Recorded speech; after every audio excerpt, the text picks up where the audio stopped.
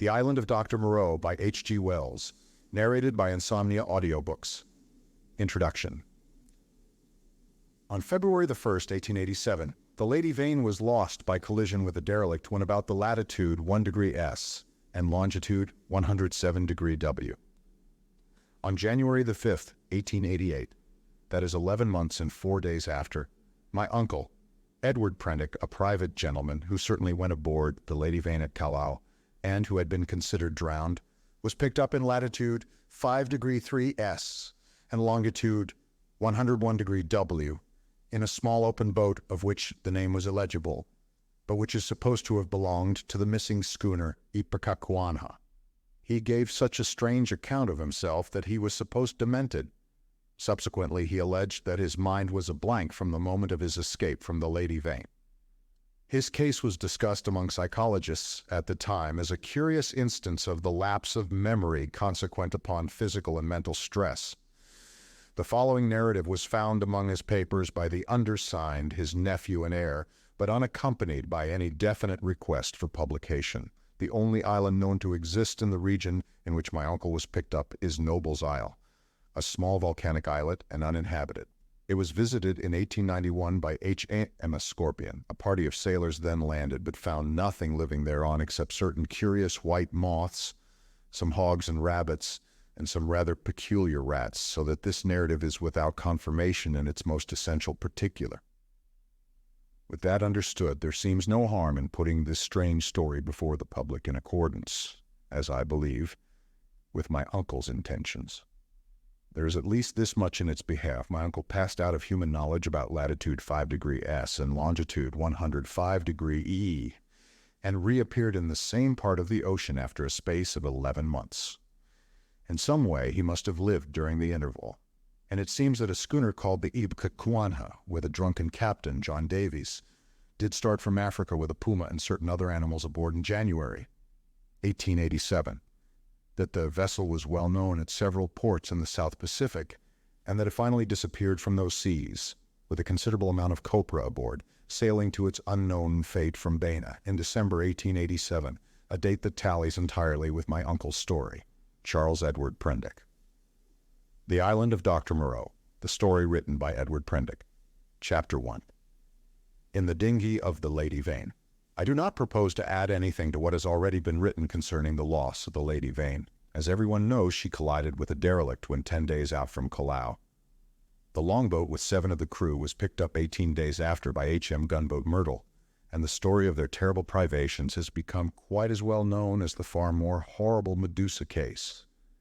But I have to add to the published story of the Lady Vane another, possibly as horrible and far stranger.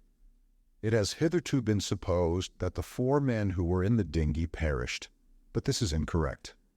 I have the best of evidence for this assertion. I was one of the 4 men, but in the first place I must state that there never were 4 men in the dinghy. The number was 3. Constance, who was seen by the captain to jump into the gig, luckily for us and unluckily for himself, did not reach us. He came down out of the tangle of ropes under the stays of the smashed bowsprit. Some small rope caught his heel as he let go, and he hung for a moment head downward and then fell and struck a block or spar floating in the water.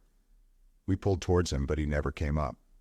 I say luckily for us he did not reach us, and I might almost say luckily for himself, for we had only a small beaker of water and some sodden ship's biscuits with us.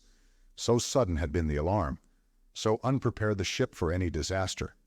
We thought the people on the launch would be better provisioned, though it seems they were not, and we tried to hail them. They could not have heard us, and the next morning, when the drizzle cleared, which was not until past midday, we could see nothing of them. We could not stand up to look about us because of the pitching of the boat. The 2 other men who had escaped so far with me were a man named Helmar, a passenger like myself, and a seaman whose name I don't know, a short, sturdy man with a stammer. We drifted famishing, and after our water had come to an end, tormented by an intolerable thirst for 8 days altogether.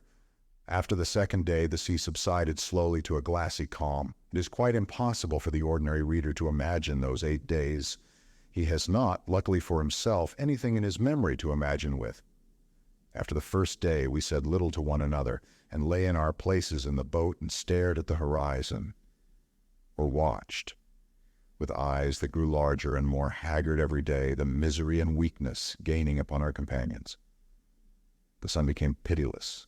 The water ended on the 4th day, and we were already thinking strange things and saying them with our eyes. But it was, I think, the 6th before Helmar gave voice to the thing we had all been thinking. I remember our voices were dry and thin, so that we bent towards one another and spared our words. I stood out against it with all my might, was rather for scuttling the boat and perishing together among the sharks that followed us. But when Helmar said that if his proposal was accepted we should have drink, the sailor came round to him. I would not draw lots, however, and in the night the sailor whispered to Helmar again and again, and I sat in the bows with my clasp knife in my hand, though I doubt if I had the stuff in me to fight. And in the morning I agreed to Helmar's proposal, and we handed halfpence to find the odd man. The lot fell upon the sailor, but he was the strongest of us, and would not abide by it, and attacked Helmar with his hands. They grappled together and almost stood up. I crawled along the boat to them, intending to help Helmar by grasping the sailor's leg. But the sailor stumbled with the swaying of the boat, and the two fell upon the gunwale and rolled overboard together. They sank like stones. I remember laughing at that and wondering why I laughed. The laugh caught me suddenly, like a thing from without. I lay across one of the thwarts for I know not how long, thinking that if I had the strength, I would drink seawater and madden myself to die quickly. And even as I lay there, I saw, with no more interest than if it had been a picture, a sail come up towards me over the skyline. My mind must have been wandering. And yet I remember all that happened. Quite distinctly, I remember how my head swayed with the seas, and the horizon with the sail above it danced up and down. But I also remember as distinctly that I had a persuasion that I was dead, and that I thought what a jest it was that they should come too late by such a little to catch me in my body. For an endless period, as it seemed to me, I lay with my head on the thwart, watching the schooner. She was a little ship, schooner rigged fore and aft, come up out of the sea. She kept tacking to and fro in a widening compass, for she was sailing dead into the wind. It never entered my head to attempt to attract attention, and I do not remember anything distinctly after the sight of her side until I found myself in a little cabin aft.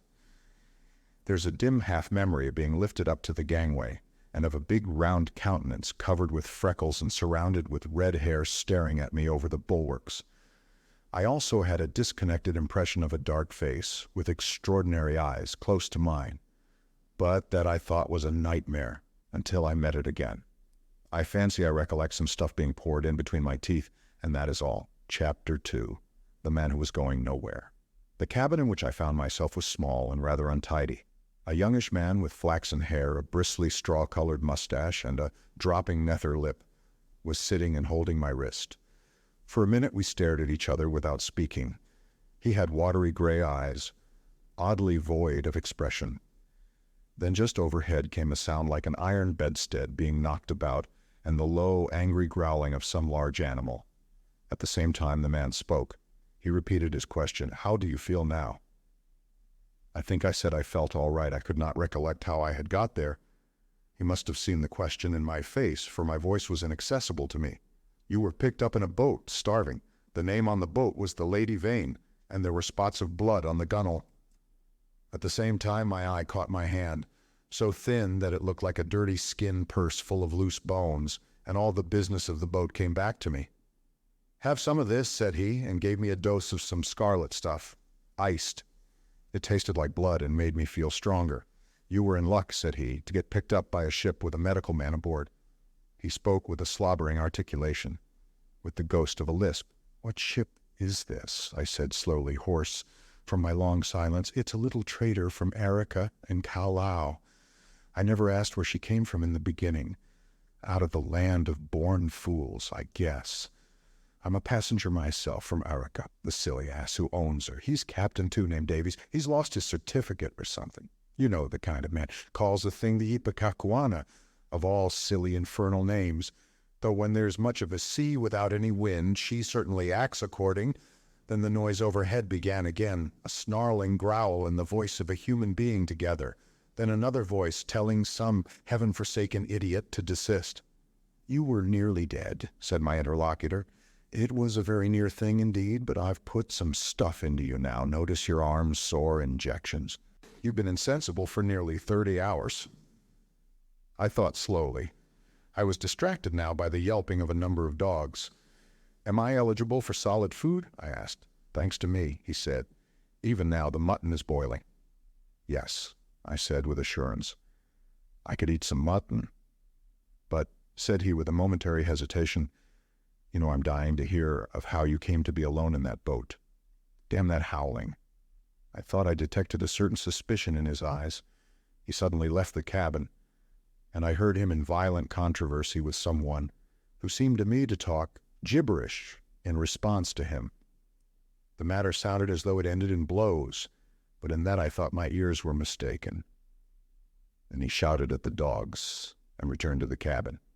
Well, said he in the doorway, you were just beginning to tell me. I told him my name, Edward Prendick, and how I had taken to natural history as a relief from the dullness of my comfortable independence. He seemed interested in this. I've done some science myself. I did my biology at University College, at getting out the ovary of the earthworm and the radula of the snail and all that. Lord, it's 10 years ago. But go on. Go on. Tell me about the boat. He was evidently satisfied with the frankness of my story, which I told in concise sentences enough, for I felt horribly weak, and when it was finished, he reverted at once to the topic of natural history and his own biological studies. He began to question me closely about Tottenham Court Road and Gower Street. Is Kaplotzi still flourishing? What a shop that was. He had evidently been a very ordinary medical student and drifted incontinently to the topic of the music halls. He told me some anecdotes. Left it all, he said, 10 years ago. How jolly it all used to be, but I made a young ass of myself, played myself out before I was 21. I dare say it's all different now, but I must look up that ass of a cook and see what he's done to your mutton. The growling overhead was renewed so suddenly and with so much savage anger that it startled me. What's that? I called after him, but the door had closed. He came back again with the boiled mutton, and I was so excited by the appetizing smell of it that I forgot the noise of the beast that had troubled me. After a day of alternate sleep and feeding, I was so far recovered as to be able to get from my bunk to the scuttle and see the green seas trying to keep pace with us. I judged the schooner was running before the wind. Montgomery, that was the name of the flaxen-haired man, came in again as I stood there, and I asked him for some clothes. He lent me some duck things of his own, for those I had worn in the boat had been thrown overboard. They were rather loose for me, for he was large and long in his limbs. He told me casually that the captain was 3 parts drunk in his own cabin. As I assumed the clothes, I began asking him some questions about the destination of the ship. He said the ship was bound to Hawaii, but that it had to land him first. Where? Said I. It's an island where I live. So far as I know, it hasn't got a name. He stared at me with his nether lip dropping and looked so willfully stupid of a sudden that it came into my head that he desired to avoid my questions. I had the discretion to ask no more. Chapter 3. The Strange Face. We left the cabin and found a man at the companion obstructing our way. He was standing on the ladder, with his back to us, peering over the combing of the hatchway. He was, I could see, a misshapen man, short, broad, and clumsy, with a crooked back, a hairy neck, and a head sunk between his shoulders. He was dressed in dark blue serge, and had peculiarly thick, coarse, black hair. I heard the unseen dogs growl furiously, and forthwith he ducked back. Coming into contact with the hand I put out to fend him off from myself. He turned with animal swiftness. In some indefinable way, the black face thus flashed upon me shocked me profoundly. It was a singularly deformed one.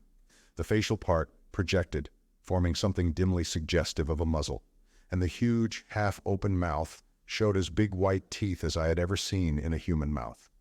His eyes were bloodshot at the edges, with scarcely a rim of white round the hazel pupils. There was a curious glow of excitement in his face. "Confound you," said Montgomery. "Why the devil don't you get out of the way?" The black-faced man started aside, without a word. I went on up the companion, staring at him instinctively as I did so. Montgomery stayed at the foot for a moment. "You have no business here, you know," he said in a deliberate tone. "Your place is forward." The black-faced man cowered. "They won't have me forward." He spoke slowly, with a queer, hoarse quality in his voice. "Won't have you forward," said Montgomery in a menacing voice. "But I tell you to go." He was on the brink of saying something further, then looked up at me suddenly and followed me up the ladder. I had paused halfway through the hatchway, looking back, still astonished beyond measure at the grotesque ugliness of this black-faced creature. I had never beheld such a repulsive and extraordinary face before, and yet, if the contradiction is credible, I experienced at the same time an odd feeling that in some way I had already encountered exactly the features and gestures that now amazed me. Afterwards it occurred to me that probably I had seen him as I was lifted aboard, and yet that scarcely satisfied my suspicion of a previous acquaintance. Yet how one could have set eyes on so singular a face and yet have forgotten the precise occasion passed my imagination.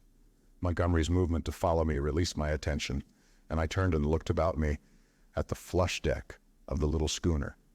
I was already half prepared by the sounds I had heard for what I saw. Certainly I never beheld a deck so dirty. It was littered with scraps of carrot, shreds of green stuff, and indescribable filth. Fastened by chains to the mainmast were a number of grisly staghounds, who now began leaping and barking at me, and by the mizzen a huge puma was cramped in a little iron cage far too small even to give it turning room. Farther under the starboard bulwark were some big hutches containing a number of rabbits, and a solitary llama was squeezed in a mere box of a cage forward. The dogs were muzzled by leather straps. The only human being on deck was a gaunt and silent sailor at the wheel. The patched and dirty spankers were tense before the wind, and up aloft the little ship seemed carrying every sail she had. The sky was clear, the sun midway down the western sky. Long waves, capped by the breeze with froth, were running with us. We went past the steersman to the taffrail, and saw the water come foaming under the stern, and the bubbles go dancing and vanishing in her wake. I turned and surveyed the unsavory length of the ship. "Is this an ocean menagerie?" said I. "Looks like it," said Montgomery. "What are these beasts for? Merchandise, curios? Does the captain think he's going to sell them somewhere in the South Seas?" "It looks like it, doesn't it?" said Montgomery, and turned towards the wake again.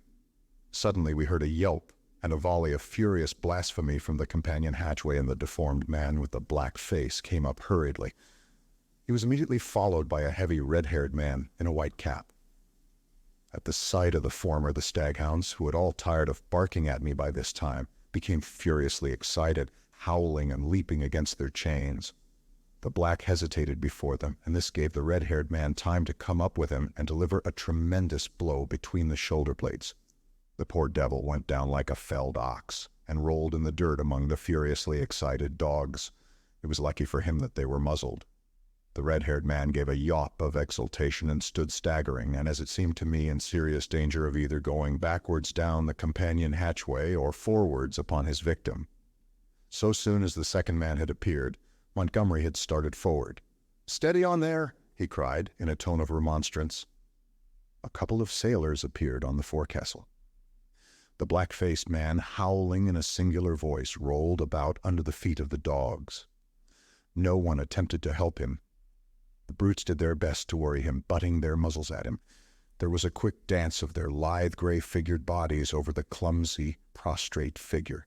The sailors forward shouted as though it was admirable sport.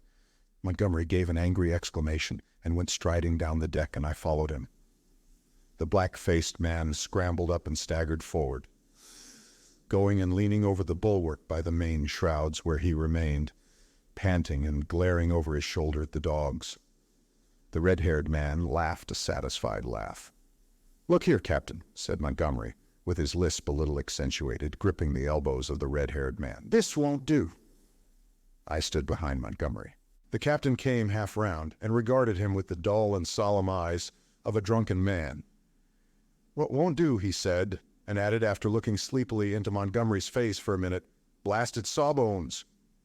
With a sudden movement he shook his arms free, and after 2 ineffectual attempts stuck his freckled fists into his side pockets. "That man's a passenger," said Montgomery. "I'd advise you to keep your hands off him." "Go to hell," said the captain loudly. He suddenly turned and staggered toward the side. "Do what I like on my own ship," he said. I think Montgomery might have left him then, seeing the brute was drunk, but he only turned a shade paler and followed the captain to the bulwarks. "Look you here, Captain," he said. "That man of mine is not to be ill-treated. He has been hazed ever since he came aboard." For a minute alcoholic fumes kept the captain speechless. Blasted sawbones was all he considered necessary. I could see that Montgomery had one of those slow, pertinacious tempers that will warm day after day to a white heat and never again cool to forgiveness, and I saw, too, that this quarrel had been some time growing. "The man's drunk," said I, perhaps officiously. "You'll do no good." Montgomery gave an ugly twist to his dropping lip. "He's always drunk. Do you think that excuses his assaulting his passengers?" "My ship," began the captain, waving his hand unsteadily toward the cages, "was a clean ship. Look at it now." It was certainly anything but clean. "Crew," continued the captain, "clean, respectable crew. You agreed to take the beasts?" "I wish I'd never set eyes on your infernal island. What the devil want beasts for on an island like that? Then that man of yours understood he was a man. He's a lunatic, and he hadn't no business aft. Do you think the whole damn ship belongs to you? Your sailors began to haze the poor devil as soon as he came aboard. That's just what he is. He's a devil, an ugly devil. My men can't stand him. I can't stand him. None of us can't stand him, nor you either." Montgomery turned away. "You leave that man alone anyhow," he said, nodding his head as he spoke. But the captain meant to quarrel now. He raised his voice. "If he comes this end of the ship again, I'll cut his insides out. I tell you, cut out his blasted insides. Who are you to tell me what I'm to do? I tell you I'm captain of this ship, captain and owner. I'm the law here, I tell you, the law and the prophets. I bargained to take a man and his attendant to and from America and bring back some animals. I never bargained to carry a mad devil and a silly sawbones. Well, never mind what he called Montgomery." I saw the latter take a step forward and interposed. "He's drunk," said I. The captain began some abuse even fouler than the last. "Shut up," I said, turning on him sharply, for I had seen danger in Montgomery's white face. With that I brought the downpour on myself. However, I was glad to avert what was uncommonly near a scuffle, even at the price of the captain's drunken ill will. I do not think I have ever heard quite so much vile language come in a continuous stream from any man's lips before, though I have frequented eccentric company enough. I found some of it hard to endure, though I'm a mild-tempered man, but certainly when I told the captain to shut up, I had forgotten that I was merely a bit of human flotsam, cut off from my resources and with my fare unpaid, a mere casual dependent on the bounty or speculative enterprise of the ship. He reminded me of it with considerable vigor, but at any rate I prevented a fight. Chapter 4. At the schooner's rail. That night land was sighted after sundown and the schooner hove to. Montgomery intimated that was his destination. It was too far to see any details. It seemed to me then simply a low-lying patch of dim blue in the uncertain blue-gray sea. An almost vertical streak of smoke went up from it into the sky. The captain was not on deck when it was sighted. After he had vented his wrath on me, he had staggered below, and I understand he went to sleep on the floor of his own cabin. The mate practically assumed the command. He was the gaunt, taciturn individual we had seen at the wheel. Apparently he was in an evil temper with Montgomery. He took not the slightest notice of either of us. We dined with him in a sulky silence after a few ineffectual efforts on my part to talk.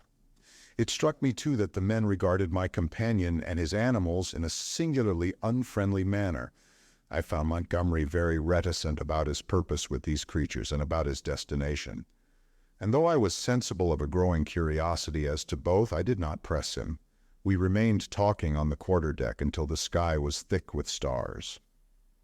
Except for an occasional sound in the yellow-lit forecastle and a movement of the animals now and then, the night was very still. The puma lay crouched together, watching us with shining eyes, a black heap in the corner of its cage. Montgomery produced some cigars. He talked to me of London, in a tone of half-painful reminiscence, asking all kinds of questions about changes that had taken place. He spoke like a man who had loved his life there, and had been suddenly and irrevocably cut off from it. I gossiped as well as I could of this and that. All the time the strangeness of him was shaping itself in my mind, and as I talked I peered at his odd, pallid face in the dim light of the binnacle lantern behind me. Then I looked out at the darkling sea, where in the dimness his little island was hidden. This man, it seemed to me, had come out of immensity merely to save my life. Tomorrow he would drop over the side and vanish again out of my existence. Even had it been under commonplace circumstances, it would have made me a trifle thoughtful. But in the first place was the singularity of an educated man living on this unknown little island, and coupled with that the extraordinary nature of his luggage. I found myself repeating the captain's question. What did he want with the beasts? Why, too, had he pretended they were not his when I had remarked about them at first? Then again, in his personal attendant, there was a bizarre quality which had impressed me profoundly. These circumstances threw a haze of mystery round the man. They laid hold of my imagination and hampered my tongue. Towards midnight our talk of London died away, and we stood side by side leaning over the bulwarks and staring dreamily over the silent starlit sea, each pursuing his own thoughts. It was the atmosphere for sentiment, and I began upon my gratitude. "If I may say it," said I, after a time, "you have saved my life." "Chance," he answered, "just chance." "I prefer to make my thanks to the accessible agent." "Thank no one. You had the need, and I had the knowledge, and I injected and fed you much as I might have collected a specimen. I was bored and wanted something to do. If I'd been jaded that day or hadn't liked your face, well, it's a curious question where you would have been now." This damped my mood a little. "At any rate," I began. "It's a chance, I tell you," he interrupted, "as everything is in a man's life. Only the asses won't see it. Why am I here now, an outcast from civilization, instead of being a happy man enjoying all the pleasures of London? Simply because 11 years ago I lost my head for 10 minutes on a foggy night." He stopped. "Yes," said I. "That's all." We relapsed into silence. Presently he laughed. "There's something in this starlight that loosens one's tongue. I'm an ass. And yet, somehow, I would like to tell you." "Whatever you tell me, you may rely upon my keeping to myself, if that's it." He was on the point of beginning, and then shook his head doubtfully. "Don't," said I. "It is all the same to me. After all, it is better to keep your secret. There's nothing gained but a little relief if I respect your confidence. If I don't, well," he grunted undecidedly. I felt I had him at a disadvantage, had caught him in the mood of indiscretion. And to tell the truth, I was not curious to learn what might have driven a young medical student out of London. I have an imagination. I shrugged my shoulders and turned away. Over the taffrail leant a silent black figure watching the stars. It was Montgomery's strange attendant. It looked over its shoulder quickly with my movement, then looked away again. It may seem a little thing to you, perhaps, but it came like a sudden blow to me. The only light near us was a lantern at the wheel. The creature's face was turned for one brief instant out of the dimness of the stern towards this illumination, and I saw that the eyes that glanced at me shone with a pale green light. I did not know then that a reddish luminosity, at least, is not uncommon in human eyes. The thing came to me as stark inhumanity. That black figure with its eyes of fire struck down through all my adult thoughts and feelings, and for a moment the forgotten horrors of childhood came back to my mind. Then the effect passed, as it had come. An uncouth black figure of a man, a figure of no particular import, hung over the taffrail against the starlight, and I found Montgomery was speaking to me. "I'm thinking of turning in, then," said he, "if you've had enough of this." I answered him incongruously. We went below, and he wished me good night at the door of my cabin. That night I had some very unpleasant dreams. The waning moon rose late. Its light struck a ghostly white beam across my cabin and made an ominous shape on the planking by my bunk. Then the staghounds woke and began howling and baying, so that I dreamt fitfully and scarcely slept until the approach of dawn. Chapter 5. The Man Who Had Nowhere to Go. In the early morning, it was the second morning after my recovery, and I believe the fourth after I was picked up, I awoke through an avenue of tumultuous dreams, dreams of guns and howling mobs, and became sensible of a hoarse shouting above me. I rubbed my eyes and lay listening to the noise, doubtful for a little while of my whereabouts. Then came a sudden pattering of bare feet, the sound of heavy objects being thrown about, a violent creaking and the rattling of chains. I heard the swish of the water as the ship was suddenly brought round, and a foamy yellow-green wave flew across the little round window and left it streaming. I jumped into my clothes and went on deck. As I came up the ladder, I saw against the flushed sky, for the sun was just rising, the broad back and red hair of the captain, and over his shoulder the puma, spinning from a tackle rigged on to the mizzen spanker boom. The poor brute seemed horribly scared and crouched in the bottom of its little cage. "Overboard with 'em," bawled the captain. "Overboard with 'em. We'll have a clean ship soon of the whole bilin' of 'em." He stood in my way so that I had perforce to tap his shoulder to come on deck. He came round with a start and staggered back a few paces to stare at me. It needed no expert eye to tell that the man was still drunk. "Hello," said he stupidly, and then with a light coming into his eyes, "Why, it's Mr. Prendick," said I. "Prendick be damned," said he. "Shut up, that's your name, Mr. Shut Up." It was no good answering the brute, but I certainly did not expect his next move.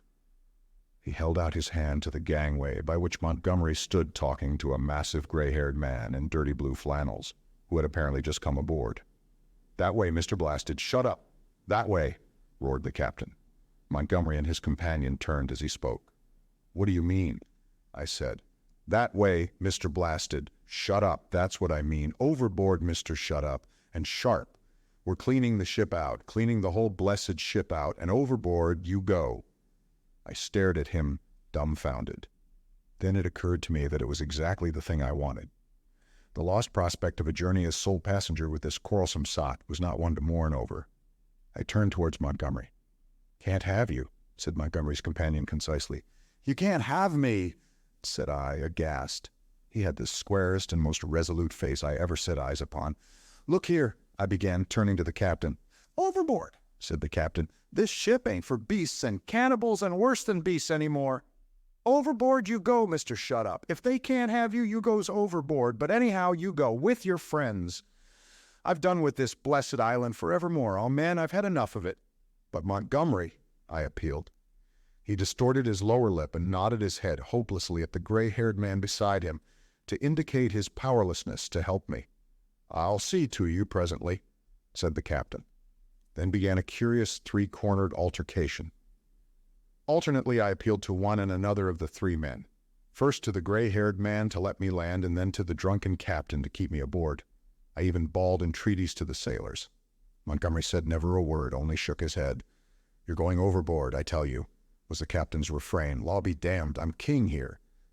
At last, I must confess, my voice suddenly broke in the middle of a vigorous threat. I felt a gust of hysterical petulance, and went aft and stared dismally at nothing. Meanwhile, the sailors progressed rapidly with the task of unshipping the packages and caged animals. A large launch with 2 standing lugs lay under the lee of the schooner, and into this the strange assortment of goods were swung. I did not then see the hands from the island that were receiving the packages, for the hull of the launch was hidden from me by the side of the schooner.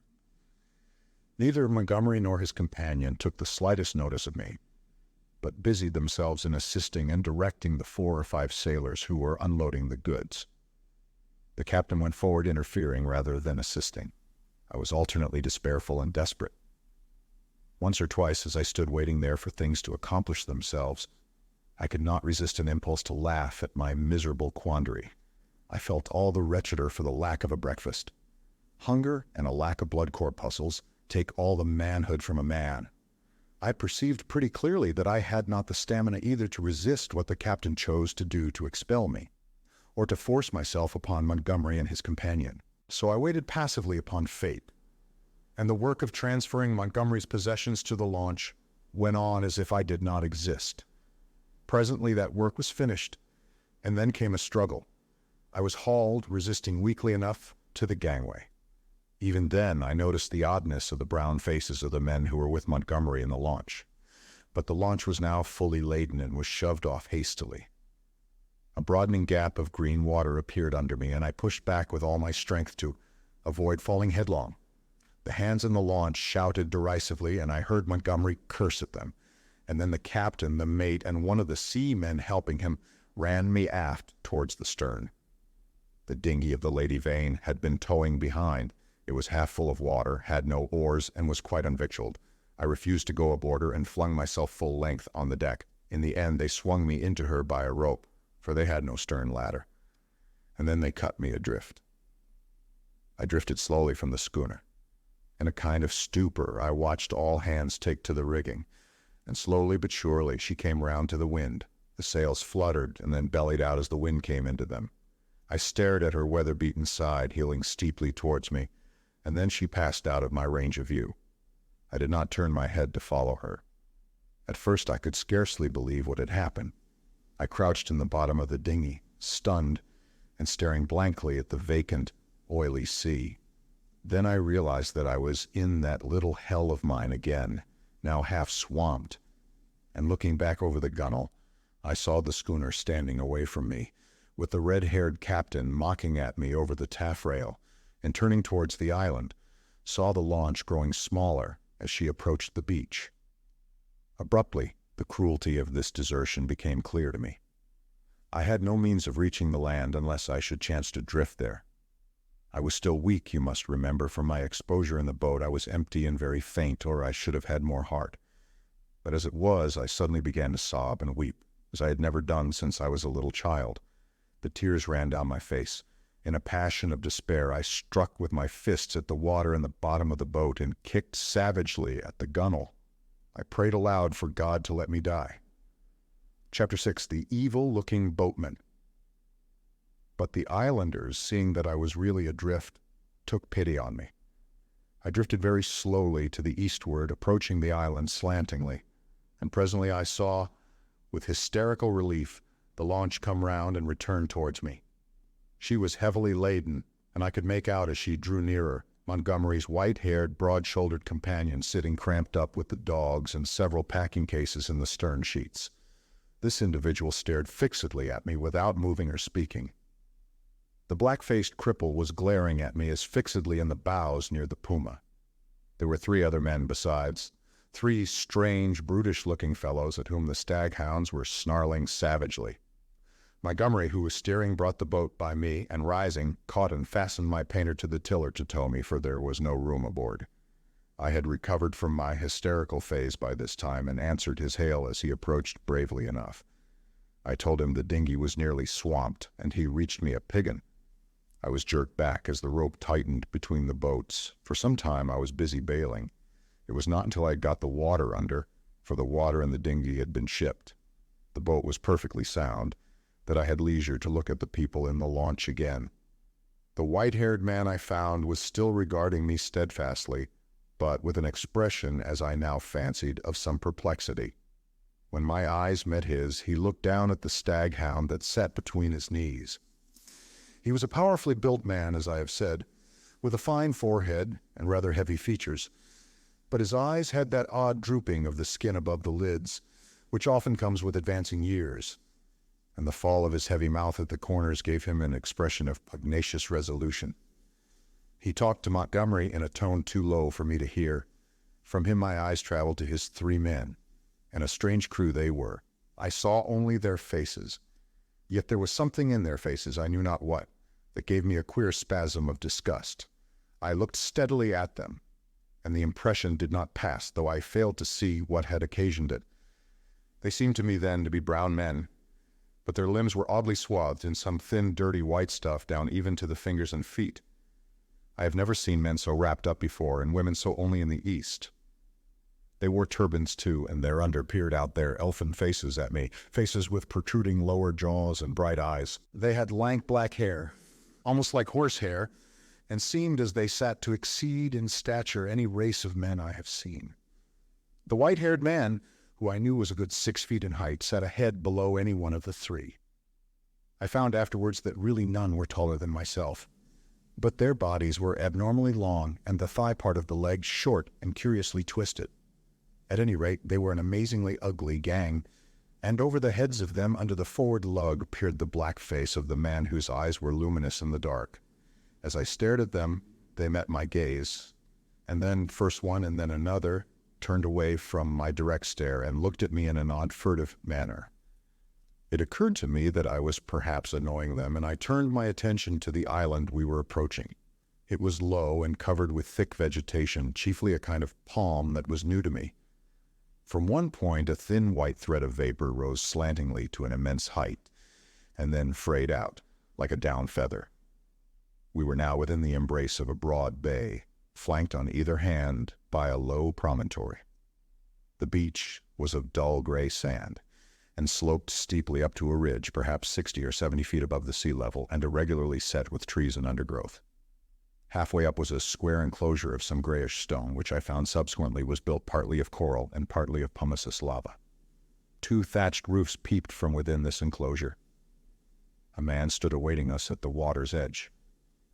I fancied while we were still far off that I saw some other and very grotesque-looking creatures scuttle into the bushes upon the slope, but I saw nothing of these as we drew nearer. This man was of a moderate size and with a black negroid face. He had a large, almost lipless mouth, extraordinary lank arms, long, thin feet, and bow legs, and stood with his heavy face thrust forward, staring at us. He was dressed like Montgomery and his white-haired companion, in jacket and trousers of blue serge.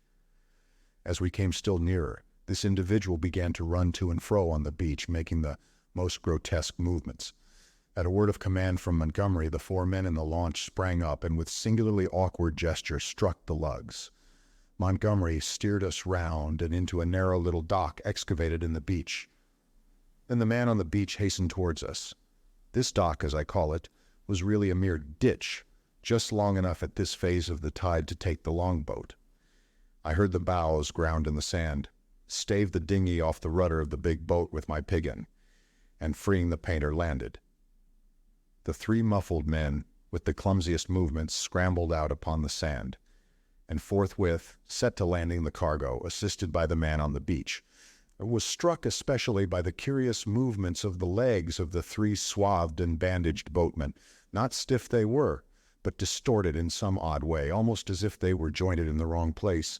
The dogs were still snarling and strained at their chains after these men, as the white-haired man landed with them. The 3 big fellows spoke to one another in odd guttural tones, and the man who had waited for us on the beach began chattering to them excitedly, a foreign language, as I fancied, as they laid hands on some bales piled near the stern. Somewhere I had heard such a voice before, and I could not think where. The white-haired man stood, holding in a tumult of 6 dogs and bawling orders over their din. Montgomery, having unshipped the rudder, landed likewise, and all set to work at unloading. It was too faint, what with my long fast and the sun beating down on my bare head, to offer any assistance. Presently the white-haired man seemed to recollect my presence, and came up to me. "You look," said he, "as though you had scarcely breakfasted." His little eyes were a brilliant black under his heavy brows. "I must apologize for that. Now you are our guest. We must make you comfortable, though you are uninvited, you know." He looked keenly into my face. "Montgomery says you are an educated man. Mr. Prendick says you know something of science. May I ask what that signifies?" I told him I had spent some years at the Royal College of Science and had done some researches in biology under Huxley. He raised his eyebrows slightly at that. "That alters the case a little, Mr. Prendick," he said, with a trifle more respect in his manner. "As it happens, we are biologists here. This is a biological station, of a sort," as I rested on the men in white, who were busily hauling the Puma on rollers towards the walled yard. "I and Montgomery, at least," he added. "Then, when you will be able to get away, I can't say. We're off the track to anywhere. We see a ship once in a 12-month or so." He left me abruptly and went up the beach past this group, and I think entered the enclosure. The other 2 men were with Montgomery, erecting a pile of smaller packages on a low-wheeled truck. The llama was still on the launch with the rabbit hutches. The staghounds were still lashed to the thwarts.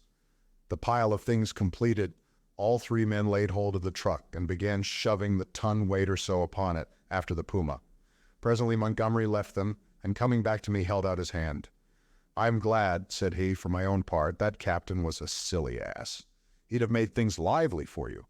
"It was you," said I, "that saved me again."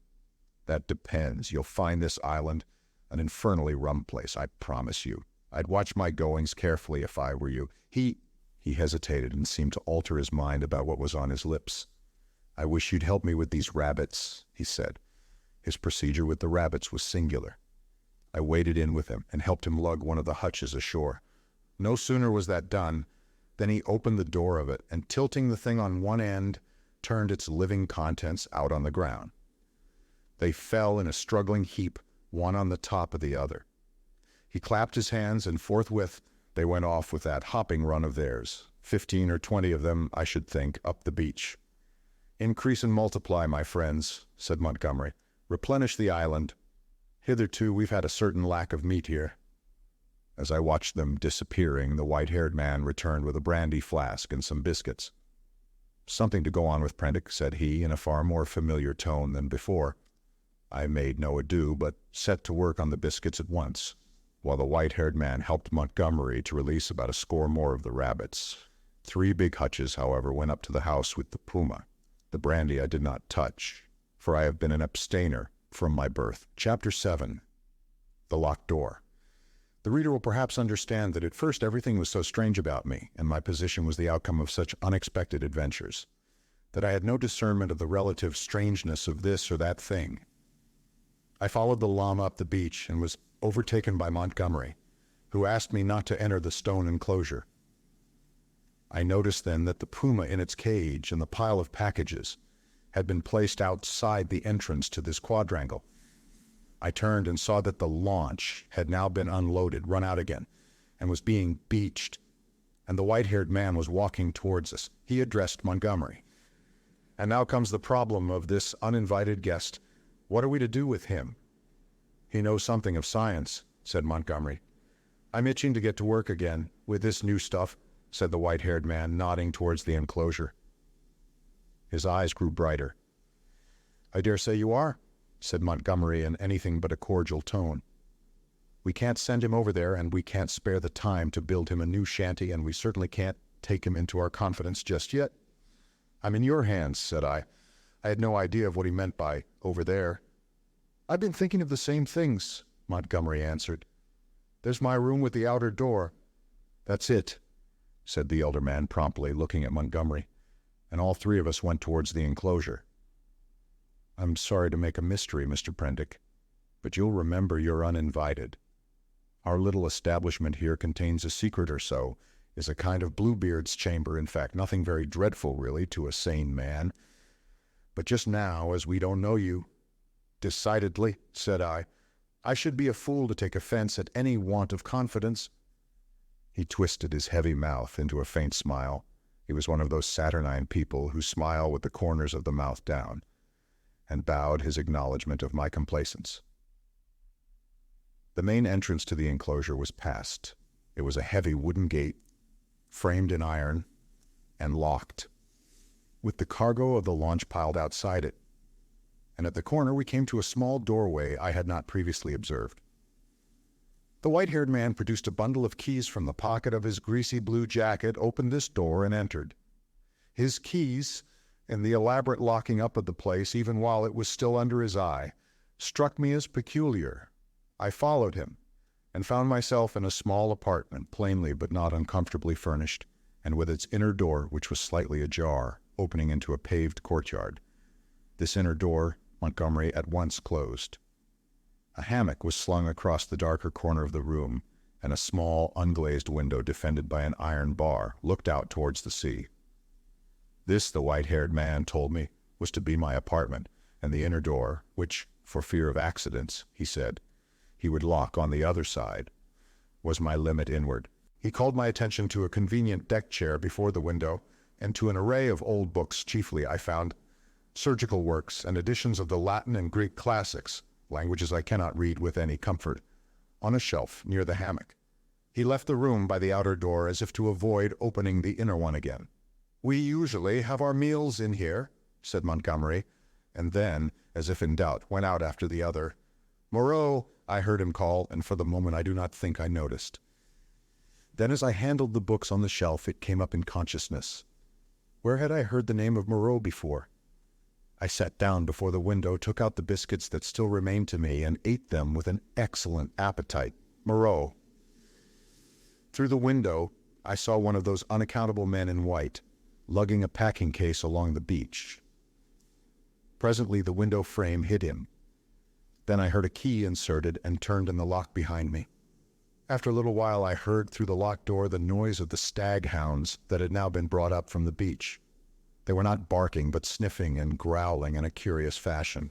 I could hear the rapid patter of their feet, and Montgomery's voice soothing them. I was very much impressed by the elaborate secrecy of these 2 men regarding the contents of the place, and for some time I was thinking of that and of the unaccountable familiarity of the name of Moreau. But so odd is the human memory that I could not then recall that well-known name in its proper connection. From that, my thoughts went to the indefinable queerness of the deformed man on the beach. I never saw such a gait, such odd motions as he pulled at the box. I recalled that none of these men had spoken to me. though most of them I had found looking at me at one time or another in a peculiarly furtive manner, quite unlike the frank stare of your unsophisticated savage. Indeed, they had all seemed remarkably taciturn, and when they did speak, endowed with very uncanny voices. What was wrong with them? Then I recalled the eyes of Montgomery's ungainly attendant. Just as I was thinking of him, he came in. He was now dressed in white and carried a little tray with some coffee and boiled vegetables thereon. I could hardly repress a shuddering recoil as he came, bending amiably, and placed the tray before me on the table. Then astonishment paralyzed me. Under his stringy black locks I saw his ear. It jumped upon me suddenly close to my face. The man had pointed ears covered with a fine brown fur. "Your breakfast, sir?" he said. I stared at his face without attempting to answer him. He turned and went towards the door, regarding me oddly over his shoulder. I followed him out with my eyes, and as I did so, by some odd trick of unconscious cerebration, there came surging into my head the phrase, "The Moreau Hollows." Was it? The Moreau? It sent my memory back 10 years. The Moreau horrors. The phrase drifted loose in my mind for a moment, and then I saw it in red lettering on a little buff-colored pamphlet, to read which made one shiver and creep. Then I remembered distinctly all about it. That long-forgotten pamphlet came back with startling vividness to my mind.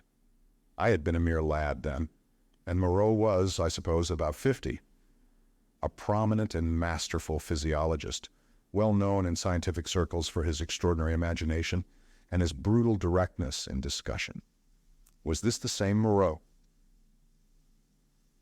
He had published some very astonishing facts in connection with the transfusion of blood, and in addition was known to be doing valuable work on morbid growths. Then suddenly his career was closed. He had to leave England. A journalist obtained access to his laboratory in the capacity of laboratory assistant, with the deliberate intention of making sensational exposures, and by the help of a shocking accident, if it was an accident, his gruesome pamphlet became notorious. On the day of its publication, a wretched dog, flayed and otherwise mutilated, escaped from Moreau's house. It was in the silly season, and a prominent editor, a cousin of the temporary laboratory assistant, appealed to the conscience of the nation. It was not the first time the conscience has turned against the methods of research. The doctor was simply howled out of the country. It may be that he deserved to be. But I still think that the tepid support of his fellow investigators and his desertion by the great body of scientific workers was a shameful thing. Yet some of his experiments, by the journalist's account, were wantonly cruel. He might perhaps have purchased his social peace by abandoning his investigations. But he apparently preferred the latter, as most men would who have once fallen under the overmastering spell of research. He was unmarried, and had indeed nothing but his own interest to consider. I felt convinced that this must be the same man.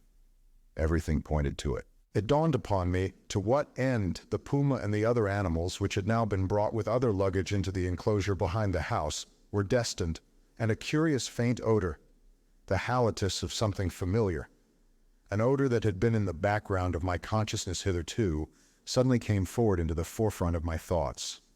It was the antiseptic odor of the dissecting room.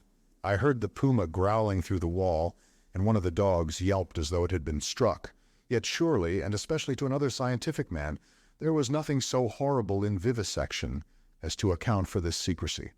And by some odd leap in my thoughts, the pointed ears and luminous eyes of Montgomery's attendant came back again before me with the sharpest definition. I stared before me out at the green sea, frothing under a freshening breeze, and let these and other strange memories of the last few days chase one another through my mind. What could it all mean? A locked enclosure on a lonely island, a notorious vivisector, and these crippled and distorted men. Chapter 8. The Crying of the Puma. Montgomery interrupted my tangle of mystification and suspicion about 1 o'clock, and his grotesque attendant followed him with a tray bearing bread, some herbs and other eatables, a flask of whiskey, a jug of water, and 3 glasses and knives. I glanced askance at this strange creature, and found him watching me with his queer, restless eyes. Montgomery said he would lunch with me, but that Moreau was too preoccupied with some work to come. "Moreau," said I know that name. "The devil you do," said he. "What an ass I was to mention it to you, I might have thought. Anyhow, it will give you an inkling of our Mysteries. Whiskey? No thanks, I'm an abstainer. I wish I'd been. But it's no use locking the door after the steed is stolen. It was that infernal stuff which led to my coming here. That and a foggy night. I thought myself in luck at the time when Moreau offered to get me off. It's queer. Montgomery, said I suddenly, as the outer door closed, why has your man pointed ears? Damn, he said over his first mouthful of food. He stared at me for a moment, and then repeated, pointed ears? Little points to them, said I as calmly as possible, with a catch in my breath. And a fine black fur at the edges? He helped himself to whiskey and water with great deliberation. I was under the impression that his hair covered his ears. I saw them as he stooped by me to put that coffee you sent to me on the table, and his eyes shine in the dark. By this time, Montgomery had recovered from the surprise of my question. I always thought, he said deliberately with a certain accentuation of his flavoring of lisp, that there was something the matter with his ears from the way he covered them. What were they like? I was persuaded from his manner that this ignorance was a pretense. Still, I could hardly tell the man that I thought him a liar. Pointed, I said, rather small and furry, distinctly furry, but the whole man is one of the strangest beings I ever set eyes on. A sharp, hoarse cry of animal pain came from the enclosure behind us. Its depth and volume testified to the puma. I saw Montgomery wince. Yes, he said, where did you pick up the creature? San Francisco. He's an ugly brute, I admit. Half-witted, you know. Can't remember where he came from, but I'm used to him, you know, we both are. How does he strike you? He's unnatural, I said. There's something about him. Don't think me fanciful, but it gives me a nasty little sensation, a tightening of my muscles when he comes near me. It's a touch of the diabolical, in fact. Montgomery had stopped eating while I told him this. Rum, he said. I can't see it, he resumed his meal. I had no idea of it, he said, and masticated. The crew of the schooner must have felt it the same, made a dead set at the poor devil. You saw the captain? Suddenly the puma howled again, this time more painfully. Montgomery swore under his breath. I had half a mind to attack him about the men on the beach. Then the poor brute within gave vent to a series of short, sharp cries. Your men on the beach, said I. What race are they? Excellent fellows, aren't they? Said he absent-mindedly, knitting his brows as the animal yelled out sharply. I said no more. There was another outcry, worse than the former. He looked at me with his dull gray eyes and then took some more whiskey. He tried to draw me into a discussion about alcohol, professing to have saved my life with it. He seemed anxious to lay stress on the fact that I owed my life to him. I answered him distractedly. Presently our meal came to an end. The misshapen monster with the pointed ears cleared the remains away, and Montgomery left me alone in the room again. All the time he had been in a state of ill-concealed irritation at the noise of the vivisected puma. He had spoken of his odd want of nerve and left me to the obvious application. I found myself that the cries were singularly irritating, and they grew in depth and intensity as the afternoon wore on. They were painful at first, but their constant resurgence at last altogether upset my balance. I flung aside a crib of Horace I had been reading and began to clench my fists, to bite my lips and to pace the room. Presently I got to stopping my ears with my fingers. The emotional appeal of those yells grew upon me steadily, grew at last to such an exquisite expression of suffering that I could stand it in that confined room no longer. I stepped out of the door into the slumberous heat of the late afternoon, and walking past the main entrance, locked again, I noticed, turned the corner of the wall. The crying sounded even louder out of doors. It was as if all the pain in the world had found a voice. Yet had I known such pain was in the next room, and had it been dumb, I believe I have thought since, I could have stood it well enough. It is when suffering finds a voice and sets our nerves quivering that this pity comes troubling us. But in spite of the brilliant sunlight and the green fans of the trees waving in the soothing sea breeze, the world was a confusion blurred with drifting black and red phantasms until I was out of earshot of the house in the checkered wall. Chapter 9. The Thing in the Forest. I strode through the undergrowth that clothed the ridge behind the house, scarcely heeding whither I went, passed on through the shadow of a thick cluster of straight-stemmed trees beyond it, and so presently found myself some way on the other side of the ridge and descending towards a streamlet that ran through a narrow valley. I paused and listened. The distance I had come, or the intervening masses of thicket, deadened any sound that might be coming from the enclosure. The air was still. Then with a rustle, a rabbit emerged and went scampering up the slope before me. I hesitated and sat down on the edge of the shade. The place was a pleasant one. The rivulet was hidden by the luxuriant vegetation of the banks, save at one point where I caught a triangular patch of its glittering water. On the farther side I saw through a bluish haze a tangle of trees and creepers, and above these again the luminous blue of the sky.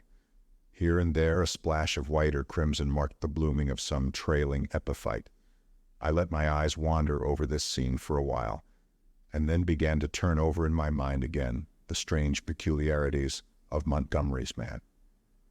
But it was too hot to think elaborately, and presently I fell into a tranquil state midway between dozing and waking.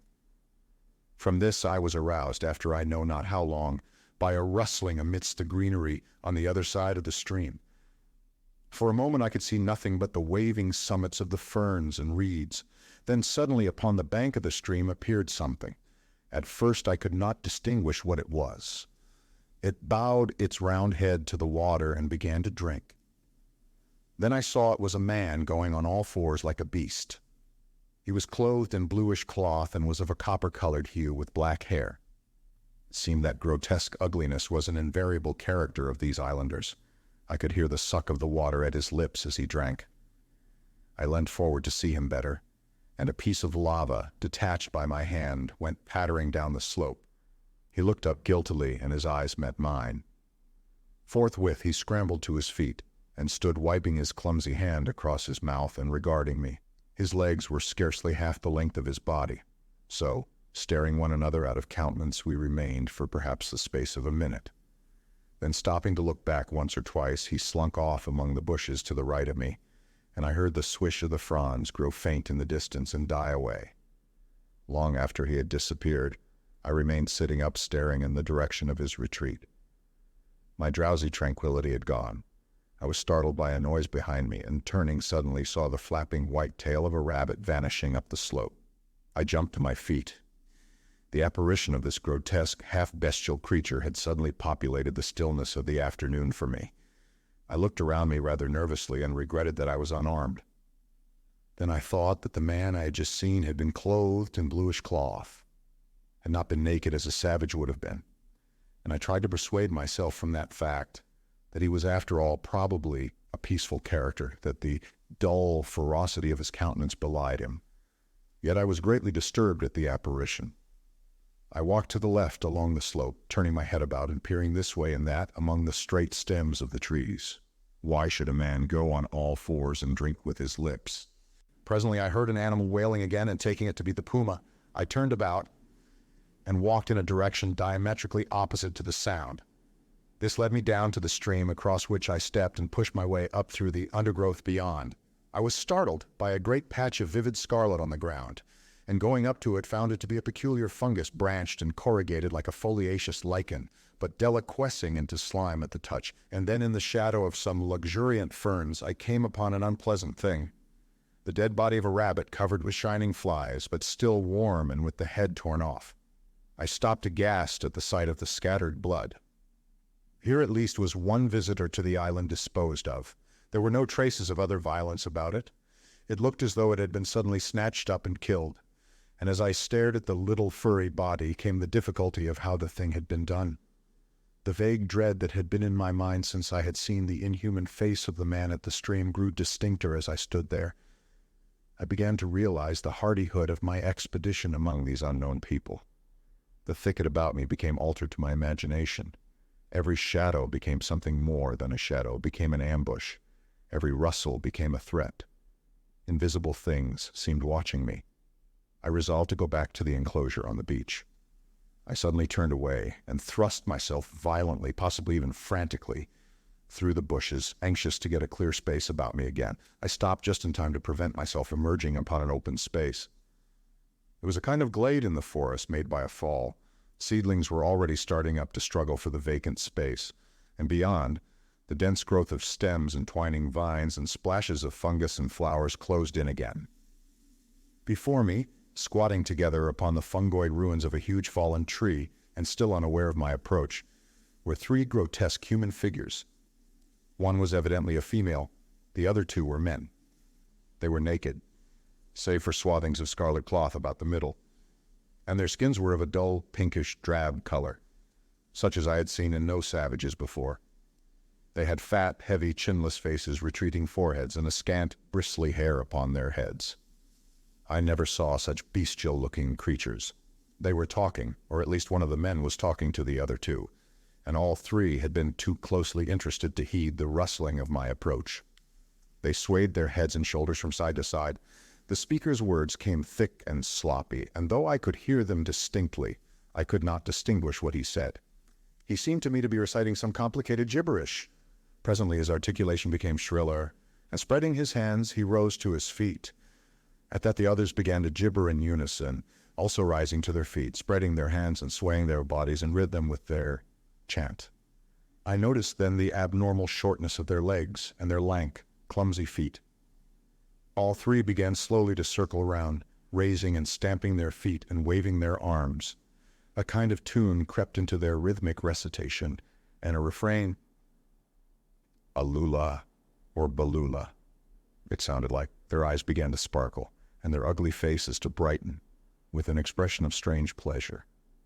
Saliva dripped from their lipless mouths. Suddenly, as I watched their grotesque and unaccountable gestures, I perceived clearly for the first time what it was that had offended me, what had given me the two inconsistent and conflicting impressions of utter strangeness, and yet of the strangest familiarity. The three creatures engaged in this mysterious rite were human in shape, and yet human beings with the strangest air about them of some familiar animal. Each of these creatures, despite its human form, its rag of clothing, and the rough humanity of its bodily form, had woven into it, into its movements, into the expression of its countenance, into its whole presence, some now irresistible suggestion of a hog, a swinish taint, the unmistakable mark of the beast. I stood overcome by this amazing realization, and then the most horrible questionings came rushing into my mind. They began leaping in the air, first one and then the other, whooping and grunting. Then one slipped, and, for a moment, was on all fours, to recover indeed forthwith. But that transitory gleam of the true animalism of these monsters was enough. I turned as noiselessly as possible, and becoming every now and then rigid with the fear of being discovered as a branch cracked or a leaf rustled, I pushed back into the bushes. It was long before I grew bolder and dared to move freely. My only idea for the moment was to get away from these foul beings, and I scarcely noticed that I had emerged upon a faint pathway amidst the trees.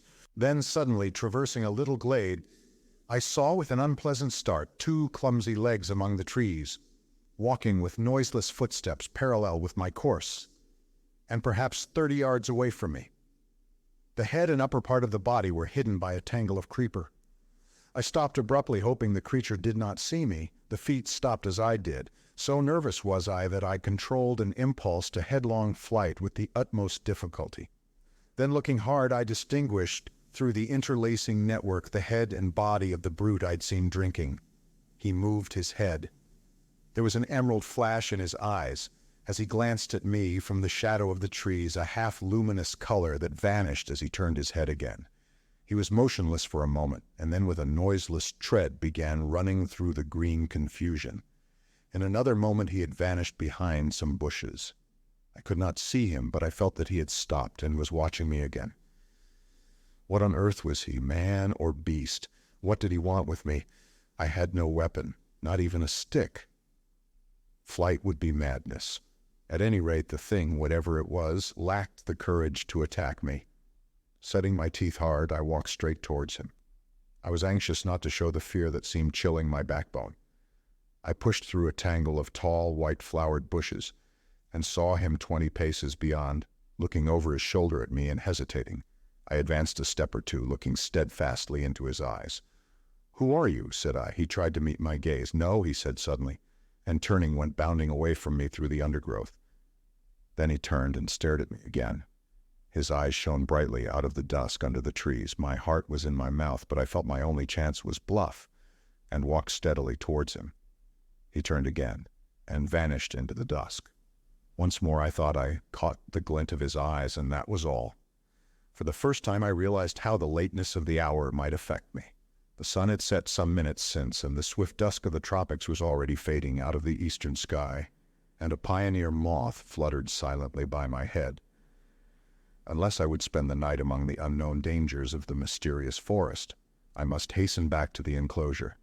The thought of a return to that pain-haunted refuge was extremely disagreeable, but still more so was the idea of being overtaken in the open by darkness and all that darkness might conceal. I gave one more look into the blue shadows that had swallowed up this odd creature, and then retraced my way down the slope towards the stream, going, as I judged, in the direction from which I had come. I walked eagerly, my mind confused with many things, and presently found myself in a level place among scattered trees. The colorless clearness that comes after the sunset flush was darkling. The blue sky above grew momentarily deeper, and the little stars one by one pierced the attenuated light. The inner spaces of the trees, the gaps in the further vegetation that had been hazy blue in the daylight, grew black and mysterious. I pushed on. The color vanished from the world. The treetops rose against the luminous blue sky in inky silhouette, and all below that outline melted into one formless blackness. Presently the trees grew thinner, and the shrubby undergrowth more abundant. Then there was a desolate space covered with a white sand, and then another expanse of tangled bushes. I did not remember crossing the sand opening before. I began to be tormented by a faint rustling upon my right hand. I thought at first it was fancy, for whenever I stopped there was silence, save for the evening breeze in the treetops. Then when I turned to hurry on again, there was an echo to my footsteps. I turned away from the thickets, keeping to the more open ground, and endeavoring by sudden turns now and then to surprise something in the act of creeping upon me. I saw nothing, and nevertheless my sense of another presence grew steadily. I increased my pace, and after some time came to a slight ridge, crossed it, and turned sharply, regarding it steadfastly from the further side. It came out black and clear-cut against the darkling sky, and presently a shapeless lump heaved up momentarily against the skyline and vanished again. I felt assured now that my tawny-faced antagonist was stalking me once more, and coupled with that was another unpleasant realization that I'd lost my way. For a time I hurried on hopelessly perplexed and pursued by that stealthy approach. Whatever it was, the thing either lacked the courage to attack me or was waiting to take me at some disadvantage. I kept studiously to the open. At times I would turn and listen, and presently I had half persuaded myself that my pursuer had abandoned the chase, or was a mere creation of my disordered imagination. Then I heard the sound of the sea. I quickened my footsteps almost into a run, and immediately there was a stumble in my rear. I turned suddenly and stared at the uncertain trees behind me. One black shadow seemed to leap into another. I listened, rigid, and heard nothing but the creep of the blood in my ears. I thought that my nerves were unstrung, and that my imagination was tricking me, and turned resolutely towards the sound of the sea again. In a minute or so the trees grew thinner, and I emerged upon a bare, low headland running out into the somber water. The night was calm and clear, and the reflection of the growing multitude of the stars shivered in the tranquil heaving of the sea. Some way out, the wash upon an irregular band of reef shone with a pallid light of its own. Westward I saw the zodiacal light mingling with the yellow brilliance of the evening star. The coast fell away from me to the east, and westward it was hidden by the shoulder of the cape. Then I recalled the fact that Moreau's beach lay to the west. A twig snapped behind me, and there was a rustle. I turned and stood facing the dark trees. I could see nothing, or else I could see too much. Every dark form in the dimness had its ominous quality, its peculiar suggestion of alert watchfulness. So I stood for perhaps a minute, and then, with an eye to the trees still, turned westward to cross the headland, and as I moved, one among the lurking shadows moved to follow me. My heart beat quickly. Presently the broad sweep of a bay to the westward became visible, and I halted again. The noiseless shadow halted a dozen yards from me. A little point of light shone on the further bend of the curve, and the gray sweep of the sandy beach lay faint under the starlight. Perhaps 2 miles away was that little point of light. To get to the beach, I should have to go through the trees where the shadows lurked and down a bushy slope. I could see the thing rather more distinctly now. It was no animal, for it stood erect. At that, I opened my mouth to speak and found a hoarse phlegm choked my voice. I tried again and shouted, "Who is there?" There was no answer. I advanced a step. The thing did not move, only gathered itself together. My foot struck a stone. That gave me an idea. Without taking my eyes off the black form before me, I stooped and picked up this lump of rock. But at my motion, the thing turned abruptly as a dog might have done and slunk obliquely into the further darkness. Then I recalled a schoolboy expedient against big dogs and twisted the rock into my handkerchief and gave this a turn round my wrist. I heard a movement further off among the shadows as if the thing was in retreat. Then suddenly my tense excitement gave way. I broke into a profuse perspiration and fell a trembling, with my adversary routed and this weapon in my hand. It was some time before I could summon resolution to go down through the trees and bushes upon the flank of the headland to the beach. At last I did it at a run, and as I emerged from the thicket upon the sand, I heard some other body come crashing after me. At that I completely lost my head with fear and began running along the sand. Forthwith there came the swift patter of soft feet in pursuit. I gave a wild cry and redoubled my pace. Some dim, black things about 3 or 4 times the size of rabbits went running or hopping up from the beach towards the bushes as I passed. So long as I live, I shall remember the terror of that chase. I ran near the water's edge and heard every now and then the splash of the feet that gained upon me. Far away, hopelessly far, was the yellow light. All the night about us was black and still. Splash, splash came the pursuing feet, nearer and nearer. I felt my breath going, for I was quite out of training. It whooped as I drew it, and I felt a pain like a knife at my side. I perceived the thing would come up with me long before I reached the enclosure, and desperate and sobbing for my breath, I wheeled round upon it and struck at it as it came up to me, struck with all my strength. The stone came out of the sling of the handkerchief as I did so. As I turned, the thing, which had been running on all fours, rose to its feet, and the missile fell fair on its left temple. The skull rang loud, and the animal man blundered into me, thrust me back with its hands, and went staggering past me to fall headlong upon the sand with its face in the water. And there it lay still.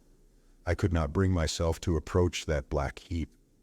I left it there with the water rippling round it under the still stars and giving it a wide berth, pursued my way towards the yellow glow of the house.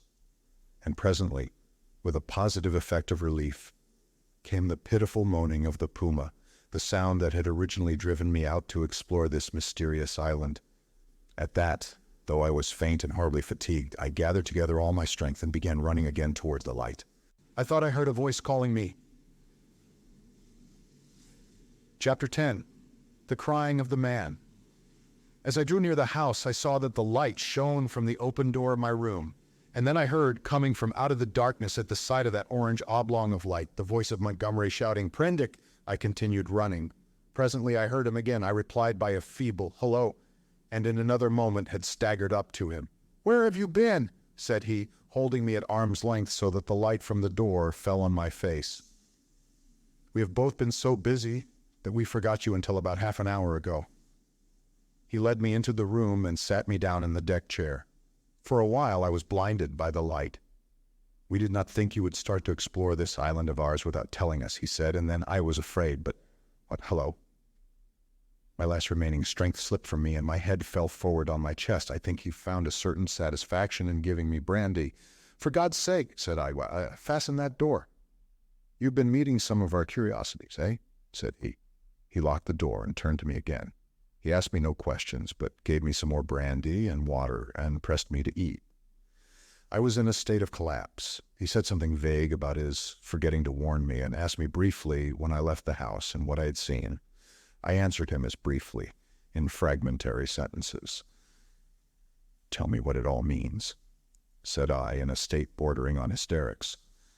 "It's nothing so very dreadful," said he, "but I think you have had about enough for one day." The puma suddenly gave a sharp yell of pain. At that he swore under his breath. "I'm damned," said he, "if this place is not as bad as Gower Street with its cats." "Montgomery," said I, "what was that thing that came after me? Was it a beast or was it a man?" "If you don't sleep tonight," he said, "you'll be off your head tomorrow."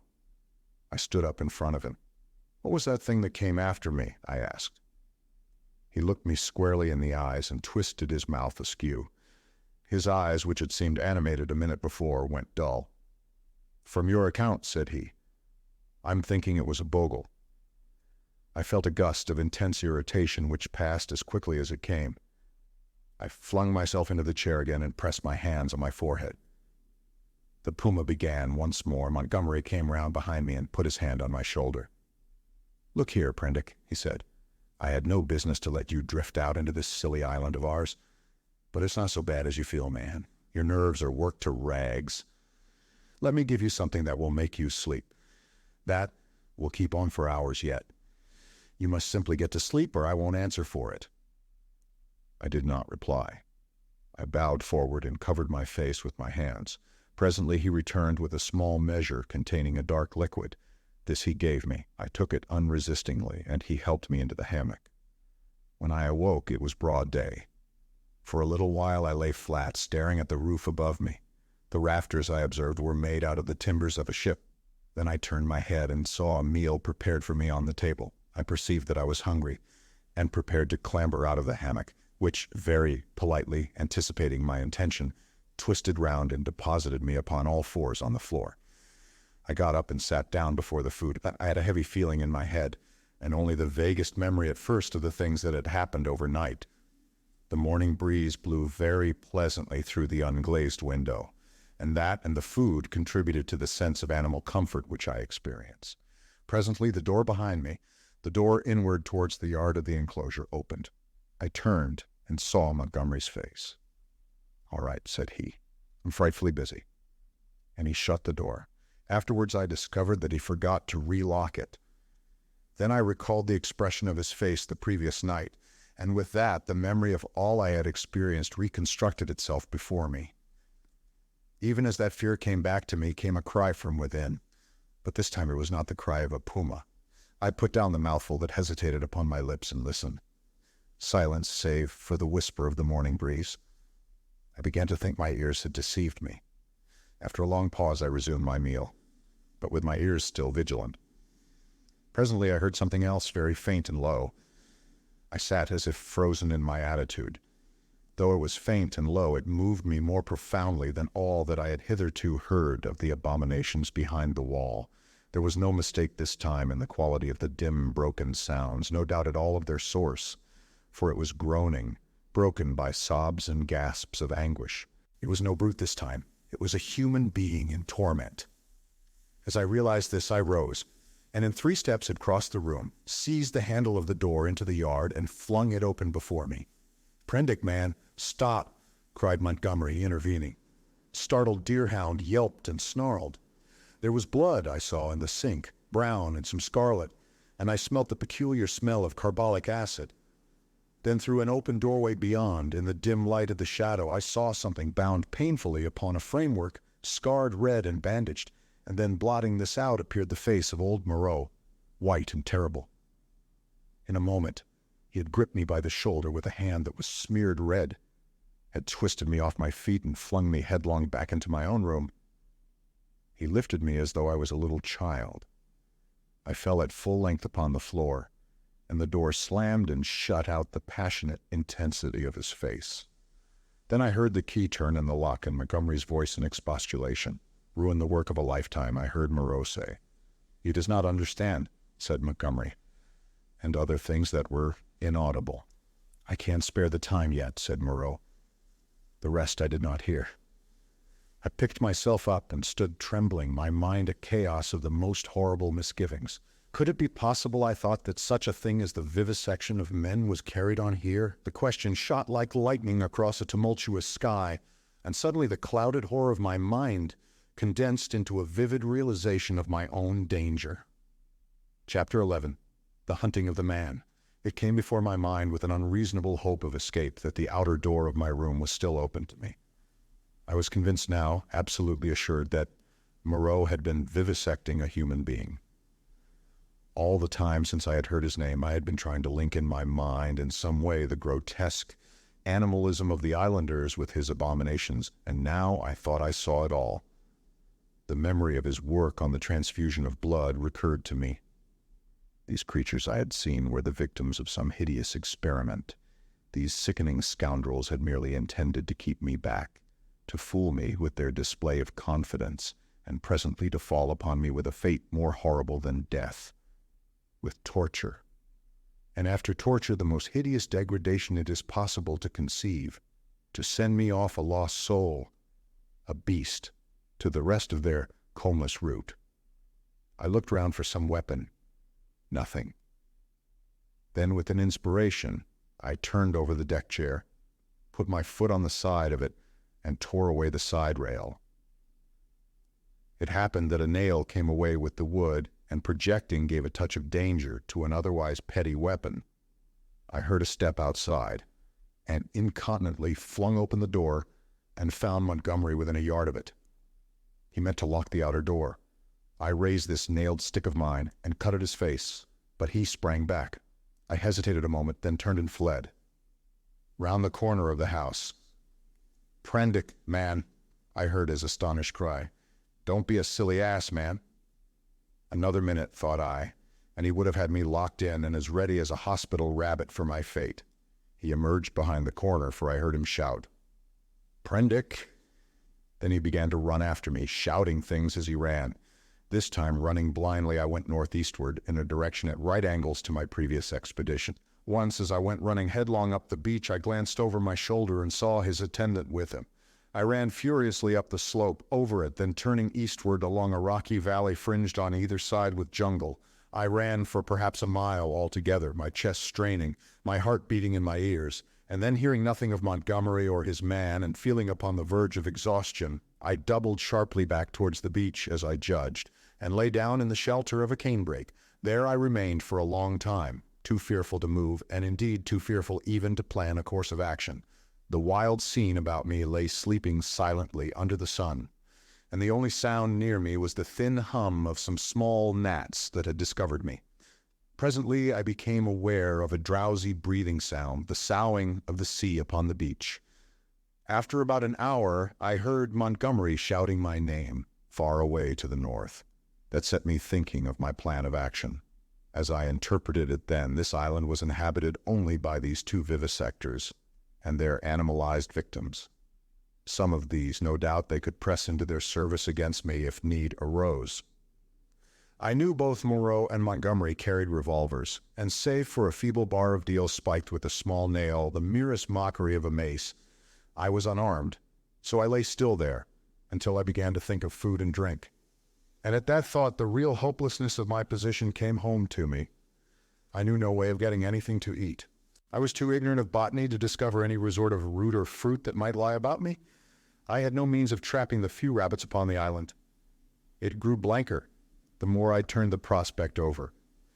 At last, in the desperation of my position, my mind turned to the animal men I had encountered, tried to find some hope in what I remembered of them.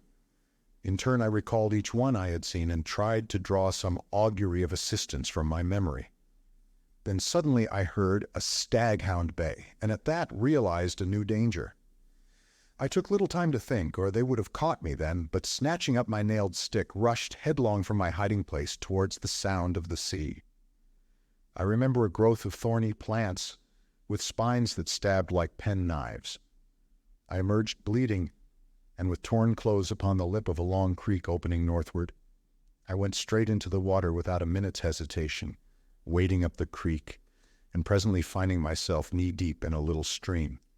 I scrambled out at last on the westward bank, and with my heart beating loudly in my ears, crept into a tangle of ferns to await the issue. I heard the dog, there was only one, draw nearer, and yelp when it came to the thorns. Then I heard no more, and presently began to think I had escaped. The minutes passed, the silence lengthened out, and at last, after an hour of security, my courage began to return to me. By this time I was no longer very much terrified, or very miserable. I had, as it were, passed the limit of terror and despair. I felt now that my life was practically lost, and that persuasion made me capable of daring anything. I had even a certain wish to encounter Moreau face to face. And as I had waded into the water, I remembered that if I were too hard-pressed, at least one path of escape from torment still lay open to me. They could not very well prevent my drowning myself. I had half a mind to drown myself then. But an odd wish to see the whole adventure out, a queer, impersonal, spectacular interest in myself restrained me. I stretched my limbs, sore and painful from the pricks of the spiny plants, and stared around me at the trees. And so suddenly that it seemed to jump out of the green tracery about it, my eyes lit upon a black face watching me. I saw that it was the simian creature who had met the launch upon the beach. He was clinging to the oblique stem of a palm tree. I gripped my stick and stood up facing him. He began chattering. You, was all I could distinguish at first. Suddenly he dropped from the tree, and in another moment was holding the fronds apart and staring curiously at me. I did not feel the same repugnance towards this creature which I had experienced in my encounters with the other beastmen. You, he said, in the boat. He was a man, then, at least as much of a man as Montgomery's attendant, for he could talk. Yes, I said. I came in the boat from the ship. Oh, he said, and his bright, restless eyes traveled over me, to my hands, to the stick I carried, to my feet, to the tattered places in my coat, and the cuts and scratches I had received from the thorns. He seemed puzzled at something. His eyes came back to my hands. He held his own hand out and counted his digits slowly. 1, 2, 3, 4, 5, eh? I did not grasp his meaning then. Afterwards I was to find that a great proportion of these beast people had malformed hands, lacking sometimes even 3 digits. But guessing this was in some way a greeting, I did the same thing by way of reply. He grinned with immense satisfaction. Then his swift roving glance went round again. He made a swift movement and vanished. The fern fronds he had stood between came swishing together. I pushed out of the brake after him, and was astonished to find him swinging cheerfully by one lank arm from a rope of creepers that looped down from the foliage overhead. His back was to me. "Hello?" said I. He came down with a twisting jump and stood facing me. "I say," said I, "where can I get something to eat?" "Eat," he said. "Eat man's food now." And his eye went back to the swing of ropes. "At the huts. But where are the huts? Oh, I'm new, you know." At that he swung round and set off at a quick walk. All his motions were curiously rapid. "Come along," said he. I went with him to see the adventure out. I guessed the huts were some rough shelter where he and some more of these beast people lived. I might perhaps find them friendly, find some handle in their minds to take hold of. I did not know how far they had forgotten their human heritage. My ape-like companion trotted along by my side with his hands hanging down and his jaw thrust forward. I wondered what memory he might have in him. "How long have you been on this island?" said I. "How long?" he asked. And after having the question repeated, he held up 3 fingers. The creature was little better than an idiot. I tried to make out what he meant by that, and it seems I bored him. After another question or two, he suddenly left my side and went leaping at some fruit that hung from a tree. He pulled down a handful of prickly husks and went on eating the contents. I noted this with satisfaction, for here at least was a hint for feeding. I tried him with some other questions, but his chattering, prompt responses were as often as not quite at cross purposes with my question. Some few were appropriate, others quite parrot-like. I was so intent upon these peculiarities that I scarcely noticed the path we followed. Presently we came to trees, all charred and brown, and so to a bare place covered with a yellow-white incrustation, across which a drifting smoke, pungent in whiffs to nose and eyes, went drifting. On our right, over a shoulder of bare rock, I saw the level blue of the sea. The path coiled down abruptly into a narrow ravine between 2 tumbled and knotty masses of blackish scoriae. Into this we plunged. It was extremely dark, this passage, after the blinding sunlight reflected from the sulphurous ground. Its walls grew steep and approached each other. Blotches of green and crimson drifted across my eyes. My conductor stopped suddenly. "Home," said he, and I stood in a floor of a chasm that was at first absolutely dark to me. I heard some strange noises, and thrust the knuckles of my left hand into my eyes. I became aware of a disagreeable odor, like that of a monkey's cage ill-cleaned. Beyond, the rock opened again upon a gradual slope of sunlit greenery, and on either hand the light smote down through narrow ways into the central gloom. Chapter 12, The Sayers of the Law. Then something cold touched my hand. I started violently and saw close to me a dim pinkish thing, looking more like a flayed child than anything else in the world. The creature had exactly the mild but repulsive features of a sloth, the same low forehead and slow gestures. As the first shock of the change of light passed, I saw about me more distinctly. The little sloth-like creature was standing and staring at me. My conductor had vanished. The place was a narrow passage between high walls of lava, a crack in the knotted rock, and on either side interwoven heaps of sea mat, palm fans and reeds leaning against the rock, formed rough and impenetrably dark dens. The winding way up the ravine between these was scarcely 3 yards wide, and was disfigured by lumps of decaying fruit pulp and other refuse, which accounted for the disagreeable stench of the place. The little pink sloth creature was still blinking at me when my ape-man reappeared at the aperture of the nearest of these dens, and beckoned me in. As he did so, a slouching monster wriggled out of one of the places further up the strange street, and stood up in featureless silhouette against the bright green beyond, staring at me. I hesitated, having half a mind to bolt the way I had come, and then, determined to go through with the adventure, I gripped my nailed stick about the middle and crawled into the little evil-smelling lean-to after my conductor. It was a semicircular space, shaped like the half of a beehive, and against the rocky wall that formed the inner side of it was a pile of variegated fruits, coconuts, among others. Some rough vessels of lava and wood stood about the floor, and one on a rough stool.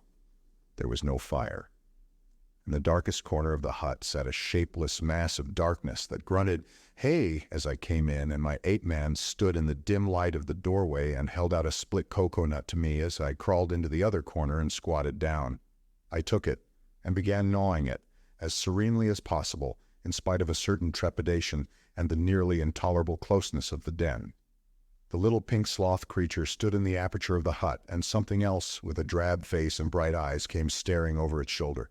"Hey," came out of the lump of mystery opposite. "It is a man. It is a man," gabbled my conductor. A man, a 5-man like me." "Shut up," said the voice from the dark, and grunted. I gnawed my coconut amid an impressive stillness. I peered hard into the blackness, but could distinguish nothing. "It is a man," the voice repeated. "He comes to live with us." It was a thick voice with something in it, a kind of whistling overtone that struck me as peculiar. But the English accent was strangely good. The ape-man looked at me as though he expected something. I perceived the pause was interrogative. "He comes to live with you," I said. "It is a man. He must learn the law." I began to distinguish now a deeper blackness in the black, a vague outline of a hunched-up figure. Then I noticed the opening of the place was darkened by 2 more black heads. My hand tightened on my stick. The thing in the dark repeated in a louder tone, "Say the words." I had missed its last remark. "Not to go on all fours, that is the law," it repeated in a kind of sing-song. I was puzzled. "Say the words," said the ape-man, repeating, and the figures in the doorway echoed this with a threat in the tone of their voices. I realized that I had to repeat this idiotic formula, and then began the insanest ceremony. The voice in the dark began intoning a mad litany, line by line, and I and the rest to repeat it. As they did so, they swayed from side to side in the oddest way, and beat their hands upon their knees, and I followed their example. I could have imagined I was already dead, and in another world. That dark hut, these grotesque dim figures, just flecked here and there by a glimmer of light, and all of them swaying in unison and chanting, "Not to go on all fours, that is the law. Are we not men? Not to suck up drink, that is the law. Are we not men? Not to eat fish or flesh, that is the law. Are we not men? Not to claw the bark of trees, that is the law. Are we not men? Not to chase other men, that is the law. Are we not men?" And so, from the prohibition of these acts of folly on to the prohibition of what I thought then were the maddest, most impossible, and most indecent things one could well imagine. A kind of rhythmic fervor fell on all of us. We gabbled and swayed faster and faster, repeating this amazing law. Superficially, the contagion of these brutes was upon me, but deep down within me the laughter and disgust struggled together. We ran through a long list of prohibitions, and then the chant swung round to a new formula. "His is the house of pain. His is the hand that makes. His is the hand that wounds, his is the hand that heals. And so on for another long series, mostly quite incomprehensible gibberish to me about him, whoever he might be. I could have fancied it was a dream, but never before have I heard chanting in a dream. His is the lightning flash, we sang, his is the deep salt sea. A horrible fancy came into my head that Moreau, after animalizing these men, had infected their dwarfed brains with a kind of deification of himself. However, I was too keenly aware of white teeth and strong claws about me to stop my chanting on that account. His are the stars in the sky. At last that song ended. I saw the ape-man's face shining with perspiration, and my eyes being now accustomed to the darkness, I saw more distinctly the figure in the corner from which the voice came. It was the size of a man, but it seemed covered with a dull gray hair, almost like a sky terrier. What was it? What were they all? Imagine yourself surrounded by all the most horrible cripples and maniacs it is possible to conceive, and you may understand a little of my feelings with these grotesque caricatures of humanity about me. He is a five-man, like me, said the ape-man. I held out my hands. The gray creature in the corner leant forward. Not to run on all fours, that is the law. Are we not men? He said. He put out a strangely distorted talon and gripped my fingers. The thing was almost like the hoof of a deer produced into claws. I could have yelled with surprise and pain. His face came forward and peered at my nails, came forward into the light of the opening of the hut, and I saw with a quivering disgust that it was like the face of neither man nor beast, but a mere shock of gray hair with three shadowy overarchings to mark the eyes and mouth. He has little nails, said this grisly creature in his hairy beard. It is well. He threw my hand down, and instinctively I gripped my stick. Eat roots and herbs. It is his will, said the ape-man. I am the sayer of the law, said the gray figure. Here come all that be new to learn the law. I sit in the darkness and say the law. It is even so, said one of the beasts in the doorway. Evil are the punishments of those who break the law. None escape.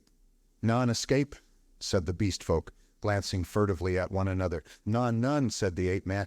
None escape. See, I did a little thing, a wrong thing once. I jabbered. Stop talking, none could understand. I am burnt, branded in the hand. He is great, he is good. None escape, said the great creature in the corner. None escape, said the beast people, looking askance at one another. For everyone the want that is bad, said the gray sayer of the law. What you will want we do not know, we shall know. Some want to follow things that move, to watch and slink and wait and spring, to kill and bite deep and rich, sucking the blood, it is bad. Not to chase other men, that is the law. Are we not men? Not to eat flesh or fish, that is the law. Are we not men? None escape, said a dappled brute standing in the doorway. For every one the want is bad, said the gray sayer of the law. Some want to go tearing with teeth and hands into the roots of things, snuffing into the earth. It is bad. None escape, said the men in the door. Some go clawing trees, some go scratching at the graves of the dead, some go fighting with foreheads or feet or claws. Some bite suddenly, none giving occasion, some love uncleanness. None escape, said the ape-man, scratching his calf. None escaped, said the little pink sloth creature. Punishment is sharp and sure, therefore learn the law, say the words. And incontinently he began again the strange litany of the law. And again I and all these creatures began singing and swaying. My head reeled with this jabbering and the close stench of the place. But I kept on, trusting to find presently some chance of a new development. Not to go on all fours, that is the law. Are we not men? We were making such a noise that I noticed nothing of a tumult outside until someone, who I think was one of the two swine men I had seen, thrust his head over the little pink sloth creature and shouted something excitedly, something that I did not catch. Incontinently, those at the opening of the hut vanished. My ape-man rushed out. The thing that had sat in the dark followed him.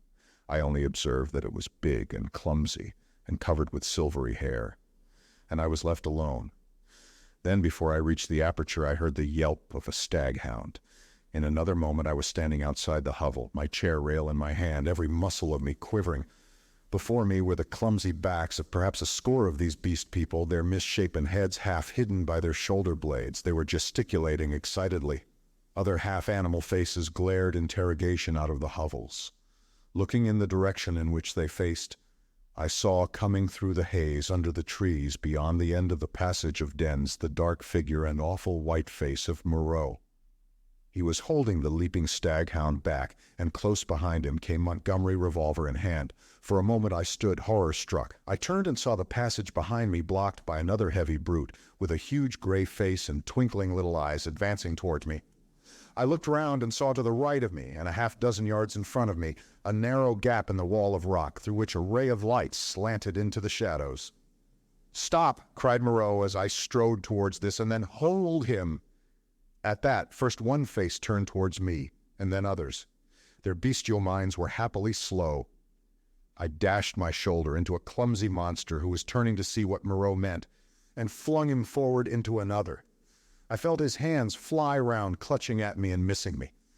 The little pink sloth creature dashed at me, and I gashed down its ugly face with the nail in my stick, and in another minute was scrambling up a steep side pathway, a kind of sloping chimney, out of the ravine. I heard a howl behind me and cries of, "Catch him! Hold him!" And the gray-faced creature appeared behind me and jammed his huge bulk into the cleft. Go on," they howled. I clambered up the narrow cleft in the rock and came out upon the sulphur on the westward side of the village of the beast men. That gap was altogether fortunate for me, for the narrow chimney, slanting obliquely upward, must have impeded the nearer pursuers. I ran over the white space and down a steep slope through a scattered growth of trees, and came to a low-lying stretch of tall reeds through which I pushed into a dark, thick undergrowth that was black and succulent underfoot. As I plunged into the reeds, my foremost pursuers emerged from the gap. I broke my way through this undergrowth for some minutes. The air behind me and about me was soon full of threatening cries.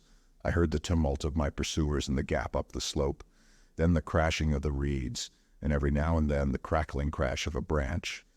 Some of the creatures roared like excited beasts of prey. The staghound yelped to the left. I heard Moreau and Montgomery shouting in the same direction. I turned sharply to the right. It seemed to me even then that I heard Montgomery shouting for me to run for my life. Presently the ground gave rich and oozy under my feet, but I was desperate and went headlong into it, struggled through knee-deep, and so came to a winding path among tall canes. The noise of my pursuers passed away to my left.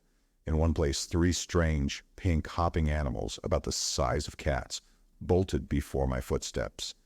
This pathway ran uphill, across another open space, covered with white incrustation, and plunged into a canebrake again. Then suddenly it turned parallel with the edge of a steep, walled gap, which came without warning, like the ha-ha of an English park, turned with an unexpected abruptness. I was still running with all my might, and I never saw this drop until I was flying headlong through the air. I fell on my forearms and head among thorns and rose with a torn ear and bleeding face. I had fallen into a precipitous ravine, rocky and thorny, full of a hazy mist, which drifted about me in wisps, and with a narrow streamlet, from which this mist came meandering down the center. I was astonished at this thin fog in the full blaze of daylight, but I had no time to stand wondering then. I turned to my right downstream, hoping to come to the sea in that direction, and so have my way open to drown myself. It was only later I found that I had dropped my nailed stick in my fall. Presently the ravine grew narrower for a space, and carelessly I stepped into the stream. I jumped out again pretty quickly, for the water was almost boiling. I noticed, too, there was a thin, sulphurous scum drifting upon its coiling water. Almost immediately came a turn in the ravine and the indistinct blue horizon. The nearer sea was flashing the sun from a myriad facets. I saw my death before me, but I was hot and panting, with the warm blood oozing out on my face and running pleasantly through my veins. I felt more than a touch of exultation, too, at having distanced my pursuers. It was not in me then to go out and drown myself yet. I stared back the way I had come. I listened. Save for the hum of the gnats and the chirp of some small insects that hopped among the thorns, the air was absolutely still. Then came the yelp of a dog, very faint, and a chattering and gibbering, the snap of a whip, and voices. They grew louder, then fainter again. The noise receded up the stream and faded away. For a while the chase was over, but I knew now how much hope of help for me lay in the beast people. Chapter 13. A Parley. I turned again and went on down towards the sea. I found the hot stream broadened out to a shallow, weedy sand. in which an abundance of crabs and long-bodied, many-legged creatures started from my footfall. I walked to the very edge of the salt water, and then I felt I was safe. I turned and stared, arms akimbo, at the thick green behind me into which the steamy ravine cut like a smoking gash. But as I say, I was too full of excitement and, a true saying, though those who have never known danger may doubt it, too desperate to die. Then it came into my head that there was one chance before me yet. While Moreau and Montgomery and their bestial rabble chased me through the island, might I not go round the beach until I came to their enclosure, make a flank march upon them, in fact, and then with a rock lugged out of their loosely built wall, perhaps smash in the lock of the smaller door and see what I could find, knife, pistol, or what not, to fight them with when they returned. It was at any rate something to try. So I turned to the westward and walked along by the water's edge. The setting sun flashed his blinding heat into my eyes. The slight Pacific tide was running in with a gentle ripple. Presently the shore fell away southward, and the sun came round upon my right hand. Then suddenly, far in front of me, I saw first one and then several figures emerging from the bushes. Moreau, with his gray staghound, then Montgomery, and two others. At that I stopped. They saw me, and began gesticulating and advancing. I stood watching them approach. The two beast men came running forward to cut me off from the undergrowth, inland. Montgomery came, running also, but straight towards me. Moreau followed slower with the dog. At last I roused myself from my inaction and turning seaward walked straight into the water. The water was very shallow at first. I was 30 yards out before the waves reached my waist. Dimly I could see the intertidal creatures darting away from my feet. "What are you doing, man?" cried Montgomery. I turned, standing waist-deep, and stared at them. Montgomery stood panting at the margin of the water. His face was bright red with exertion, his long flaxen hair blown about his head, and his dropping nether lip showed his irregular teeth. Moreau was just coming up, his face pale and firm, and the dog at his hand barked at me. Both men had heavy whips. Farther up the beach stared the beast men. "What am I doing? I'm going to drown myself," said I. Montgomery and Moreau looked at each other. "Why?" asked Moreau. "Because that is better than being tortured by you." "I told you so," said Montgomery, and Moreau said something in a low tone. "What makes you think I shall torture you?" asked Moreau. "What I saw," I said, "and those yonder." "Hush," said Moreau, and held up his hand. "I will not," said I. "They were men. What are they now? I at least will not be like them." I looked past my interlocutors. Up the beach were Maling, Montgomery's attendant, and one of the white-swathed brutes from the boat. Farther up, in the shadow of the trees, I saw my little ape man, and behind him some other dim figures. "Who are these creatures?" said I, pointing to them and raising my voice more and more that it might reach them. "They were men like yourselves, whom you have infected with some bestial taint, men whom you have enslaved and whom you still fear. You who listen," I cried, pointing now to Moreau and shouting past him to the beastmen, "you who listen, do you not see these men still fear you, go in dread of you? Why then do you fear them? You are many. For God's sake," cried Montgomery. "Stop that, Prendick." "Prendick!" cried Moreau. They both shouted together as if to drown my voice, and behind them lowered the staring faces of the beast men, wondering, their deformed hands hanging down, their shoulders hunched up. They seemed, as I fancied, to be trying to understand me, to remember, I thought, something of their human past. I went on shouting, I scarcely remember what, that Moreau and Montgomery could be killed, that they were not to be feared. That was the burden of what I put into the heads of the beast people. I saw the green-eyed man in the dark rags who had met me on the evening of my arrival come out from among the trees, and others followed him to hear me better. At last, for want of breath, I paused. "Listen to me for a moment," said the steady voice of Moreau, "and then say what you will." "Well," said I. He coughed, thought, then shouted, "A Latin, Prendick, bad Latin, schoolboy Latin, but try and understand. He non sunt homines, sunt animalia qui nos habemus vivisected, a humanizing process. I will explain. Come ashore." I laughed. "A pretty story," said I. "They talk, build houses, they were men. It's likely I'll come ashore. The water just beyond where you stand is deep and full of sharks." "That's my way," said I. "Short and sharp. Presently. Wait a minute." He took something out of his pocket that flashed back the sun and dropped the object at his feet. "That's a loaded revolver," said he. "Montgomery here will do the same. Now we are going up the beach until you are satisfied the distance is safe. Then come and take the revolvers. Not I. You have a third between you. I want you to think over things, Prendick. In the first place, I never asked you to come upon this island. If we vivisected men, we should import men, not beasts. In the next, we had you drugged last night had we wanted to work you any mischief. And in the next, now your first panic is over, and you can think a little. Is Montgomery here quite up to the character you give him? We have chased you for your good, because this island is full of inimical phenomena. Besides, why should we want to shoot you when you have just offered to drown yourself? Why did you set your people onto me when I was in the hut? We felt sure of catching you and bringing you out of danger. Afterwards, we drew away from the scent for your good. I mused. It seemed just possible. Then I remembered something again. But I saw, said I, in the enclosure. That was the puma. Look here, Prendick, said Montgomery. You're a silly ass. Come out of the water and take these revolvers and talk. We can't do anything more than we could do now. I will confess that then, and indeed always. I distrusted and dreaded Moreau, but Montgomery was a man I felt I understood. Go up the beach, said I after thinking, and added, holding your hands up. Can't do that, said Montgomery with an explanatory nod over his shoulder. Undignified. Go up to the trees then, said I. As you please. It's a damn silly ceremony, said Montgomery. Both turned and faced the 6 or 7 grotesque creatures who stood there in the sunlight, solid, casting shadows, moving, and yet so incredibly unreal. Montgomery cracked his whip at them, and forthwith they all turned and fled helter-skelter into the trees, and when Montgomery and Moreau were at a distance I judged sufficient, I waded ashore and picked up and examined the revolvers.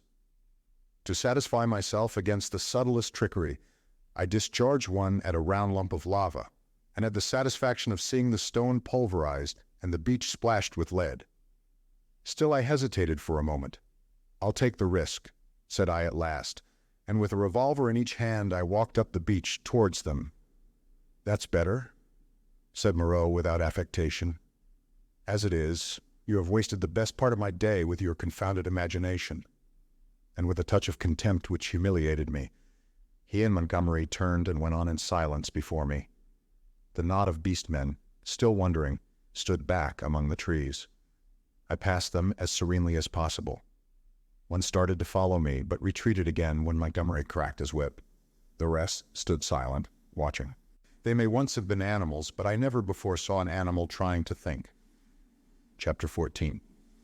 Dr. Moreau explains. And now, Prendick, I will explain, said Dr. Moreau, so soon as we had eaten and drunk. I must confess that you are the most dictatorial guest I ever entertained. I warn you that this is the last I shall do to oblige you. The next thing you threaten to commit suicide about, I shan't do, even at some personal inconvenience. He sat in my deck chair, a cigar half consumed in his white, dexterous-looking fingers. The light of the swinging lamp fell on his white hair. He stared through the little window, out at the starlight. I sat as far away from him as possible, the table between us and the revolvers to hand. Montgomery was not present. I did not care to be with the two of them in such a little room. You admit that the vivisected human being, as you called it, is, after all, only the puma, said Moreau. He had made me visit that horror in the inner room to assure myself of its inhumanity. It is the puma, I said, still alive, but so cut and mutilated as I pray I may never see living flesh again, of all vile. Never mind that, said Moreau. At least spare me those youthful horrors. Montgomery used to be just the same. You admit that it is the puma. Now be quiet while I reel off my physiological lecture to you. And forthwith, beginning in the tone of a man supremely bored but presently warming a little, he explained his work to me. He was very simple and convincing. Now and then there was a touch of sarcasm in his voice. Presently I found myself hot with shame at our mutual positions.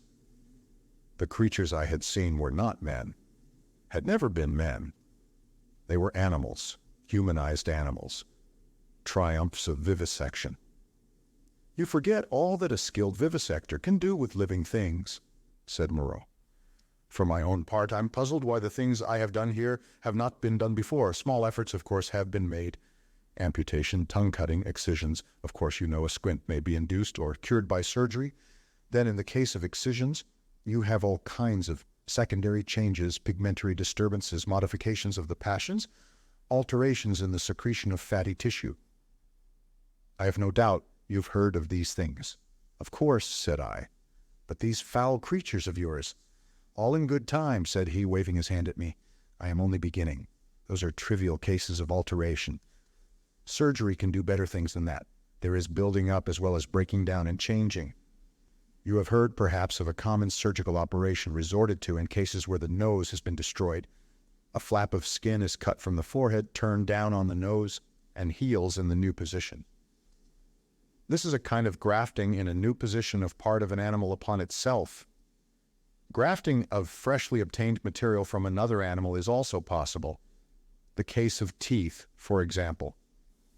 The grafting of skin and bone is done to facilitate healing. The surgeon places in the middle of the wound pieces of skin snipped from another animal, or fragments of bone from a victim freshly killed.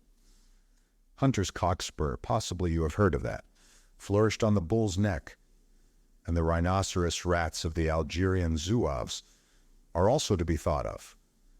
Monsters manufactured by transferring a slip from the tail of an ordinary rat to its snout, and allowing it to heal in that position. Monsters manufactured, said I. Then you mean to tell me, yes, these creatures you have seen are animals carven and wrought into new shapes. To that, to the study of the plasticity of living forms, my life has been devoted.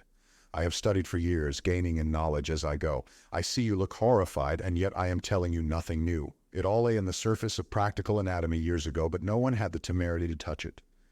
It is not simply the outward form of an animal which I can change. The physiology, the chemical rhythm of the creature may also be made to undergo an enduring modification, of which vaccination and other methods of inoculation with living or dead matter are examples that will, no doubt, be familiar to you. A similar operation is the transfusion of blood, with which subject, indeed, I began. These are all familiar cases. Less so, and probably far more extensive, were the operations of those medieval practitioners who made dwarfs and beggar cripples, show monsters, some vestiges of whose art still remain in the preliminary manipulation of the young mountebank or contortionist. Victor Hugo gives an account of them in L'Homme qui rit. But perhaps my meaning grows plain now. You begin to see that it is a possible thing to transplant tissue from one part of an animal to another, or from one animal to another, to alter its chemical reactions and methods of growth, to modify the articulations of its limbs, and indeed to change it in its most intimate structure. And yet this extraordinary branch of knowledge has never been sought as an end and systematically by modern investigators until I took it up. Some such things have been hit upon in the last resort of surgery. Most of the kindred evidence that will recur to your mind has been demonstrated, as it were, by accident, by tyrants, by criminals, by the breeders of horses and dogs, by all kinds of untrained, clumsy-handed men working for their own immediate ends. I was the first man to take up this question, armed with antiseptic surgery, and with a really scientific knowledge of the laws of growth. Yet one would imagine it must have been practiced in secret before. Such creatures as the Siamese twins, and in the vaults of the Inquisition. No doubt their chief aim was artistic torture, but some at least of the inquisitors must have had a touch of scientific curiosity. But, said I, these animals talk. He said that was so, and proceeded to point out that the possibility of vivisection does not stop at a mere physical metamorphosis. A pig may be educated. The mental structure is even less determinate than the bodily. In our growing science of hypnotism, we find the promise of a possibility of superseding old inherent instincts by new suggestions, grafting upon or replacing the inherited fixed ideas. Very much indeed of what we call moral education, he said, is such an artificial modification and perversion of instinct. Pugnacity is trained into courageous self-sacrifice, and suppressed sexuality into religious emotion. And the great difference between man and monkey is in the larynx, he continued, in the incapacity to frame delicately different sound symbols by which thought could be sustained. In this I failed to agree with him, but with a certain incivility he declined to notice my objection. He repeated that the thing was so, and continued his account of his work. I asked him why he had taken the human form as a model. There seemed to me then, and there still seems to me now, a strange wickedness for that choice. He confessed that he had chosen that form by chance. I might just as well have worked to form sheep into llamas and llamas into sheep. I suppose there is something in the human form that appeals to the artistic turn of mind more powerfully than any animal shape can. But I've not confined myself to man-making. Once or twice, he was silent for a minute, perhaps. These years, how they have slipped by. And here I have wasted a day saving your life and am now wasting an hour explaining myself. But, said I still do not understand. Where is your justification for inflicting all this pain? The only thing that could excuse vivisection to me would be some application. Precisely, said he. But, you see, I am differently constituted. We are on different platforms. You are a materialist. I am not a materialist. I began hotly. In my view, for it is just this question of pain that parts us. So long as visible or audible pain turns you sick, so long as your own pains drive you, so long as pain underlies your propositions about sins, so long, I tell you, you are an animal, thinking a little less obscurely what an animal feels. This pain, I gave an impatient shrug at such sophistry. Oh, but it is such a little thing. A mind truly open to what science has to teach must see that it is a little thing. It may be that save in this little planet, this speck of cosmic dust, invisible long before the nearest star could be attained, it may be, I say, that nowhere else does this thing called pain occur. But the laws we feel our way towards, why, even on this earth, even among living things, what pain is there? As he spoke, he drew a little penknife from his pocket, opened the smaller blade, and moved his chair so that I could see his thigh. Then, choosing the place deliberately, he drove the blade into his leg and withdrew it. No doubt, he said, you have seen that before. It does not hurt a pinprick, but what does it show? The capacity for pain is not needed in the muscle, and it is not placed there. Is but little needed in the skin, and only here and there over the thighs a spot capable of feeling pain. Pain is simply our intrinsic medical advisor to warn us and stimulate us. Not all living flesh is painful, nor is all nerve, not even all sensory nerve. There's no taint of pain, real pain, in the sensations of the optic nerve. If you wound the optic nerve, you merely see flashes of light, just as disease of the auditory nerve merely means a humming in our ears. Plants do not feel pain, nor the lower animals. It's possible that such animals as the starfish and crayfish do not feel pain at all. Then with men, the more intelligent they become, the more intelligently they will see after their own welfare, and the less they will need the goad to keep them out of danger. I never yet heard of a useless thing that was not ground out of existence by evolution sooner or later. Did you? And pain gets needless. Then I am a religious man, Prendick, as every sane man must be. It may be, I fancy, that I have seen more of the ways of this world's maker than you, for I have sought his laws in my way all my life, while you, I understand, have been collecting butterflies. And I tell you, pleasure and pain have nothing to do with heaven or hell. Pleasure and pain, bah! What is your theologian's ecstasy but Muhammad's houri in the dark? This store which men and women set on pleasure and pain, Prendick, is the mark of the beast upon them, the mark of the beast from which they came. Pain, pain, and pleasure.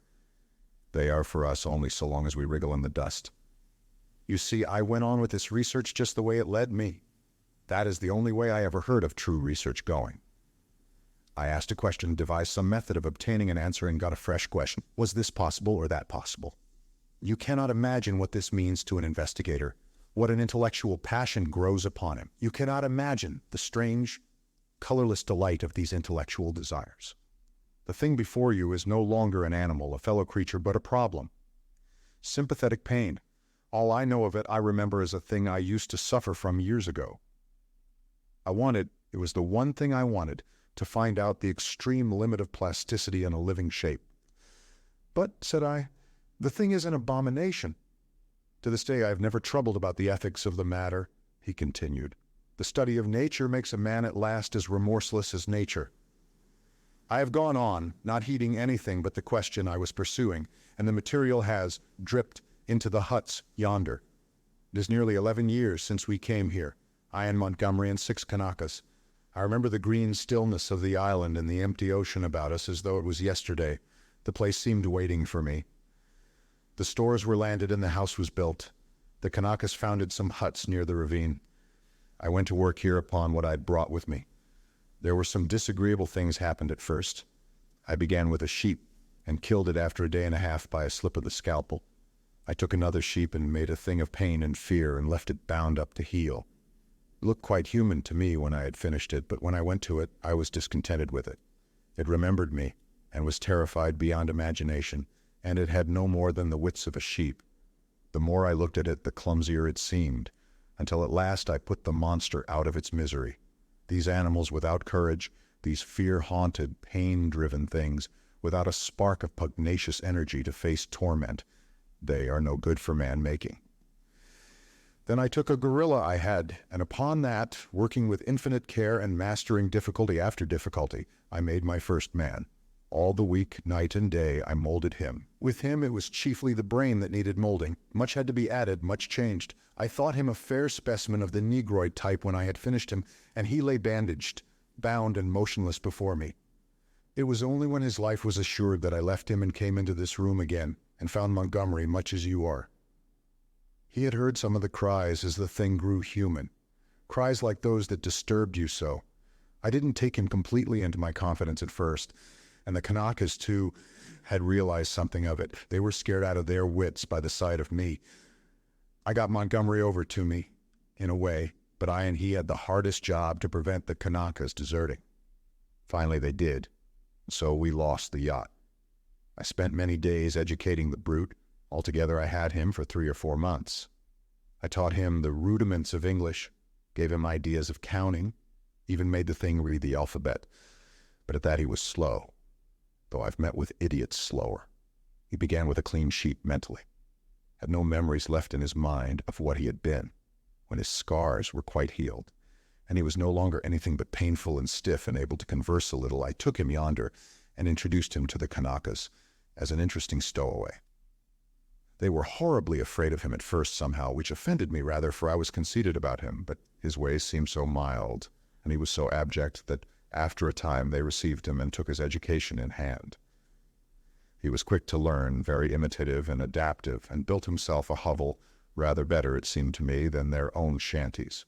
There was one among the boys a bit of a missionary, and he taught the thing to read, or at least to pick out letters, and gave him some rudimentary ideas of morality. But it seems the beast's habits were not all that is desirable. I rested from work for some days after this, and was in a mind to write an account of the whole affair to wake up English physiology. Then I came upon the creature squatting up in a tree and gibbering at 2 of the Kanakas who had been teasing him. I threatened him, told him the inhumanity of such a proceeding, aroused his sense of shame, and came home resolved to do better before I took my work back to England. I have been doing better, but somehow the things drift back again. The stubborn beast flesh grows day by day back again, but I mean to do better things still. I mean to conquer that. This puma, but that's the story. All the Kanaka boys are dead now. One fell overboard of the launch, and one died of a wounded heel that he poisoned in some way with plant juice. 3 went away in the yacht, and I suppose and hope were drowned.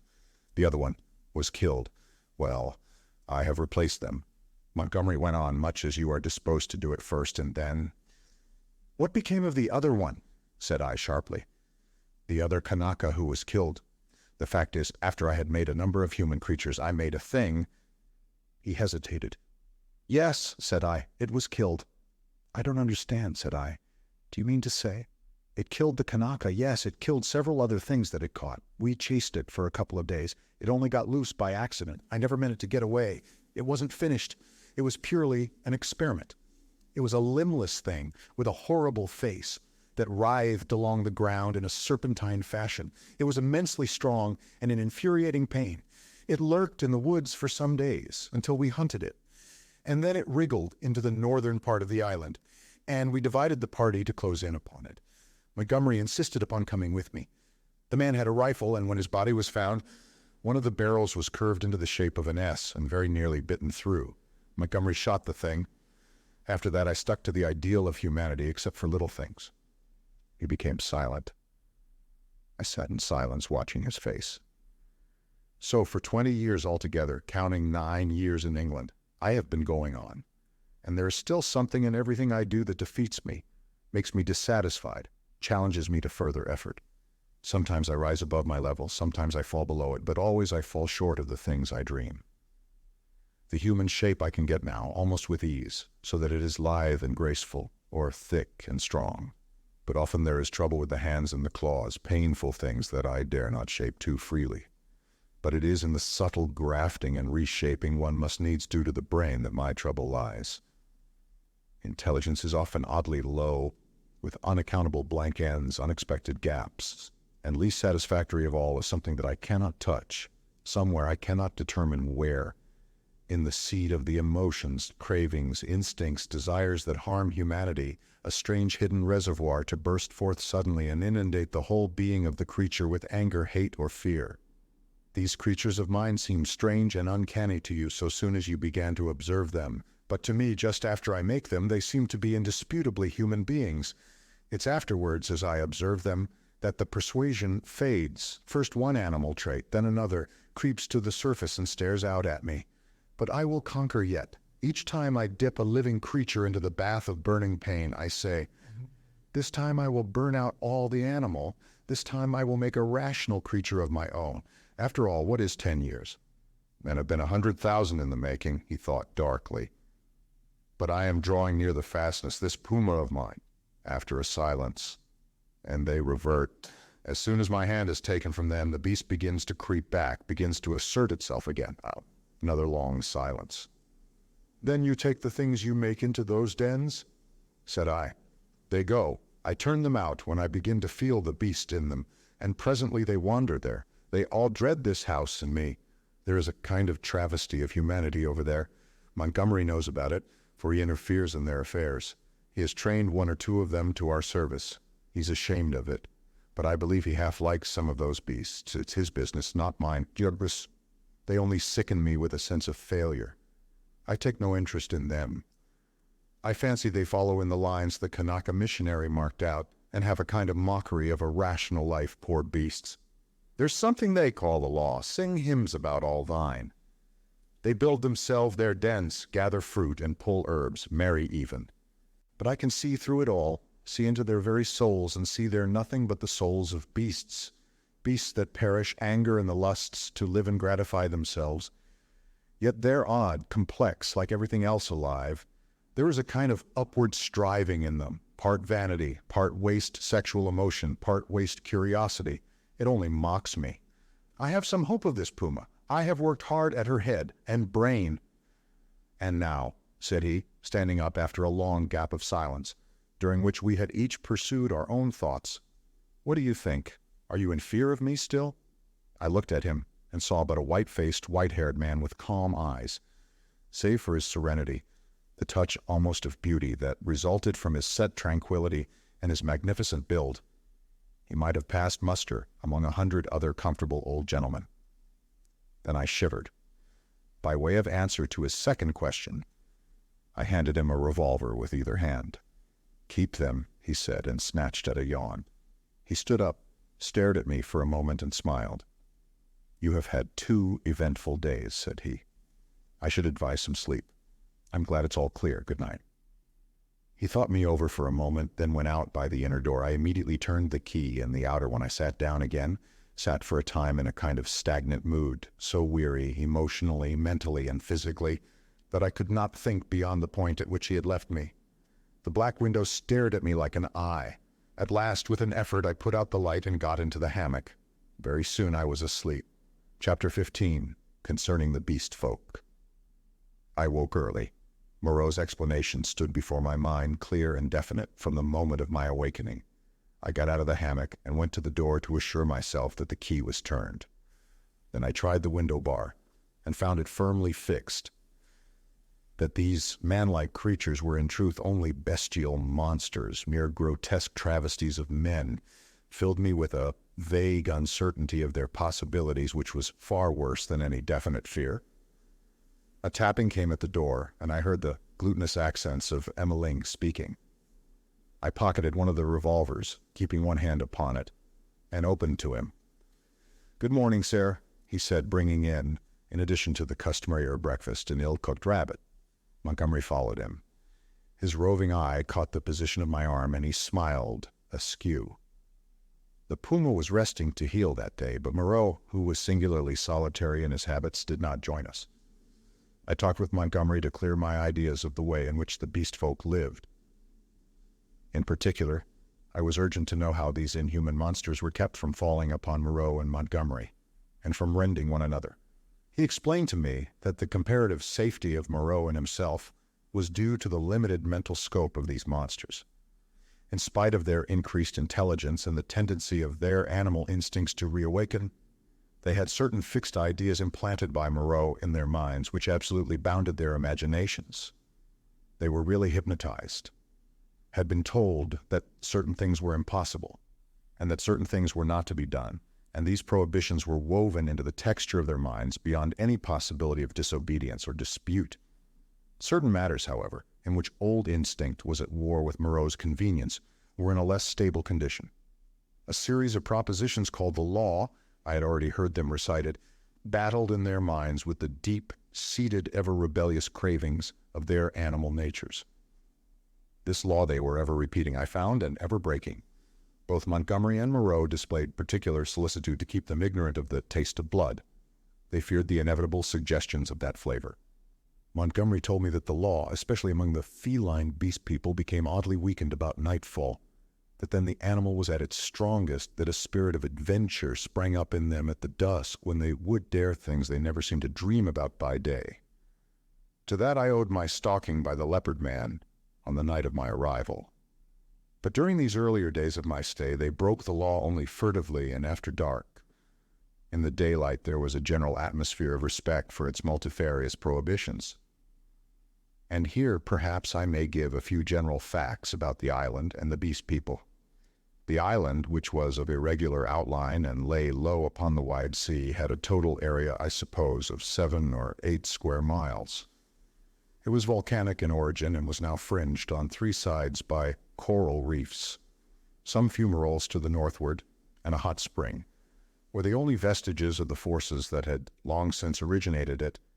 Now and then a faint quiver of earthquake would be sensible, and sometimes the ascent of the spire of smoke would be rendered tumultuous by gusts of steam. But that was all. The population of the island, Montgomery informed me, now numbered rather more than 60 of these strange creations of Moreau's art, not counting the smaller monstrosities which lived in the undergrowth and were without human form. Altogether he had made nearly 120, but many had died, and others, like the writhing, footless thing of which he had told me, had come by violent ends. In answer to my question, Montgomery said that they actually bore offspring, but that these generally died. When they lived, Moreau took them and stamped the human form upon them. There was no evidence of the inheritance of their acquired human characteristics. The females were less numerous than the males, and liable to much furtive persecution in spite of the monogamy the law enjoined. It would be impossible for me to describe these beast people in detail. My eye has had no training in details, and unhappily I cannot sketch. Most striking, perhaps, in their general appearance was the disproportion between the legs of these creatures and the length of their bodies. And yet, so relative is our idea of grace, my eye became habituated to their forms, and at last I even fell in with their persuasion that my own long thighs were ungainly. Another point was the forward carriage of the head and the clumsy and inhuman curvature of the spine. Even the ape-man lacked that inward sinuous curve at the back which makes the human figure so graceful. Most had their shoulders hunched clumsily, and their short forearms hung weakly at their sides. Few of them were conspicuously hairy, at least until the end of my time upon the island. The next most obvious deformity was in their faces, almost all of which were prognathous, malformed about the ears with large and protuberant noses, very furry or very bristly hair, and often strangely colored or strangely placed eyes. None could laugh, though the ape-man had a chattering titter. Beyond these general characters, their heads had little in common. Each preserved the quality of its particular species. The human mark distorted, but did not hide the leopard, the ox, or the sow, or other animal or animals from which the creature had been molded. The voices, too, varied exceedingly.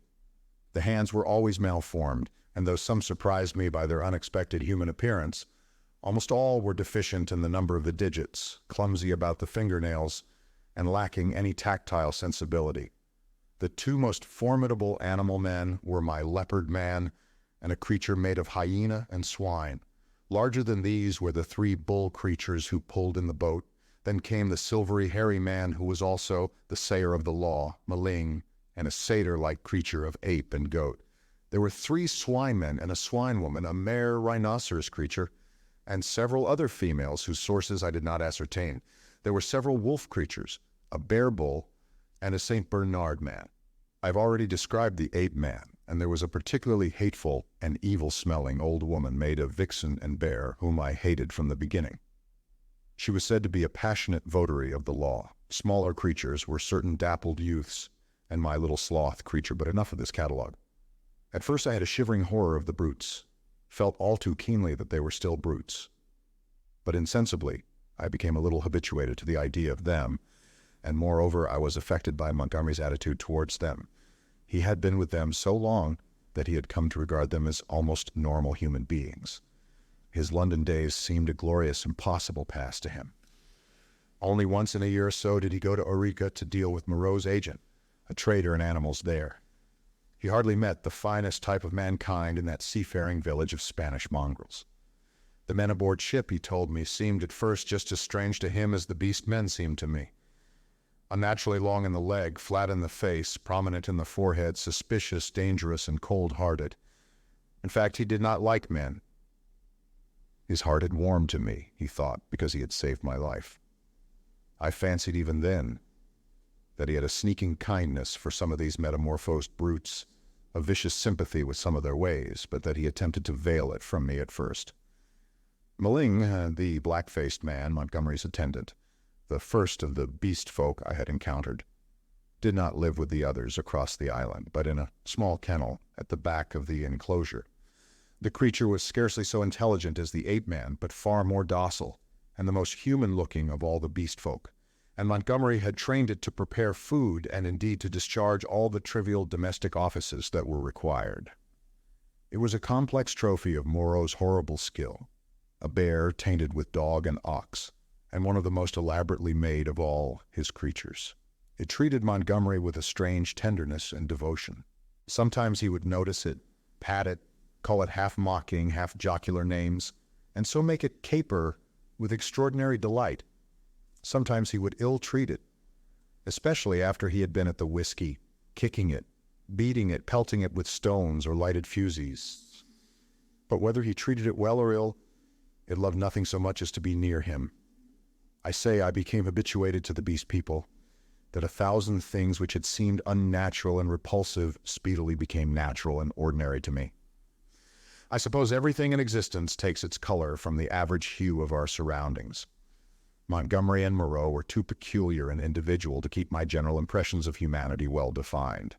I would see one of the clumsy, bovine creatures who worked the launch treading heavily through the undergrowth, and find myself asking, trying hard to recall how he differed from some really human yokel trudging home from his mechanical labors.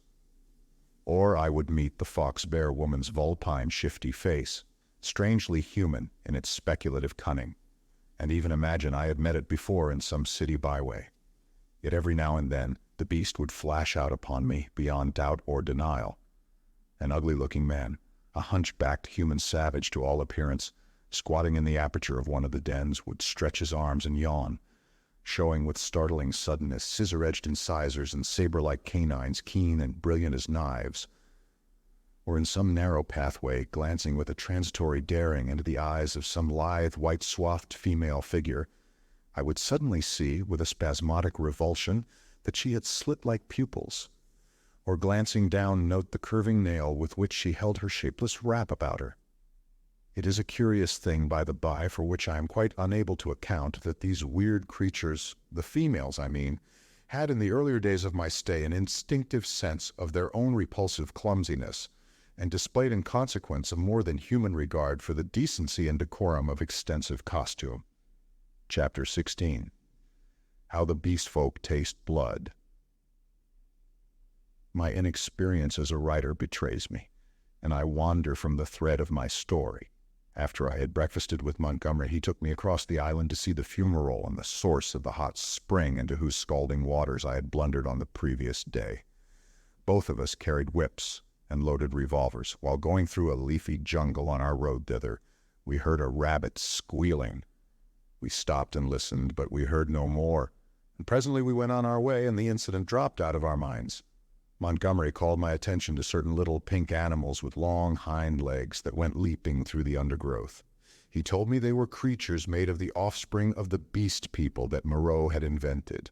He had fancied they might serve for meat, but a rabbit-like habit of devouring their young had defeated this intention. Had already encountered some of these creatures, once during my moonlight flight from the Leopard-Man, and once during my pursuit by Moreau on the previous day. By chance, one hopping to avoid us leapt into the hole caused by the uprooting of a wind-blown tree. Before it could extricate itself, we managed to catch it. It spat like a cat, scratched and kicked vigorously with its hind legs, and made an attempt to bite, but its teeth were too feeble to inflict more than a painless pinch. It seemed to me rather a pretty little creature, and as Montgomery stated that it never destroyed the turf by burrowing, and was very cleanly in its habits, I should imagine it might prove a convenient substitute for the common rabbit in gentlemen's parks. We also saw on our way the trunk of a tree barked in long strips and splintered deeply. Montgomery called my attention to this. Not to claw bark of trees, that is the law, he said. Much some of them care for it. It was after this, I think, that we met the satyr and the ape-man. The satyr was a gleam of classical memory on the part of Moreau, his face ovine in expression like the coarser Hebrew type, his voice a harsh bleat, his nether extremities satanic. He was gnawing the husk of a pod like fruit as he passed us. Both of them saluted Montgomery. "Hail," said they, "to the other with the whip." "There's a third with a whip now," said Montgomery, "so you better mind." "Was he not made?" said the ape-man. He said he was made." The satyr-man looked curiously at me. "The third with the whip, he that walks weeping into the sea, has a thin white face." "He has a thin long whip," said Montgomery. "Yesterday he bled and wept," said the satyr. "You never bleed nor weep." "The master does not bleed or weep." "Allendorfian beggar," said Montgomery. "You'll bleed and weep if you don't look out." "He has 5 fingers, he is a 5-man like me," said the ape-man. "Come along, Prendick," said Montgomery, taking my arm, and I went on with him. The satyr and the ape-man stood watching us and making other remarks to each other. "He says nothing," said the satyr. "Men have voices." "Yesterday he asked me of things to eat," said the ape-man. He did not know. Then they spoke inaudible things, and I heard the satyr laughing. It was on our way back that we came upon the dead rabbit. The red body of the wretched little beast was rent to pieces, many of the ribs stripped white, and the backbone indisputably gnawed. At that Montgomery stopped. "Good God," said he, stooping down and picking up some of the crushed vertebrae to examine them more closely. "Good God," he repeated. "What can this mean?" "Some carnivore of yours has remembered its old habits," I said after a pause. "The backbone has been bitten through." He stood staring with his face white and his lip pulled askew. "I don't like this," he said slowly. "I saw something of the same kind," said I, "the first day I came here." "The devil you did! What was it?" "A rabbit with its head twisted off." "The day you came here?" "The day I came here. In the undergrowth at the back of the enclosure. When I went out in the evening, the head was completely wrung off." Gave a long, low whistle. "And what is more, I have an idea which of your brutes did the thing. It's only a suspicion, you know. Before I came on the rabbit, I saw one of your monsters drinking in the stream." "Sucking his drink?" "Yes. Not to suck your drink. That is the law." "Much the brutes care for the law, eh? When Moreau's not about." "It was the brute who chased me." "Of course," said Montgomery. "It's just the way with carnivores. After a kill, they drink. It's the taste of blood, you know." "What was the brute like?" he continued. "Would you know him again?" He glanced about us, standing astride over the mess of dead rabbit, his eyes roving among the shadows and screens of greenery, the lurking places and ambuscades of the forest that bounded us in. "The taste of blood," he said again. He took out his revolver, examined the cartridges in it, and replaced it. Then he began to pull at his dropping lip. "I think I should know the brute again," I said. "I stunned him. He ought to have a handsome bruise on the forehead of him." "But then we have to prove that he killed the rabbit," said Montgomery. I wish I'd never brought the things here. I should have gone on, but he stayed there, thinking over the mangled rabbit in a puzzle-headed way. As it was, I went to such a distance that the rabbit's remains were hidden. "Come on," I said. Presently he woke up and came towards me. "You see," he said, almost in a whisper, "they are all supposed to have a fixed idea against eating anything that runs on land. If some brute has by any accident tasted blood." We went on some way in silence. "I wonder what can have happened," he said to himself. Then, after a pause again, "I did a foolish thing the other day. That servant of mine, I showed him how to skin and cook a rabbit. It's odd. I saw him licking his hands. It never occurred to me. Then, we must put a stop to this. I must tell Moreau. He could think of nothing else on our homeward journey." Moreau took the matter even more seriously than Montgomery, and I need scarcely say that I was affected by their evident consternation. "We must make an example," said Moreau. "I've no doubt in my own mind that the Leopard-Man was the sinner." "But how can we prove it? I wish, Montgomery, you had kept your taste for meat in hand and gone without these exciting novelties. We may find ourselves in a mess yet through it." "I was a silly ass," said Montgomery. "But the thing's done now, and you said I might have them, you know." "We must see to the thing at once," said Moreau. "I suppose if anything should turn up, Maling can take care of himself." "I'm not so sure of Maling," said Montgomery. "I think I ought to know him." In the afternoon, Moreau, Montgomery, myself, and Maling went across the island to the huts in the ravine. We three were armed. Maling carried the little hatchet he used in chopping firewood and some coils of wire. Moreau had a huge cowherd's horn slung over his shoulder. "You will see a gathering of the beast people," said Montgomery. "It is a pretty sight." Moreau said not a word on the way, but the expression of his heavy, white-fringed face was grimly set. We crossed the ravine down which smoked the stream of hot water, and followed the winding pathway through the cane brakes until we reached a wide area covered over with a thick, powdery yellow substance which I believe was sulfur. Above the shoulder of a weedy bank the sea glittered. We came to a kind of shallow natural amphitheater, and here the four of us halted. Then Moreau sounded the horn and broke the sleeping stillness of the tropical afternoon. He must have had strong lungs. The hooting note rose and rose amidst its echoes, to at last an ear, penetrating intensity. "Ah," said Moreau, letting the curved instrument fall to his side again. Immediately there was a crashing through the yellow canes, and a sound of voices from the dense green jungle that marked the morass through which I had run on the previous day. Then, at 3 or 4 points on the edge of the sulphurous area, appeared the grotesque forms of the beast people hurrying towards us. I could not help a creeping horror as I perceived first one and then another trot out from the trees or reeds and come shambling along over the hot dust. But Moreau and Montgomery stood calmly enough, and perforce I stuck beside them. First to arrive was the satyr, strangely unreal for all that he cast a shadow and tossed the dust with his hoofs. After him from the brake came a monstrous lout, a thing of horse and rhinoceros chewing a straw as it came. Then appeared the swine woman and 2 wolf women, then the fox bear witch with her red eyes and her peaked red face, and then others, all hurrying eagerly. As they came forward, they began to cringe towards Moreau and chant, quite regardless of one another, fragments of the latter half of the litany of the law. "His is the hand that wounds, his is the hand that heals," and so forth. As soon as they had approached within a distance of perhaps 30 yards, they halted, and bowing on knees and elbows began flinging the white dust upon their heads. Imagine the scene if you can't. We 3 blue-clad men with our misshapen, black-faced attendant standing in a wide expanse of sunlit yellow dust under the blazing blue sky and surrounded by this circle of crouching and gesticulating monstrosities, some almost human save in their subtle expression and gestures, some like cripples, some so strangely distorted as to resemble nothing but the denizens of our wildest dreams, and beyond the reedy lines of a canebrake in one direction, a dense tangle of palm trees on the other, separating us from the ravine with the huts, and to the north the hazy horizon of the Pacific Ocean. 62, 63, counted Moreau. "There are 4 more. "I do not see the Leopard-Man," said I. Presently Moreau sounded the great horn again, and at the sound of it all the beast people writhed and groveled in the dust. Then, slinking out of the cane brake, stooping near the ground and trying to join the dust-throwing circle behind Moreau's back, came the Leopard-Man. The last of the beast people to arrive was the little ape-man. The earlier animals, hot and weary with their groveling, shot vicious glances at him. "Cease," said Moreau, in his firm, loud voice, and the beast people sat back upon their hams and rested from their worshipping. "Where is the sayer of the law?" said Moreau, and the hairy gray monster bowed his face in the dust. "Say the words," said Moreau.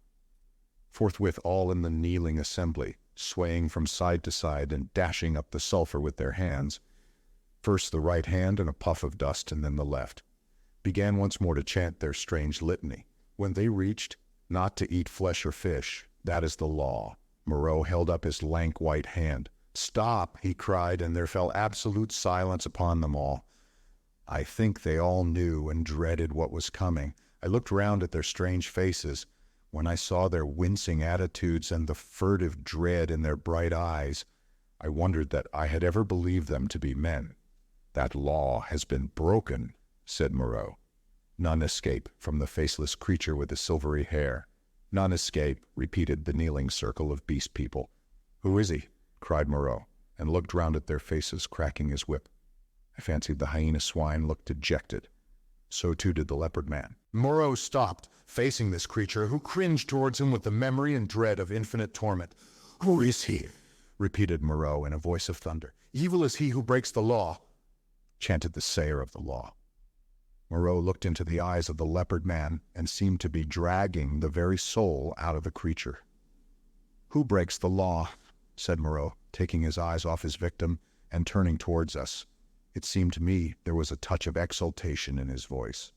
"Goes back to the house of pain," they all clamored. "Goes back to the house of pain, O master." "Back to the house of pain, back to the house of pain," gabbled the ape-man, as though the idea was sweet to him. "Do you hear?" said Moreau, turning back to the criminal. "My friend, hello?" For the Leopard-Man, released from Moreau's eye, had risen straight from his knees, and now with eyes aflame and his huge feline tusks flashing out from under his curling lips, leapt towards his tormentor. I am convinced that only the madness of unendurable fear could have prompted this attack. The whole circle of 80 monsters seemed to rise about us. I drew my revolver. The two figures collided. I saw Moreau reeling back from the Leopard-Man's blow. There was a furious yelling and howling all about us. Everyone was moving rapidly. For a moment I thought it was a general revolt. The furious face of the Leopard-Man flashed by mine with Maling close in pursuit. I saw the yellow eyes of the Hyena-Swine blazing with excitement, his attitude as if he were half resolved to attack me. The satyr, too, glared at me over the Hyena-Swine's hunched shoulders. I heard the crack of Moreau's pistol and saw the pink flash dart across the tumult. The whole crowd seemed to swing around in the direction of the glint of fire, and I, too, was swung round by the magnetism of the movement. In another second I was running, one of a tumultuous shouting crowd in pursuit of the escaping Leopard-Man. That is all I can tell definitely. I saw the Leopard-Man strike Moreau, and then everything spun about me until I was running headlong.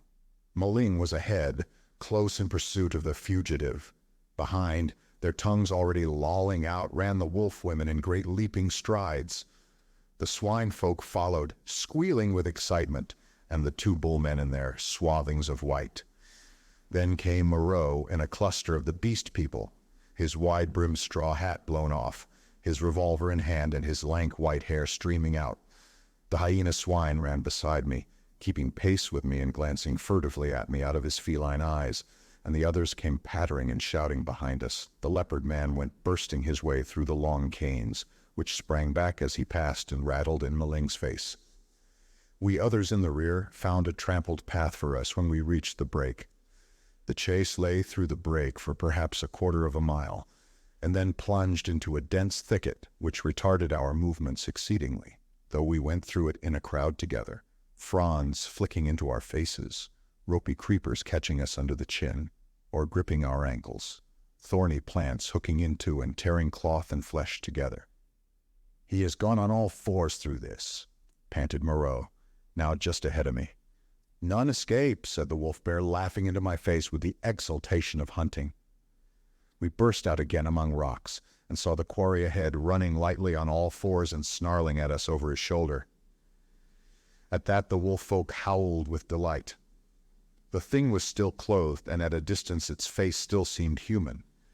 But the carriage of its four limbs was feline, and the furtive droop of its shoulder was distinctly that of a hunted animal. It leapt over some thorny yellow flowering bushes and was hidden. Moling was halfway across the space. Most of us now had lost the first speed of the chase and had fallen into a longer and steadier stride. I saw as we traversed the open that the pursuit was now spreading from a column into a line. The Hyena-Swine still ran close to me, watching me as it ran every now and then, puckering its muzzle with a snarling laugh. At the edge of the rocks, the Leopard-Man, realizing that he was making for the projecting cape upon which he had stalked me on the night of my arrival, had doubled in the undergrowth. But Montgomery had seen the maneuver and turned him again, so, panting, tumbling against rocks, torn by brambles, impeded by ferns and reeds, I helped to pursue the Leopard-Man who had broken the law, and the Hyena-Swine ran, laughing savagely, by my side.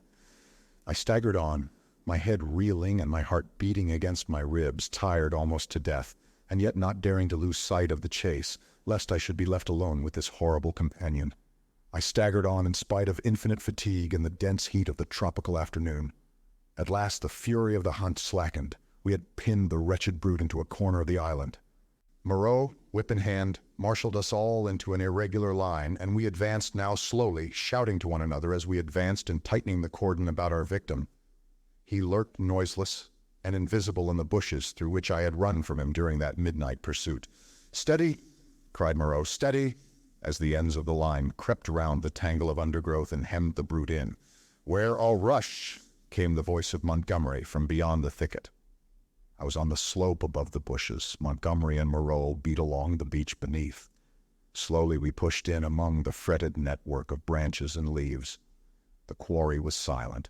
"Back to the house of pain, the house of pain, the house of pain," yelped the voice of the ape-man some 20 yards to the right. When I heard that, I forgave the poor wretch all the fear he had inspired in me. I heard the twigs snap and the boughs swish aside before the heavy tread of the horse rhinoceros upon my right. Then, suddenly, through a polygon of green, in the half-darkness under the luxuriant growth, I saw the creature we were hunting. I halted. He was crouched together into the smallest possible compass, his luminous green eyes turned over his shoulder, regarding me. It may seem a strange contradiction in me. I cannot explain the fact. But now, seeing the creature there in a perfectly animal attitude, with the light gleaming in its eyes and its imperfectly human face distorted with terror, I realized again the fact of its humanity.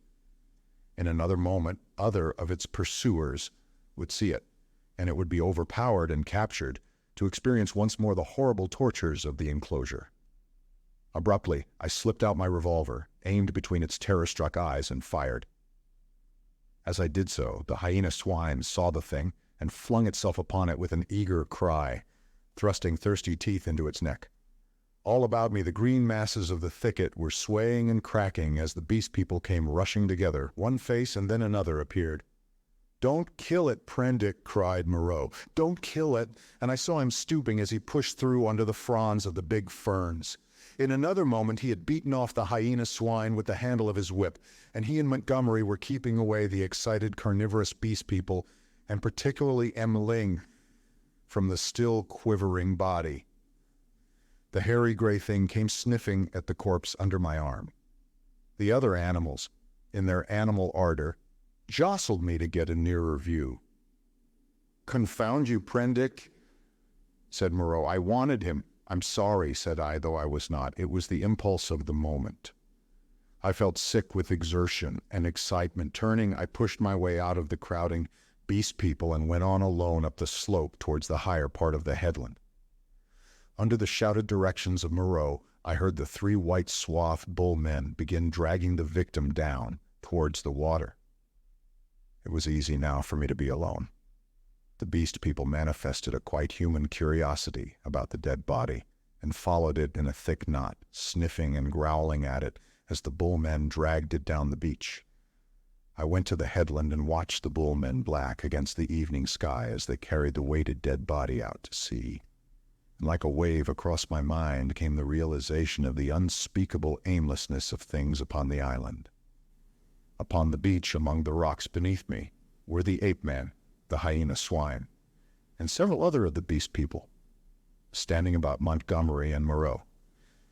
They were all still intensely excited and all overflowing with noisy expressions of their loyalty to the law, yet I felt an absolute assurance in my own mind that the Hyena-Swine was implicated in the rabbit killing. A strange persuasion came upon me that, save for the grossness of the line, the grotesqueness of the forms, I had here before me the whole balance of human life in miniature, the whole interplay of instinct, reason, and fate in its simplest form. The Leopard-Man had happened to go under. That was all the difference. Poor brute, poor brutes. I began to see the viler aspect of Moreau's cruelty. I had not thought before of the pain and trouble that came to these poor victims after they had passed from Moreau's hands, had shivered only at the days of actual torment in the enclosure. But now that seemed to me the lesser part. Before they had been beasts, their instincts fitly adapted to their surroundings and happy as living things may be. Now they stumbled in the shackles of humanity, lived in a fear that never died, fretted by a law they could not understand. Their mock-human existence, begun in an agony, was one long internal struggle, one long dread of Moreau, and for what? It was the wantonness of it that stirred me. Had Moreau had any intelligible object, I could have sympathized at least a little with him. I am not so squeamish about pain as that. I could have forgiven him a little even, had his motive been only hate, but he was so irresponsible, so utterly careless. His curiosity, his mad, aimless investigations drove him on, and the things were thrown out to live a year or so, to struggle and blunder and suffer, and at last to die painfully. They were wretched in themselves. The old animal hate moved them to trouble one another. The law held them back from a brief hot struggle and a decisive end to their natural animosities. In those days, my fear of the beast people went the way of my personal fear for Moreau. I fell indeed into a morbid state, deep and enduring, and alien to fear, which has left permanent scars upon my mind. I must confess that I lost faith in the sanity of the world when I saw it suffering the painful disorder of this island. A blind fate, a vast, pitiless mechanism seemed to cut and shape the fabric of existence, and I, Moreau, by his passion for research, Montgomery, by his passion for drink, the beast people, with their instincts and mental restrictions, were torn and crushed, ruthlessly, inevitably, amid the infinite complexity of its incessant wheels. But this condition did not come all at once. I think, indeed, that I anticipate a little in speaking of it now. Chapter 17, A Catastrophe. Scarcely 6 weeks passed before I'd lost every feeling but dislike and abhorrence for this infamous experiment of Moreau's. My one idea was to get away from these horrible caricatures of my Maker's image, back to the sweet and wholesome intercourse of men. My fellow creatures, from whom I was thus separated, began to assume idyllic virtue and beauty in my memory. My first friendship with Montgomery did not increase. His long separation from humanity, his secret vice of drunkenness, his evident sympathy with the beast people, tainted him to me. Several times I let him go alone among them. I avoided intercourse with them in every possible way. I spent an increasing proportion of my time upon the beach looking for some liberating sail that never appeared, until one day there fell upon us an appalling disaster, which put an altogether different aspect upon my strange surroundings. It was about 7 or 8 weeks after my landing, rather more, I think, though I had not troubled to keep account of the time, when this catastrophe occurred. It happened in the early morning, I should think about 6. I had risen and breakfasted early, having been aroused by the noise of 3 beast-men carrying wood into the enclosure. After breakfast, I went to the open gateway of the enclosure and stood there smoking a cigarette and enjoying the freshness of the early morning. Moreau presently came round the corner of the enclosure and greeted me. He passed by me, and I heard him behind me unlock and enter his laboratory.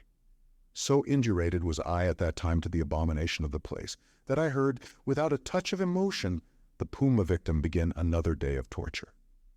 It met its persecutor with a shriek, almost exactly like that of an angry virago. Then suddenly something happened. I do not know what. To this day, I heard a short, sharp cry behind me, a fall, and turning saw an awful face rushing upon me, not human, not animal, but hellish, brown, seamed with red branching scars, red drops starting out upon it, and the lidless eyes ablaze. I threw up my arm to defend myself from the blow that flung me headlong with a broken forearm, and the great monster, swathed in lint and with red-stained bandages fluttering about it, leapt over me and passed. I rolled over and over down the beach, tried to sit up, and collapsed upon my broken arm. Then Moreau appeared, his massive white face all the more terrible for the blood that trickled from his forehead. He carried a revolver in one hand.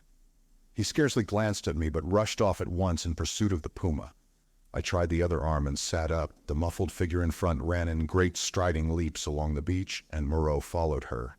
She turned her head and saw him, then doubling abruptly made for the bushes.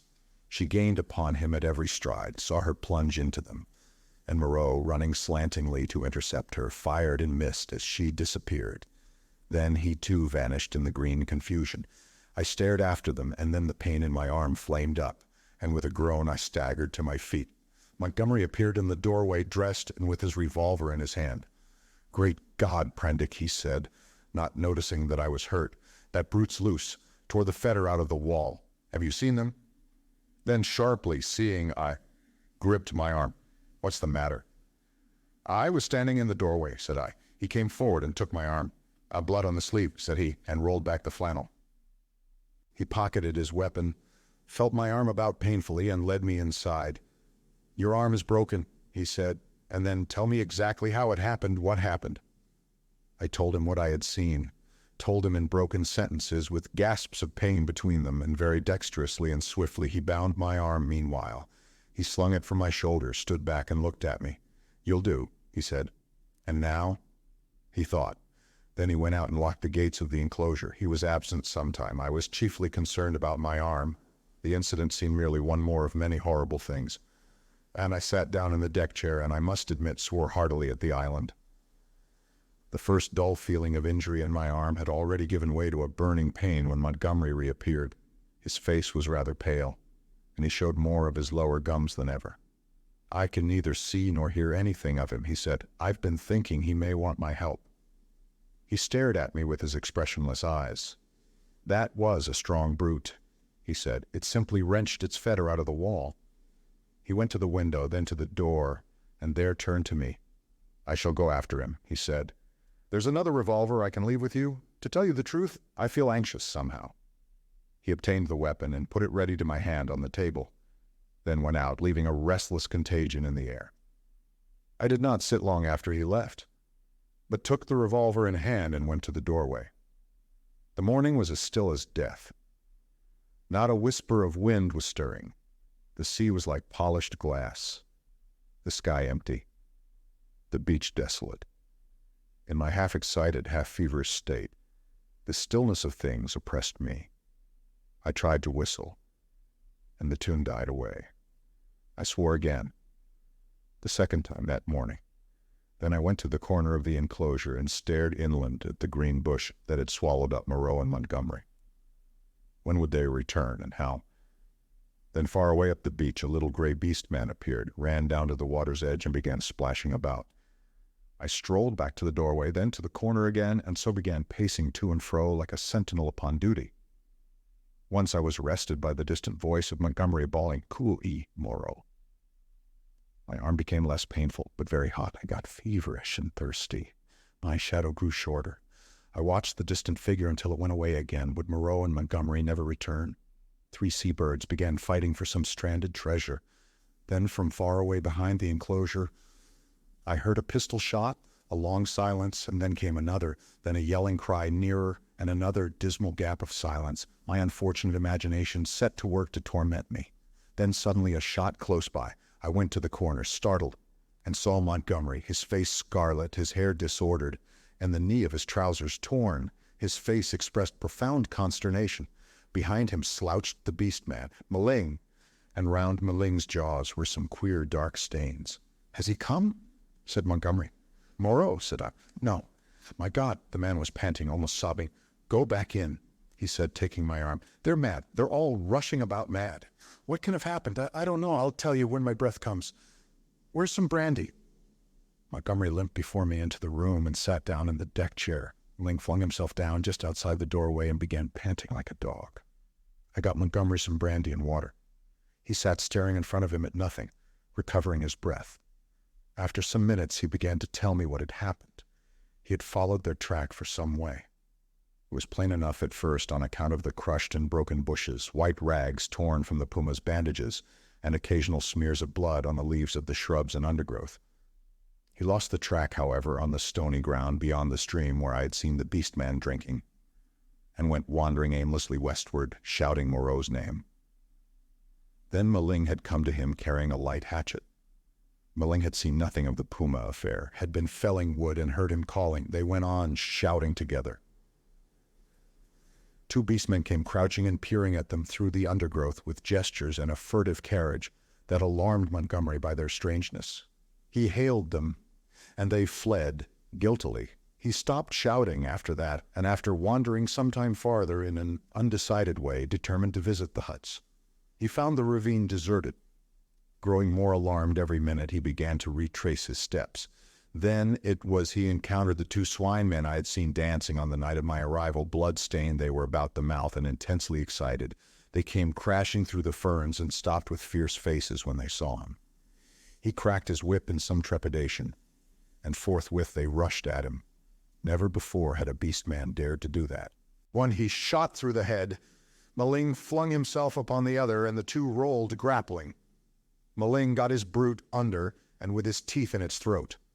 And Montgomery shot that too as it struggled in Maling's grip. He had some difficulty in inducing Maling to come on with him. Thence they had hurried back to me. On the way, Maling had suddenly rushed into a thicket and driven out an undersized ocelot man, also blood-stained and lame through a wound in the foot. This brute had run a little way and then turned savagely at bay, and Montgomery, with a certain wantonness, I thought, had shot him. "What does it all mean?" said I. He shook his head and turned once more to the brandy. Chapter 18, The Finding of Moreau. When I saw Montgomery swallow a third dose of brandy, I took it upon myself to interfere. He was already more than half fuddled. I told him that some serious thing must have happened to Moreau by this time, or he would have returned before this, and that it behooved us to ascertain what that catastrophe was. Montgomery raised some feeble objections, and at last agreed. We had some food, and then all three of us started. It is possibly due to the tension of my mind at the time, but even now that start into the hot stillness of the tropical afternoon is a singularly vivid impression. Maling went first, his shoulder hunched, his strange black head moving with quick starts as he peered first on this side of the way and then on that. He was unarmed. His axe he had dropped when he encountered the swine man. Teeth were his weapons when it came to fighting. Montgomery followed with stumbling footsteps, his hands in his pockets, his face downcast. He was in a state of muddled sullenness with me on account of the brandy. My left arm was in a sling. It was lucky it was my left, and I carried my revolver in my right. Soon we traced a narrow path through the wild luxuriance of the island, going northwestward, and presently Maling stopped and became rigid with watchfulness. Montgomery almost staggered into him, and then stopped too. Then, listening intently, we heard coming through the trees the sound of voices and footsteps approaching us. "He is dead," said a deep, vibrating voice. "He is not dead, he is not dead," jabbered another. We saw," said several voices. "Hullo!" suddenly shouted Montgomery. "Hullo there!" "Confound you," said I, and gripped my pistol. There was a silence, then a crashing among the interlacing vegetation, first here, then there, and then half a dozen faces appeared. Strange faces, lit by a strange light. Maling made a growling noise in his throat. I recognized the ape-man. I had indeed already identified his voice, and two of the white-swathed, brown-featured creatures I had seen in Montgomery's boat. With these were the two dappled brutes, and that gray, horribly crooked creature who said the law, with gray hair streaming down its cheeks, heavy gray eyebrows, and gray locks pouring off from a central parting upon its sloping forehead, a heavy faceless thing with strange red eyes looking at us curiously from amidst the green. For a space no one spoke. Then Montgomery hiccoughed, Who said he was dead?" The monkey man looked guiltily at the hairy gray thing. "He is dead," said this monster. They saw. There was nothing threatening about this detachment, at any rate. They seemed awestricken and puzzled. "Where is he?" said Montgomery. "Beyond." And the gray creature pointed. "Is there a law now?" asked the monkey man. "Is it still to be this and that? Is he dead indeed?" "Is there a law?" repeated the man in white. "Is there a law, thou other with the whip?" "He is dead," said the hairy gray thing, and they all stood watching us. "Prendick," said Montgomery, turning his dull eyes to me. "He's dead, evidently. I had been standing behind him during this colloquy. I began to see how things lay with them. I suddenly stepped in front of Montgomery and lifted up my voice. "Children of the law," I said, "he is not dead?" Maling turned his sharp eyes on me. "He has changed his shape. He has changed his body," I went on. "For a time you will not see him. He is there," I pointed upward, "where he can watch you. You cannot see him, but he can see you. Fear the law."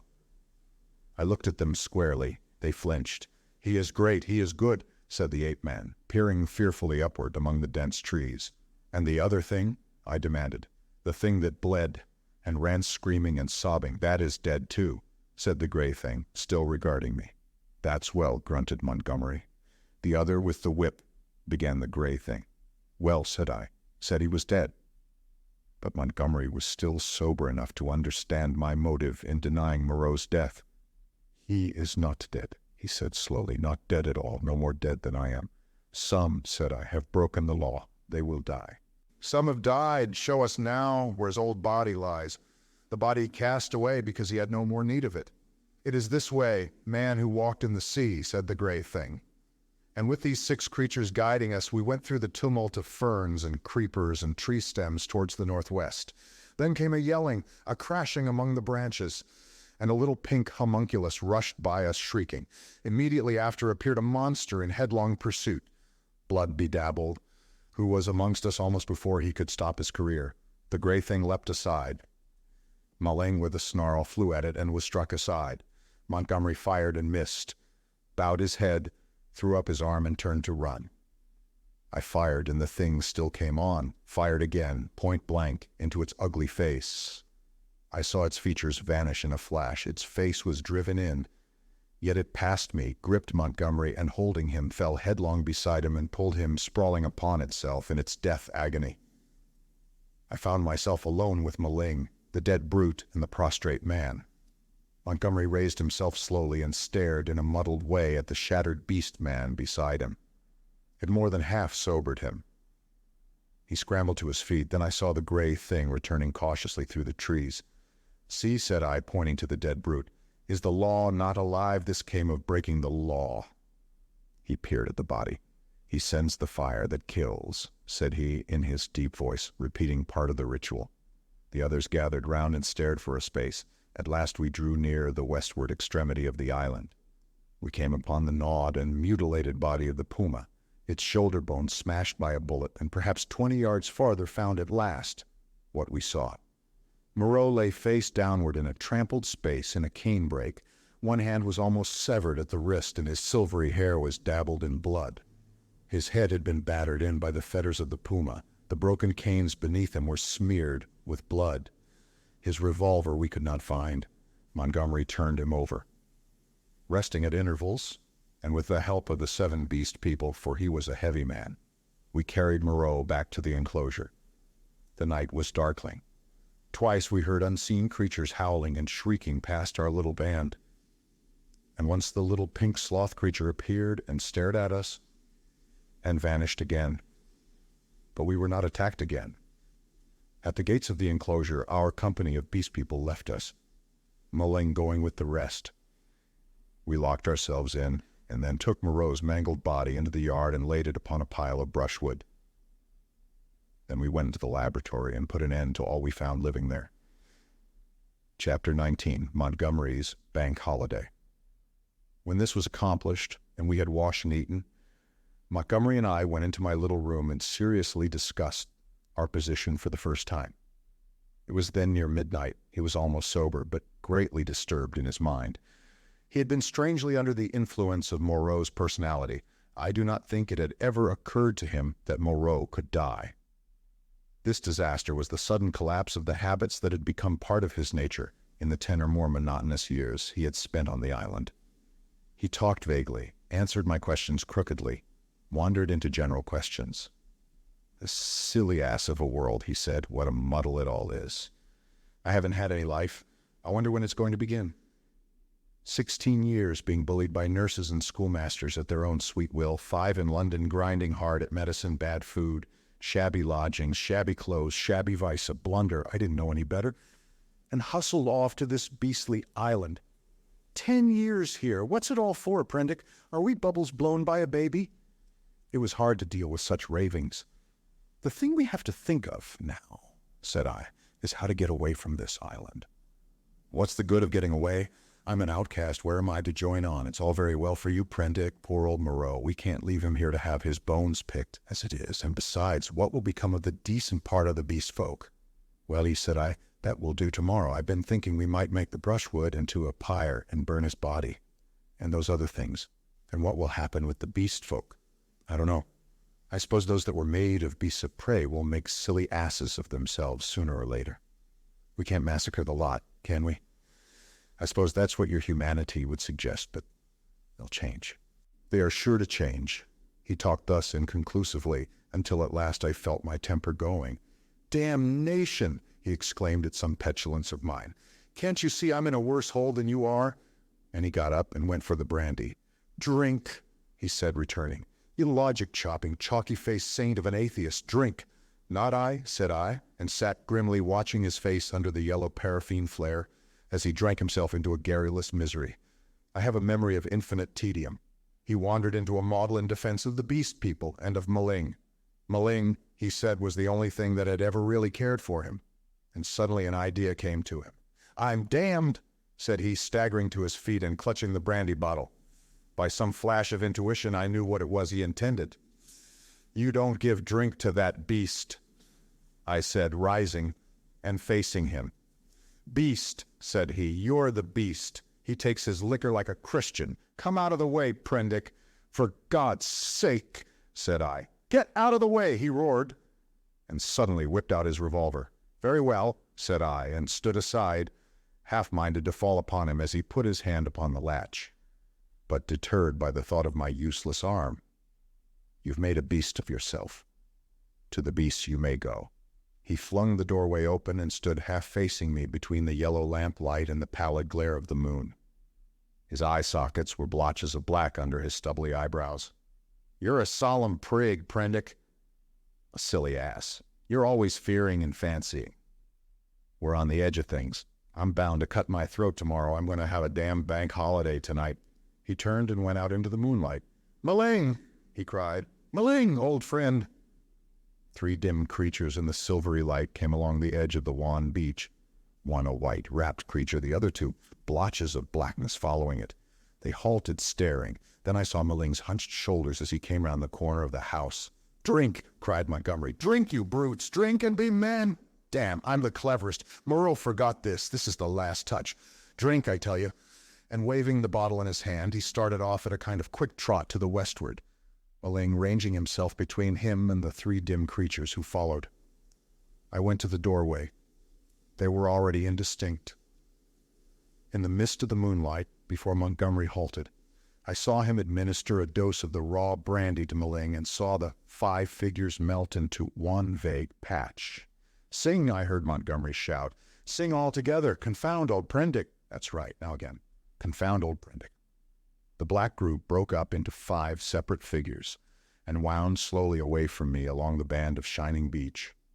Each went howling at his own sweet will, yelping insults at me, or giving whatever other vent this new inspiration of brandy demanded.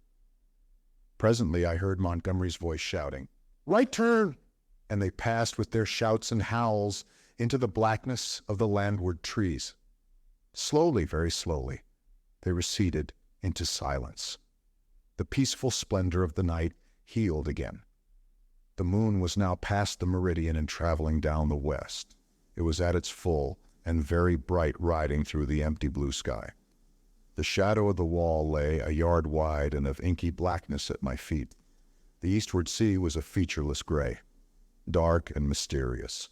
and between the sea and the shadow, the gray sands of volcanic glass and crystals flashed and shone like a beach of diamonds. Behind me, the paraffin lamp flared hot and ruddy. Then I shut the door, locked it, and went into the enclosure where Moreau lay beside his latest victims, the staghounds and the llama and some other wretched brutes, with his massive face calm even after his terrible death, and with the hard eyes open, staring at the dead white moon above. I sat down upon the edge of the sink, and with my eyes upon that ghastly pile of silvery light and ominous shadows began to turn over my plans. In the morning I would gather some provisions in the dinghy, and after setting fire to the pyre before me, push out into the desolation of the high sea once more. I felt that for Montgomery there was no help, that he was, in truth, half akin to these beast folk, unfitted for human kindred.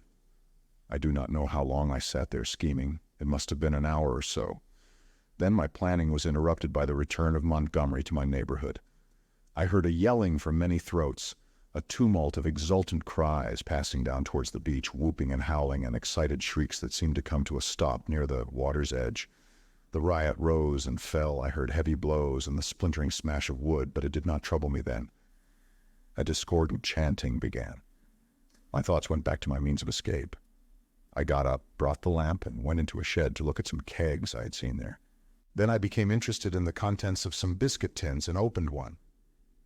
I saw something out of the tail of my eye, a red figure, and turned sharply.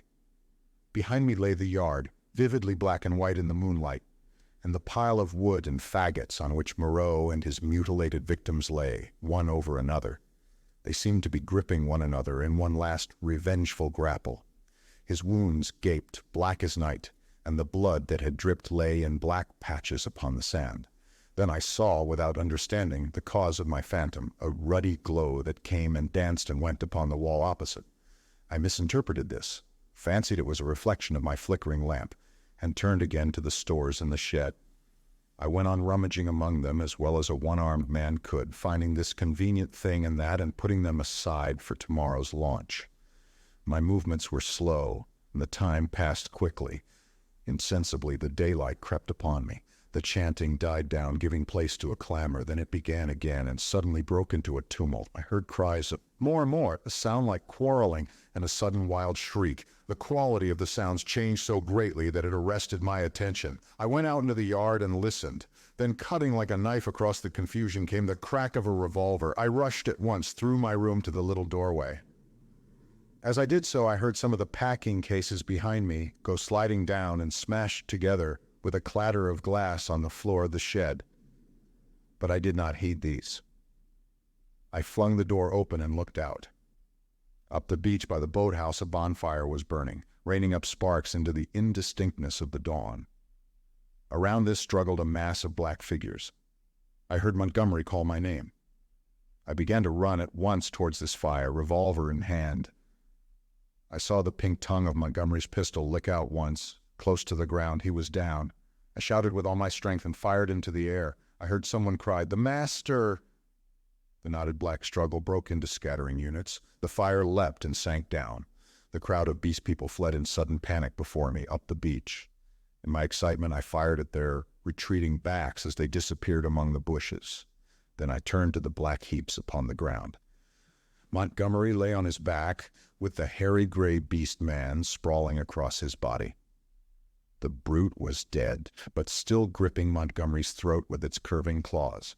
Nearby lay Maling on his face and quite still, his neck bitten open and the upper part of the smashed brandy bottle in his hand. Two other figures lay near the fire, the one motionless, the other groaning fitfully, every now and then raising its head slowly, then dropping it again. I caught hold of the gray man and pulled him off Montgomery's body. His claws drew down the torn coat reluctantly as I dragged him away. Montgomery was dark in the face and scarcely breathing. I splashed seawater on his face and pillowed his head on my rolled-up coat. Maling was dead. The wounded creature by the fire, it was a wolf brute with a bearded gray face, lay, I found, with the fore part of its body upon the still, glowing timber. The wretched thing was injured so dreadfully that in mercy I blew its brains out at once.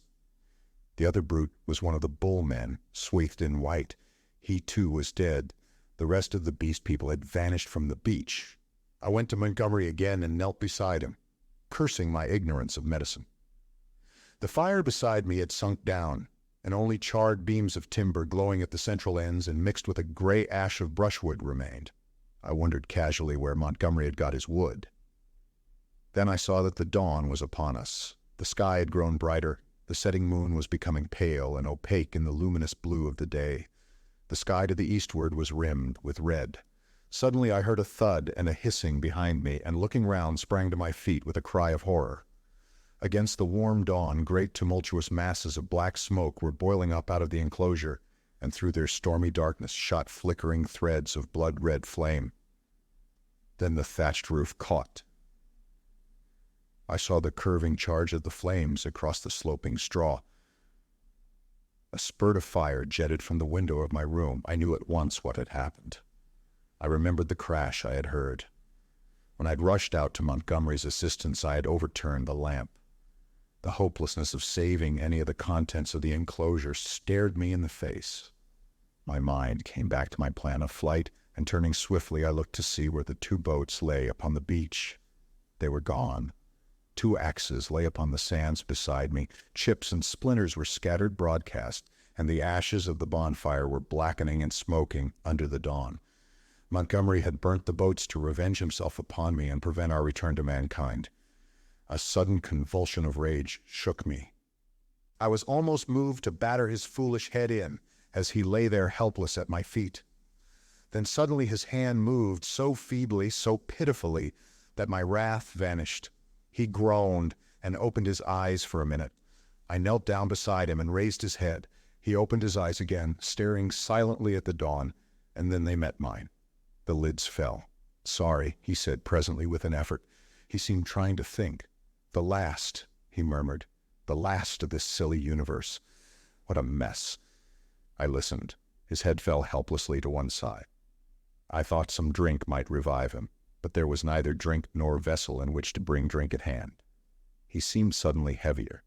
My heart went cold.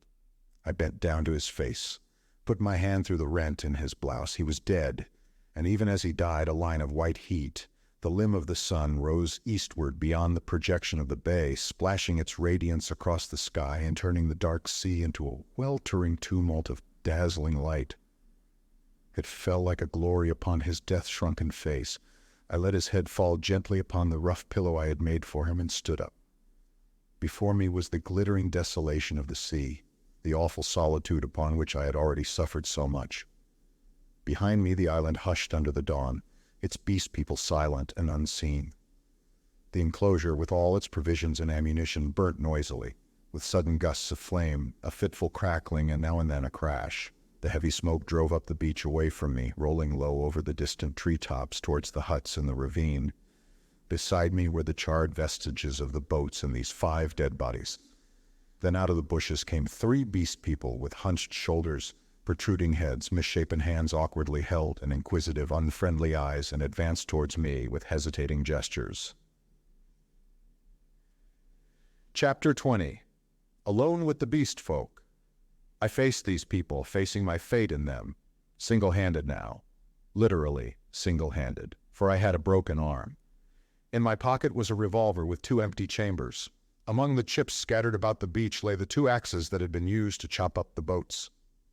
The tide was creeping in behind me. There was nothing for it but courage. I looked squarely into the faces of the advancing monsters. They avoided my eyes, and their quivering nostrils investigated the bodies that lay beyond me on the beach. I took 6 steps, picked up the blood-stained whip that lay beneath the body of the wolf-man, and cracked it. They stopped and stared at me. "Salute," said I. "Bow down." They hesitated. One bent his knees. I repeated my command with my heart in my mouth and advanced upon them. One knelt, then the other 2. I turned and walked toward the dead bodies, keeping my face towards the 3 kneeling beast-men, very much as an actor passing up the stage faces the audience. "They broke the law," said I, putting my foot on the sayer of the law. "They have been slain, even the sayer of the law, even the other with the whip. Great is the law. Come and see." "None escape," said one of them, advancing and peering. "None escape," said I. "Therefore hear and do as I command." They stood up, looking questioningly at one another. "Stand there," said I. I picked up the hatchets and swung them by their heads from the sling of my arm, turned Montgomery over, picked up his revolver still loaded in 2 chambers, and bending down to rummage, found half a dozen cartridges in his pocket. "Take him," said I, standing up again and pointing with the whip. "Take him and carry him out and cast him into the sea." They came forward, evidently still afraid of Montgomery, but still more afraid of my cracking, red whiplash. And after some fumbling and hesitation, some whip cracking and shouting, they lifted him gingerly, carried him down to the beach, and went splashing into the dazzling welter of the sea. "On," said I, "on, carry him far." They went in up to their armpits and stood regarding me. "Let go," said I, and the body of Montgomery vanished with a splash. Something seemed to tighten across my chest. "Good," said I, with a break in my voice, and they came back, hurrying and fearful, to the margin of the water, leaving long wakes of black in the silver. At the water's edge they stopped, turning and glaring into the sea as though they presently expected Montgomery to arise therefrom and exact vengeance. "Now these," said I, pointing to the other bodies. They took care not to approach the place where they had thrown Montgomery into the water, but instead carried the 4 dead beast people slantingly along the beach for perhaps 100 yards before they waded out and cast them away. As I watched them disposing of the mangled remains of Maling, I heard a light footfall behind me and turning quickly saw the big Hyena-Swine perhaps a dozen yards away.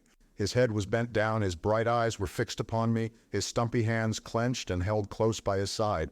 He stopped in this crouching attitude when I turned, his eyes a little averted. For a moment we stood eye to eye.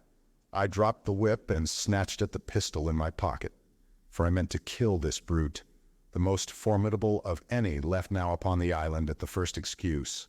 It may seem treacherous, but so I was resolved. I was far more afraid of him than of any other 2 of the beast folk. His continued life was, I knew, a threat against mine. I was perhaps a dozen seconds collecting myself. Then cried I, "Salute! Bow down!" His teeth flashed upon me in a snarl. "Who are you that I should—" Perhaps a little too spasmodically I drew my revolver, aimed quickly and fired. I heard him yelp, saw him run sideways and turn, knew I had missed, and clicked back the cock with my thumb for the next shot. But he was already running headlong, jumping from side to side, and I dared not risk another miss. Every now and then he looked back at me over his shoulder. He went slanting along the beach and vanished beneath the driving masses of dense smoke that were still pouring out from the burning enclosure. For some time I stood staring after him. I turned to my 3 obedient beast folk again and signaled them to drop the body they still carried. Then I went back to the place by the fire where the bodies had fallen and kicked the sand until all the brown blood stains were absorbed and hidden. I dismissed my 3 serfs with a wave of the hand and went up the beach into the thickets. I carried my pistol in my hand, my whip thrust with the hatchets in the sling of my arm. I was anxious to be alone, to think out the position in which I was now placed. Dreadful thing that I was only beginning to realize was that over all this island there was now no safe place where I could be alone and secure to rest or sleep. I had recovered strength amazingly since my landing, but I was still inclined to be nervous and to break down under any great stress. I felt that I ought to cross the island and establish myself with the beast people and make myself secure in their confidence. But my heart failed me. I went back to the beach, and turning eastward past the burning enclosure, made for a point where a shallow spit of coral sand ran out towards the reef. Here I could sit down and think, my back to the sea and my face against any surprise. And there I sat, chin on knees, the sun beating down upon my head, and unspeakable dread in my mind, plotting how I could live on against the hour of my rescue, if ever rescue came.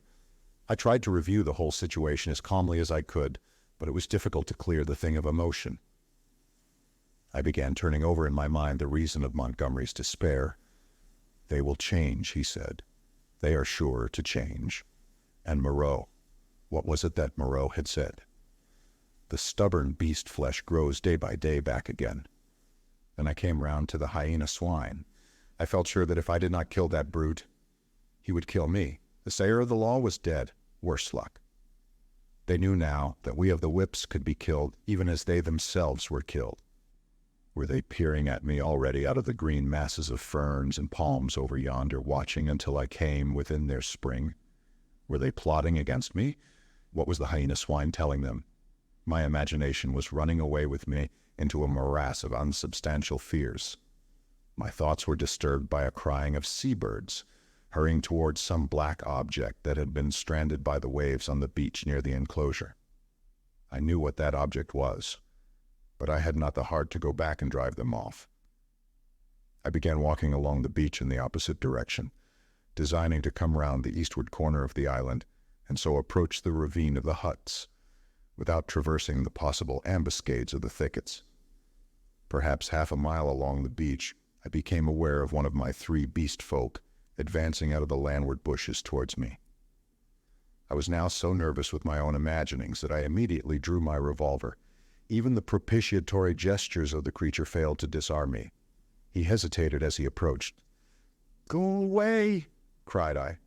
There was something very suggestive of a dog in the cringing attitude of the creature. It retreated a little way, very like a dog being sent home, and stopped, looking at me imploringly with canine brown eyes. "Go away," said I. "Do not come near me." "May I not come near you?" it said. "No, go away," I insisted, and snapped my whip. Then, putting my whip in my teeth, I stooped for a stone, and with that threat drove the creature away. So, in solitude, I came round by the ravine of the beast people, and hiding among the weeds and reeds that separated this crevice from the sea, I watched such of them as appeared, trying to judge from their gestures and appearance how the death of Moreau and Montgomery and the destruction of the House of Pain had affected them. I know now the folly of my cowardice. Had I kept my courage up to the level of the dawn, had I not allowed it to ebb away in solitary thought, I might have grasped the vacant scepter of Moreau and ruled over the beast people. As it was, I lost the opportunity, and sank to the position of a mere leader among my fellows. Towards noon, certain of them came and squatted, basking in the hot sand. The imperious voices of hunger and thirst prevailed over my dread. I came out of the bushes, and revolver in hand, walked down towards these seated figures. One, a wolf woman, turned her head and stared at me, and then the others. None attempted to rise or salute me. I felt too faint and weary to insist, and I let the moment pass. "I want food," said I, almost apologetically, and drawing near. "There is food in the huts," said an ox-boar man drowsily, and looking away from me. I passed them and went down into the shadow and odors of the almost deserted ravine. In an empty hut, I feasted on some specked and half-decayed fruit.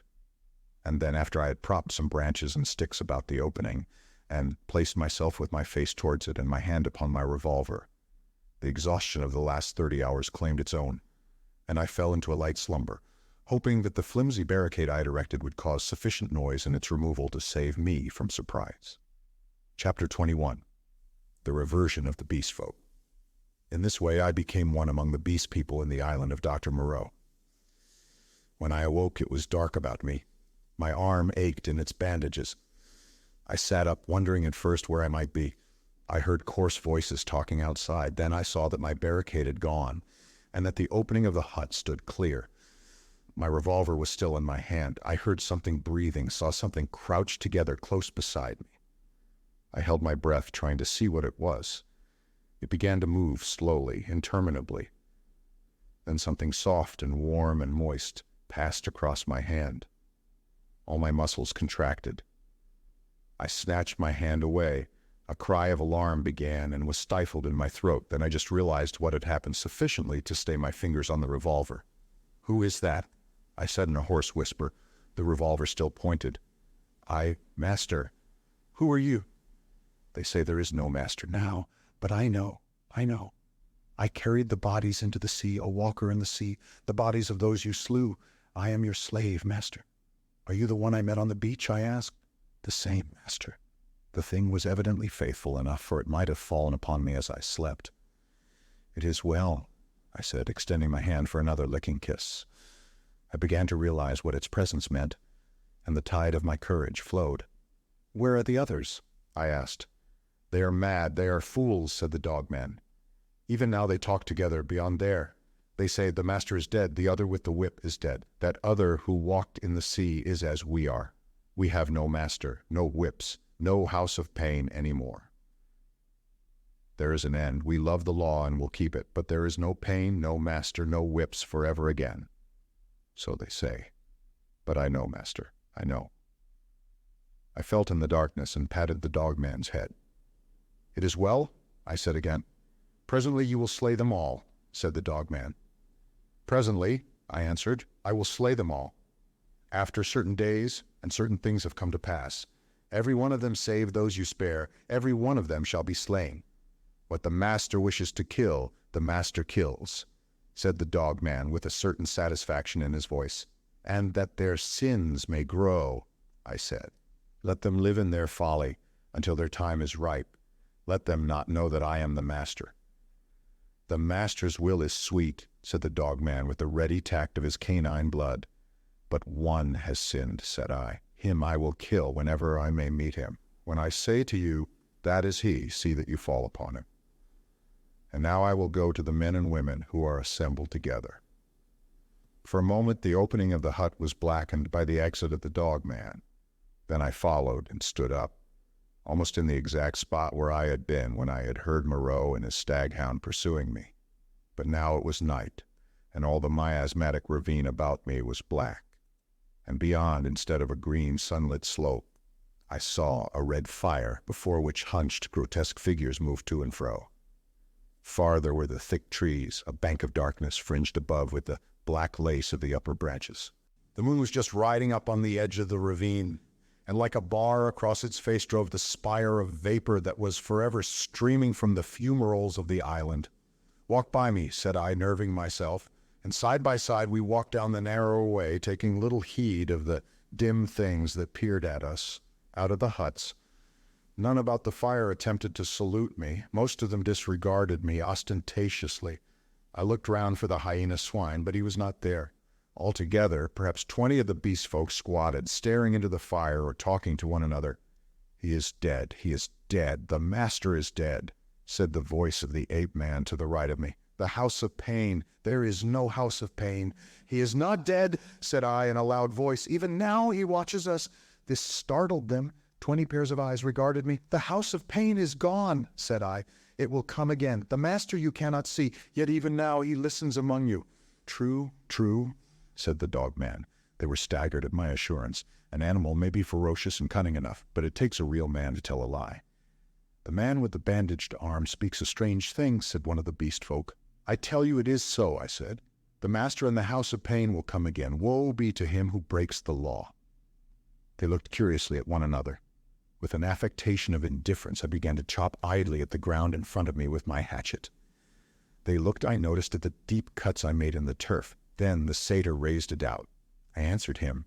Then one of the dappled things objected, and an animated discussion sprang up round the fire. Every moment I began to feel more convinced of my present security.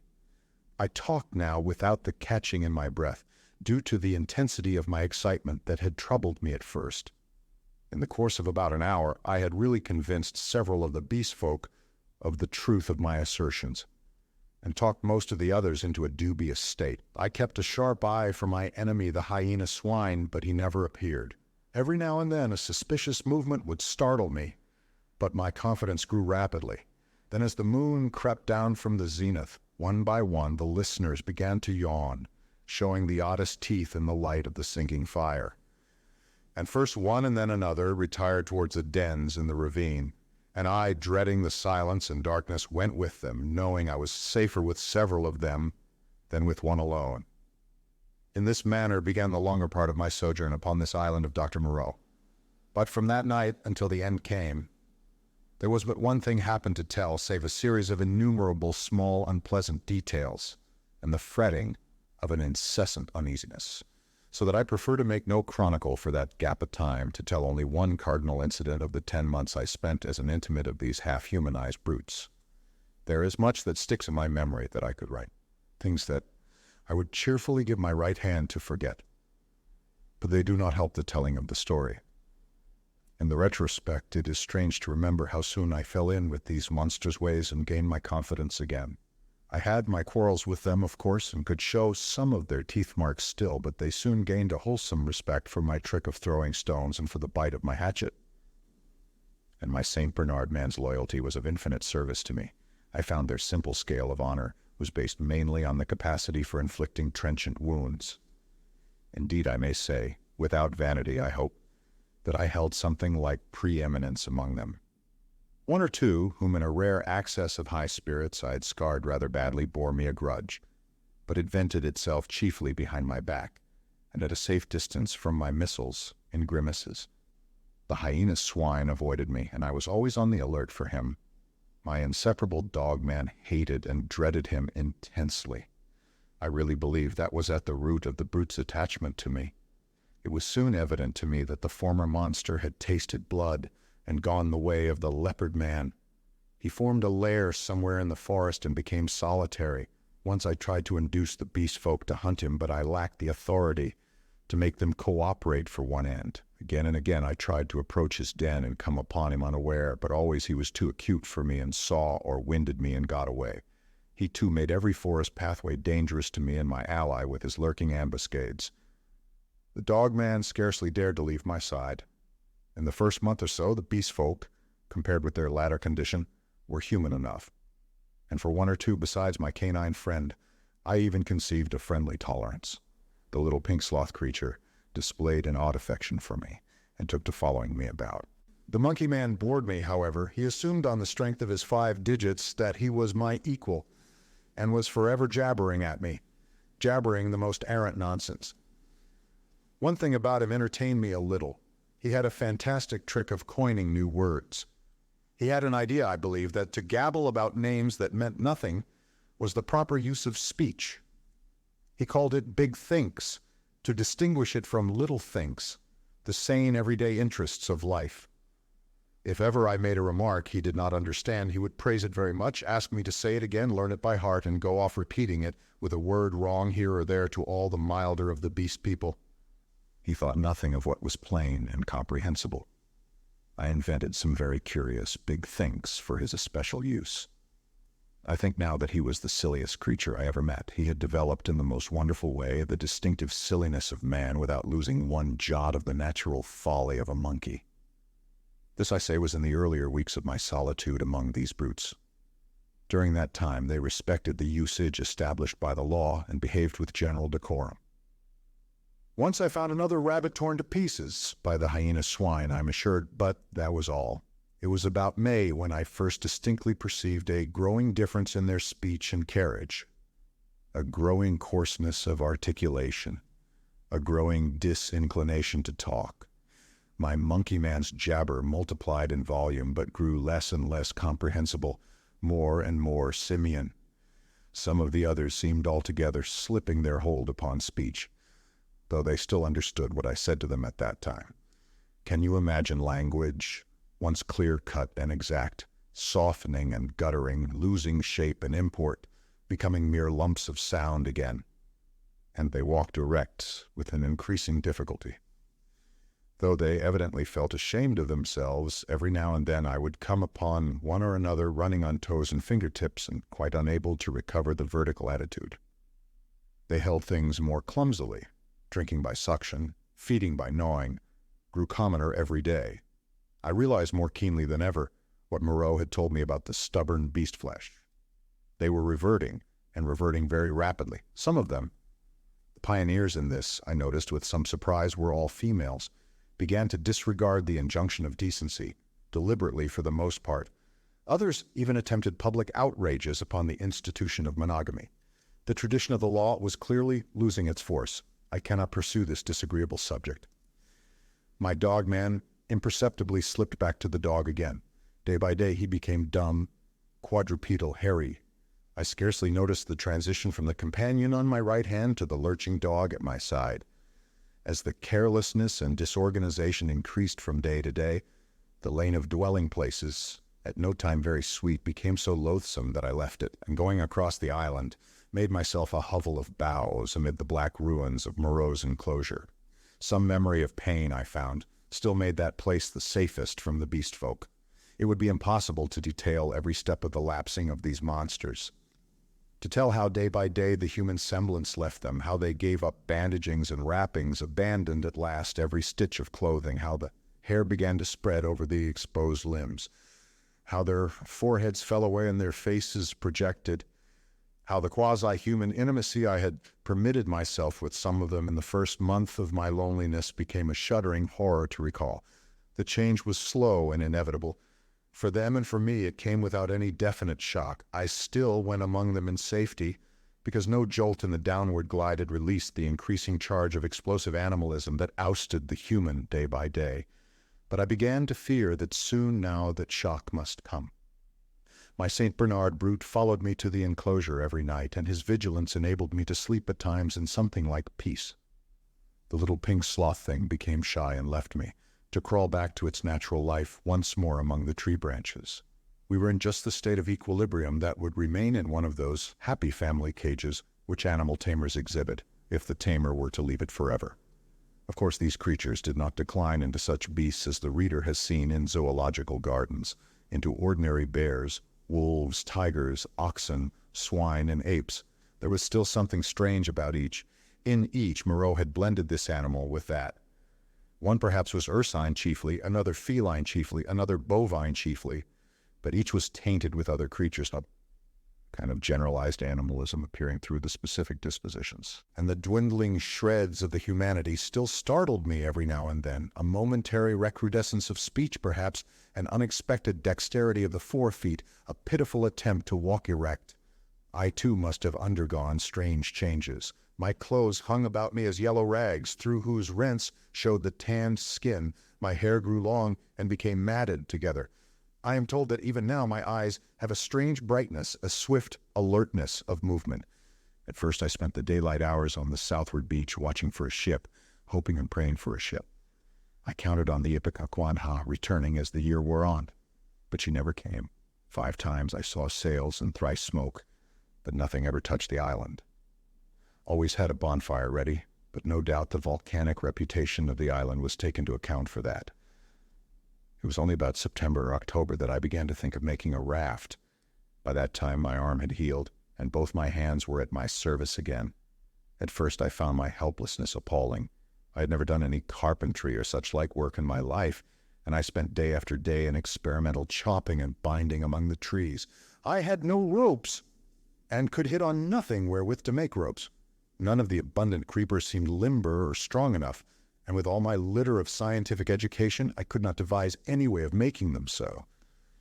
I spent more than a fortnight grubbing among the black ruins of the enclosure and on the beach where the boats had been burnt, looking for nails and other stray pieces of metal that might prove of service. Now and then some beast creature would watch me and go leaping off when I called to it.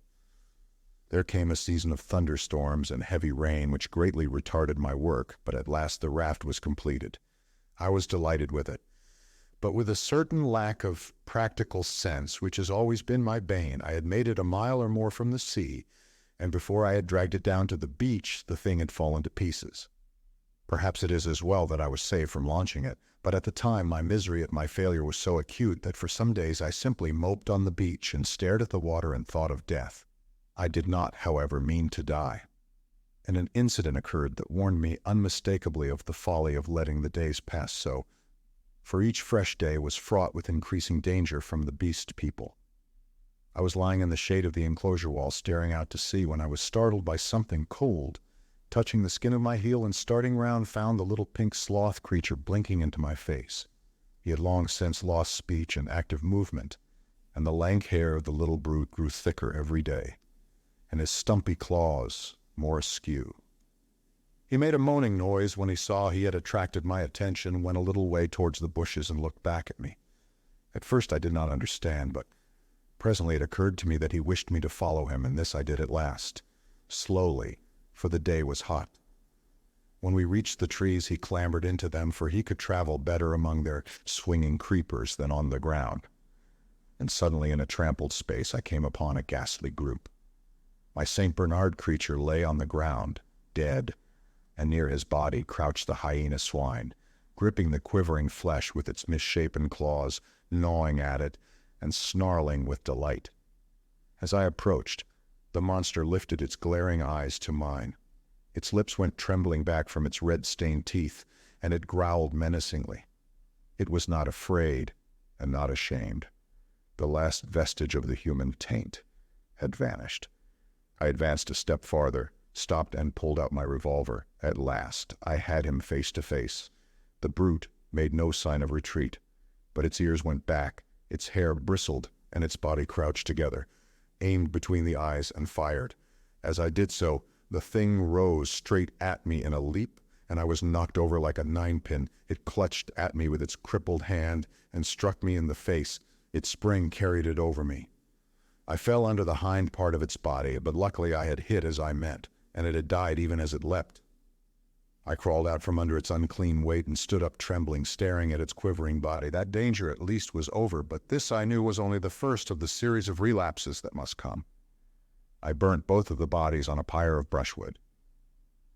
But after that I saw that unless I left the island, my death was only a question of time. The beast people by that time had, with one or two exceptions, left the ravine and made themselves lairs according to their taste among the thickets of the island. Few prowled by day, most of them slept, and the island might have seemed deserted to a newcomer. But at night the air was hideous with their calls and howling. I had half a mind to make a massacre of them, to build traps or fight them with my knife. Had I possessed sufficient cartridges, I should not have hesitated to begin the killing. There could now be scarcely a score left of the dangerous carnivores. The braver of these were already dead. After the death of this poor dog of mine, my last friend, I too adopted to some extent the practice of slumbering in the daytime in order to be on my guard at night. I rebuilt my den in the walls of the enclosure with such a narrow opening that anything attempting to enter must necessarily make a considerable noise. The creatures had lost the art of fire too, and recovered their fear of it. I turned once more, almost passionately now, to hammering together stakes and branches to form a raft for my escape. I found 1,000 difficulties. I am an extremely unhandy man. My schooling was over before the days of Sloage. But most of the requirements of a raft I met at last in some clumsy, circuitous way or other, and this time I took care of the strength. The only insurmountable obstacle was that I had no vessel to contain the water I should need if I floated forth upon these untraveled seas. I would have even tried pottery, but the island contained no clay. I used to go moping about the island, trying with all my might to solve this one last difficulty. Sometimes I would give way to wild outbursts of rage and hack and splinter some unlucky tree in my intolerable vexation. But I could think of nothing. And then came a wonderful day, which I spent in ecstasy. I saw a sail to the southwest, a small sail like that of a little schooner, and forthwith I lit a great pile of brushwood, and stood by it in the heat of it, and the heat of the midday sun, watching. All day I watched that sail, eating or drinking nothing, so that my head reeled, and the beasts came and glared at me and seemed to wonder and went away. It was still distant when night came and swallowed it up, and all night I toiled to keep my blaze bright and high, and the eyes of the beasts shone out of the darkness, marveling. In the dawn the sail was nearer, and I saw it was the dirty lug sail of a small boat. But it sailed strangely. My eyes were weary with watching, and I peered and could not believe them. 2 men were in the boat, sitting low down, one by the bows, the other at the rudder. The head was not kept to the wind, it yawed and fell away. As the day grew brighter, I began waving the last rag of my jacket to them, but they did not notice me and sat still, facing each other. I went to the lowest point of the low headland and gesticulated and shouted. There was no response, and the boat kept on her aimless course, making slowly, very slowly, for the bay. Suddenly a great white bird flew up out of the boat, and neither of the men stirred nor noticed it. It circled round, and then came sweeping overhead with its strong wings outspread. Then I stopped shouting and sat down on the headland and rested my chin on my hands and stared. Slowly, slowly, the boat drove past towards the west. I would have swum out to it, but something, a cold, vague fear, kept me back. In the afternoon the tide stranded the boat and left it 100 yards or so to the westward of the ruins of the enclosure. The men in it were dead, had been dead so long that they fell to pieces when I tilted the boat on its side and dragged them out. One had a shock of red hair like the captain of the Ipecacuanha, and a dirty white cap lay in the bottom of the boat. As I stood beside the boat, 3 of the beasts came slinking out of the bushes and sniffing towards me. One of my spasms of disgust came upon me. I thrust the little boat down the beach and clambered on board her. 2 of the brutes were wolf beasts and came forward with quivering nostrils and glittering eyes. The third was the horrible nondescript of bear and bull. When I saw them approaching those wretched remains, heard them snarling at one another, and caught the gleam of their teeth, a frantic horror succeeded my repulsion. I turned my back upon them, struck the lug, and began paddling out to sea. I could not bring myself to look behind me. I lay, however, between the reef and the island that night, and the next morning went round to the stream and filled the empty keg aboard with water. Then, with such patience as I could command, I collected a quantity of fruit and waylaid and killed 2 rabbits with my last 3 cartridges. While I was doing this, I left the boat moored to an inward projection of the reef, for fear of the beast people. Chapter 22. The Man Alone. In the evening I started and drove out to sea before a gentle wind from the southwest slowly, steadily, and the island grew smaller and smaller, and the lank spire of smoke dwindled to a finer and finer line against the hot sunset. The ocean rose up around me, hiding that low, dark patch from my eyes. The daylight, the trailing glory of the sun went streaming out of the sky, was drawn aside like some luminous curtain, and at last I looked into the blue gulf of immensity which the sunshine hides, and saw the floating hosts of the stars. The sea was silent, the sky was silent. I was alone with the night in silence, so I drifted for 3 days, eating and drinking sparingly and meditating upon all that had happened to me, not desiring very greatly then to see men again. One unclean rag was about me, my hair a black tangle. No doubt my discoverers thought me a madman. It is strange, but I felt no desire to return to mankind. I was only glad to be quit of the foulness of the beast people. And on the 3rd day I was picked up by a brig from Apia to San Francisco. Neither the captain nor the mate would believe my story, judging that solitude and danger had made me mad. And fearing their opinion might be that of others, I refrained from telling my adventure further, and professed to recall nothing that had happened to me between the loss of the Lady Vane and the time when I was picked up again. The space of a year. I had to act with the utmost circumspection to save myself from the suspicion of insanity. My memory of the law, of the 2 dead sailors, of the ambuscades of the darkness, of the body and the canebrake haunted me, and unnatural as it seems, with my return to mankind came, instead of that confidence and sympathy I had expected, a strange enhancement of the uncertainty and dread I had experienced during my stay upon the island. No one would believe me. I was almost as queer to men as I had been to the beast people. I may have caught something of the natural wildness of my companions. They say that terror is a disease, and anyhow I can witness that for several years now a restless fear has dwelt in my mind, such a restless fear as a half-tamed lion cub may feel. My trouble took the strangest form. I could not persuade myself that the men and women I met were not also another beast people, animals half wrought into the outward image of human souls, and that they would presently begin to revert, to show first this bestial mark, and then that. But I have confided my case to a strangely able man, a man who had known Moreau and seemed half to credit my story, a mental specialist. And he has helped me mightily, though I do not expect that the terror of that island will ever altogether leave me. At most times it lies far in the back of my mind, a mere distant cloud, a memory, and a faint distrust. But there are times when the little cloud spreads until it obscures the whole sky. Then I look about me at my fellow men, and I go in fear. I see faces keen and bright, others dull or dangerous, others unsteady, insincere, none that have the calm authority of a reasonable soul. I feel as though the animal was surging up through them, that presently the degradation of the islanders will be played over again on a larger scale. I know this is an illusion, that these seeming men and women about me are indeed men and women forever, perfectly reasonable creatures full of human desires and tender solicitude, emancipated from instinct and the slaves of no fantastic law, beings altogether different from the beast folk. Yet I shrink from them, from their curious glances, their inquiries and assistance, and long to be away from them and alone. For that reason I live near the broad, free downland, and can escape thither when this shadow is over my soul. And very sweet is the empty downland then, under the wind-swept sky. When I lived in London, the horror was well-nigh insupportable. I could not get away from men. Their voices came through windows. Locked doors were flimsy safeguards. I would go out into the streets to fight with my delusion, and prowling women would mew after me. Furtive, craving men glanced jealously at me.